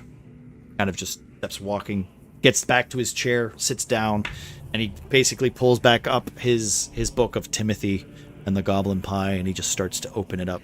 Significance of the And he just starts to read the book once more. Because it's funny. It's a good book. All right, well, let's just, if we've made our decision, we're taking it with us, and is anyone okay? Just so Godwin, we're clear. Yeah. I know we're all agreeing to this, but does anyone want to just try to break the orb, like, out of just fuck it, I'm going to try to break it, or are we actually literally going to look after it and take it out? Grom is fully intending to take it with him. Okay. What about anybody else? I'm asking everybody. I'm like, if there's an opportunity for somebody to go fuck it and just smash it, I am allowing you to have this chance. Parker? Yes, very much so. Morfrin? No. Okay. That's fine. Like I said, I'm giving you the opportunity. This is a moment for all of your characters. You are all at a point where you are not sure of yourselves and perhaps acting out. Here's the thing, guys. Morfrin's going to look at Godwin and go like, I'm going to trust you on this. But know that I think it's an unwise decision. And I will do anything in my power to persuade you to destroy the orb. I know it's an unwise decision, but I feel like it's the right one. And with these words, how big is the orb, by the way? It is literally the size of like a basketball. Kind of. It is quite hard to hide. It's not like a small thing. It's not like a baseball. It's not something you can put in your pocket. It is literally requires 2 hands to carry. Here's the thing, guys. There are 5 of us, and ultimately one person is going to have to take on the responsibility for guarding this thing or getting it somewhere safe for the rest of their lives. Who's going to do that? Is that you, Godwin? Is that you, Grom? Not Ernie? Might as well be If you me. can do it, then don't question our resolve to do it. You're resolved We're to sit the on one- chairs and get murdered? Ugh. My resolve to take action, Balivray, to fucking do something, instead of ask questions and look at every goddamn inscription on a fucking artifact. To do any fucking thing and try to make progress somewhere. Godwin will look at the Grom and just go, Grom, you got some space in your pockets. I will say I will say Grom can probably carry it with one hand.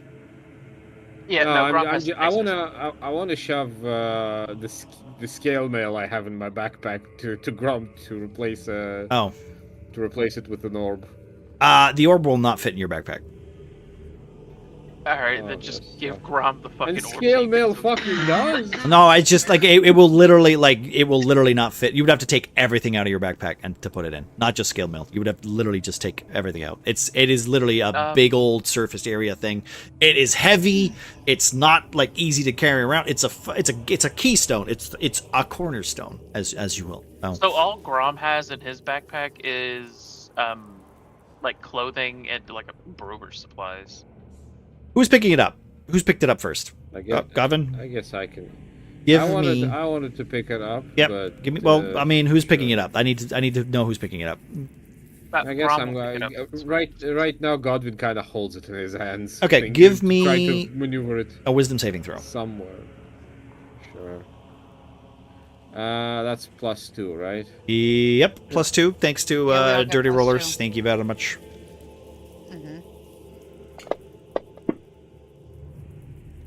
Oh, that's a bad one. Look at this. Double ones. Nice. Double ones. Okay.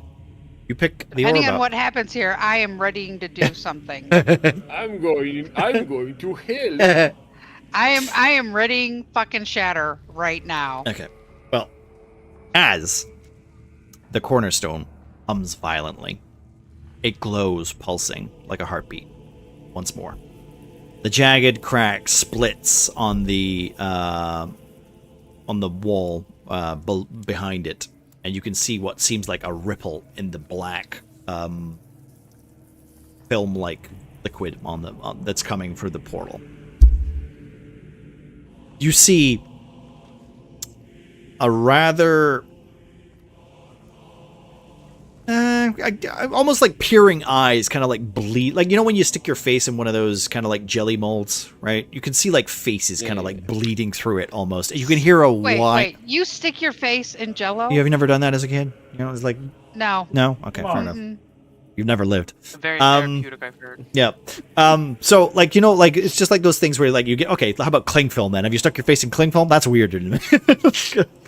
But you can see, like, the face imprints and, like, fingers and hands just kind of, like, bleeding through this, like, rippling water effect, which is kind of, like, dark in shadow. There's, like, think of it as, like, kind of like tar treacle, but it's just, like, it's vertical, not horizontal, right?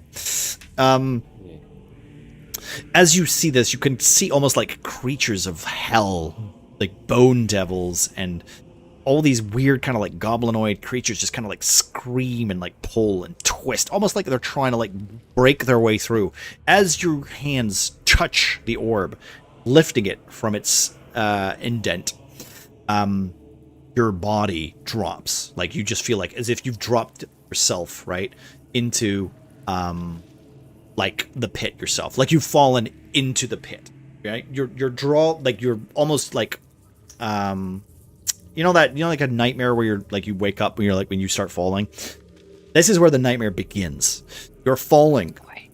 You can see what looks like images of your companions, right? You literally see Grom, not aged, like old Grom, like young Grom. You see him passed out, dying, holding like a spear or some sort of weapon that seems to be twisted inside of him. You can see his heart sticking out, like twisted and ripped, like every blood or vein that is attached to it just burst all at once, and his like shock looking straight down at his own heart in front of his chest. You see Ernie limp, literally just hanging as if like from a, like, you know when you've got like, you get caught on a tree by a branch, except for that, but with his entrails hanging from his waist.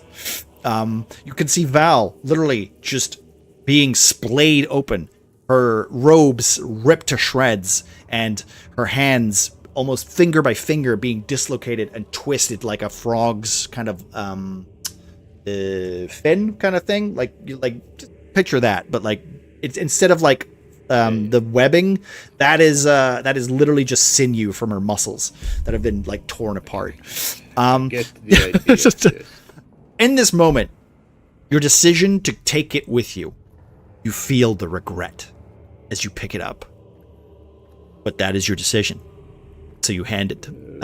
So you pass it over, and you pass it over, and you try to give it to Grom.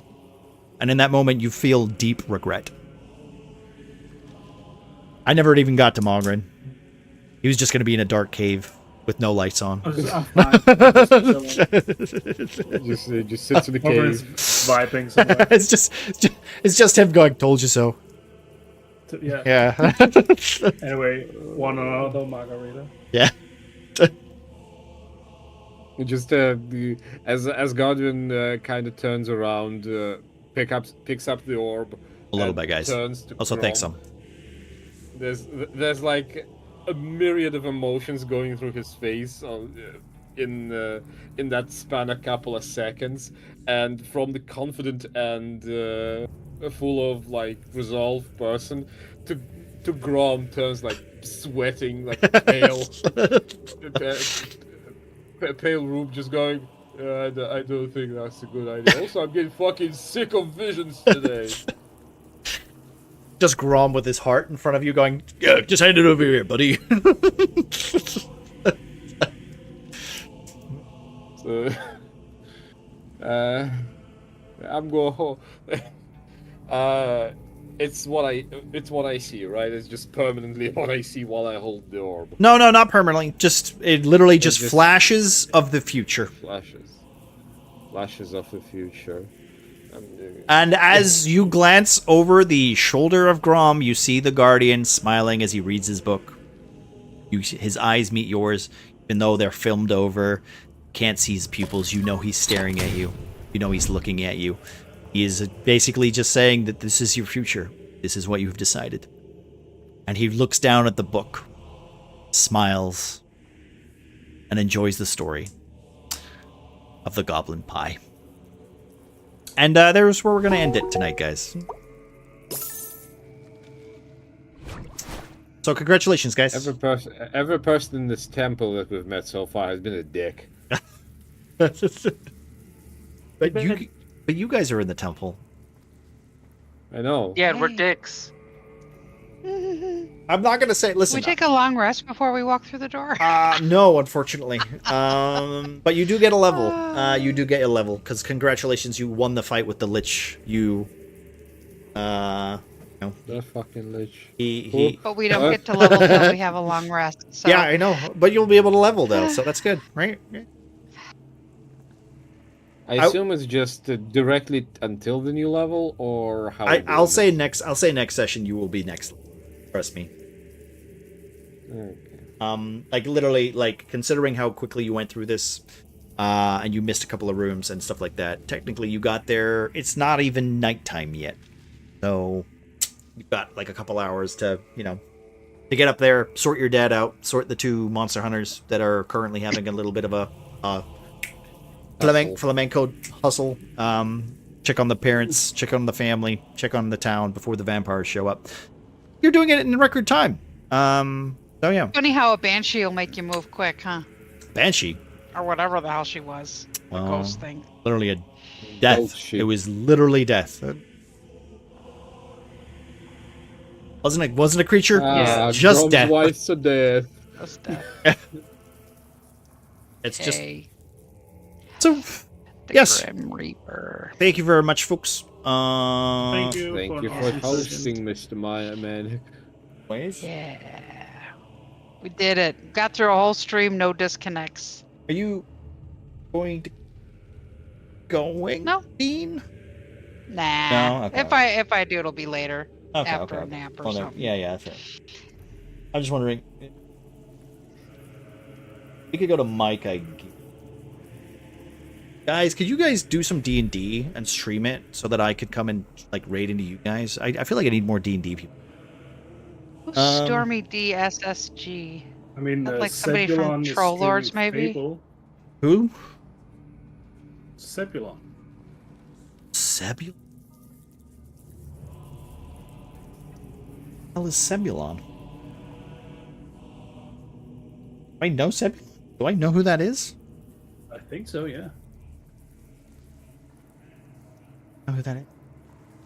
CEBULONFUFOOL.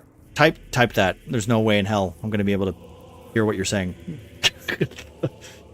I'm even sitting up and stuff. Well, I mean, that's the base. That's the bare minimum. All right. Well, I mean, we could just go to Mike. That might be better. Just do that. Or Mike. Zemby Love. I don't know who that is. I don't think I've. I'm pretty sure he's from your stream. I don't think that's true. I don't know who that is. I think I would recognize Zemby Love. Oh, so that's a place in Southland Steakhouse. Is in the UK somewhere? I don't know.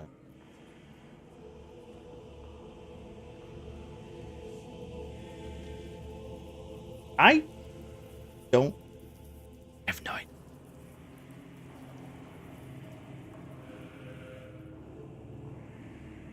It doesn't really matter. I don't know. No, I don't think I've ever met this person.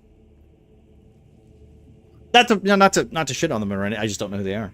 All right. You know what? Fuck it. We'll just go. You know what? We'll just end, guys. because I need to get some food anyway. So, thank you very much, everybody. Thank you for the points. Thanks for that. We'll technically continue. My internet is still not doing too well, but it is working okay. Thank you, Sums, for that. Better. It's not. It's not. No. Like, it's stable, but I've been running on 2 out of 3 bars. Not 3 out of 3 bars. 3 out of 4 bars. So I don't know why the OBS is saying that 8K is not enough, even though 8K bitrate is perfectly fine. Perfectly fine. Should be more. Apparently I should put my bitrate up to like 20K or something. Maybe that's what I need to do.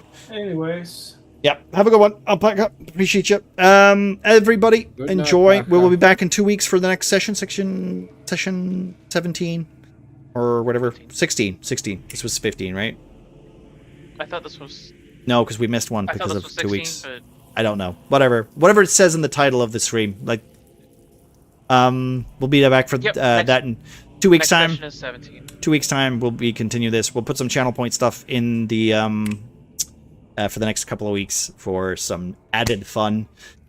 Maybe we'll do a Grom one because Grom stuff's coming up soon. So maybe we'll do a how would you be okay, Marcy, with letting chat decide how gray you look? You know what? Yeah, the chat can decide how old and decrepit I am. So we you know what? Give me a couple of suggestions, and then I'll put them up, and then we can say, all right, that's how Grom looks from now on. Yeah, No. we can do that. And that will be one of the funny little things for chat to decide. Other than that, though, appreciate everybody. Thank you again for all the dice rolls and stuff like that. Thank you for the making the monster impossible to fight. Unfortunately, there was no monster this session. So. It's already impossible to Yeah, fight. it was already impossible to fight. It was a narrative fight. Other than that, monster was the friends we made along the way. exactly. Yeah, we've already made that joke. We're gonna make a joke every single session. Gonna do it again. Okay, fair enough. Okay, we're gonna get out of here though. I appreciate every single one of you, and yes, we will be back. I'll be back Monday, maybe. We'll see. I don't like promising because I don't know. So I'll let you guys know in the Discord. Have a good We'll rest of your attempt night. to be back I will on attempt to. Monday. I would need to finish Hell is Us so I can get back to Elden Ring. I need to be able to stream so I can finish the fucking games. Anyway, have a lovely night. Thank you very much, folks. And I appreciate every single one of you. Have a lovely rest of your day, and we will see you next week. Have a good one. If you guys aren't already, go check out these lovely people who are in my channel right now. Muffin Train, Alpaca High Lord, Huntress Marcy, I'm the Bean, and of course, Dr. Hobo. Lovely folks. Enjoy the rest of your evening. I will see you when I see you next. Have a good night. Bye-bye. Bye-bye. Bye.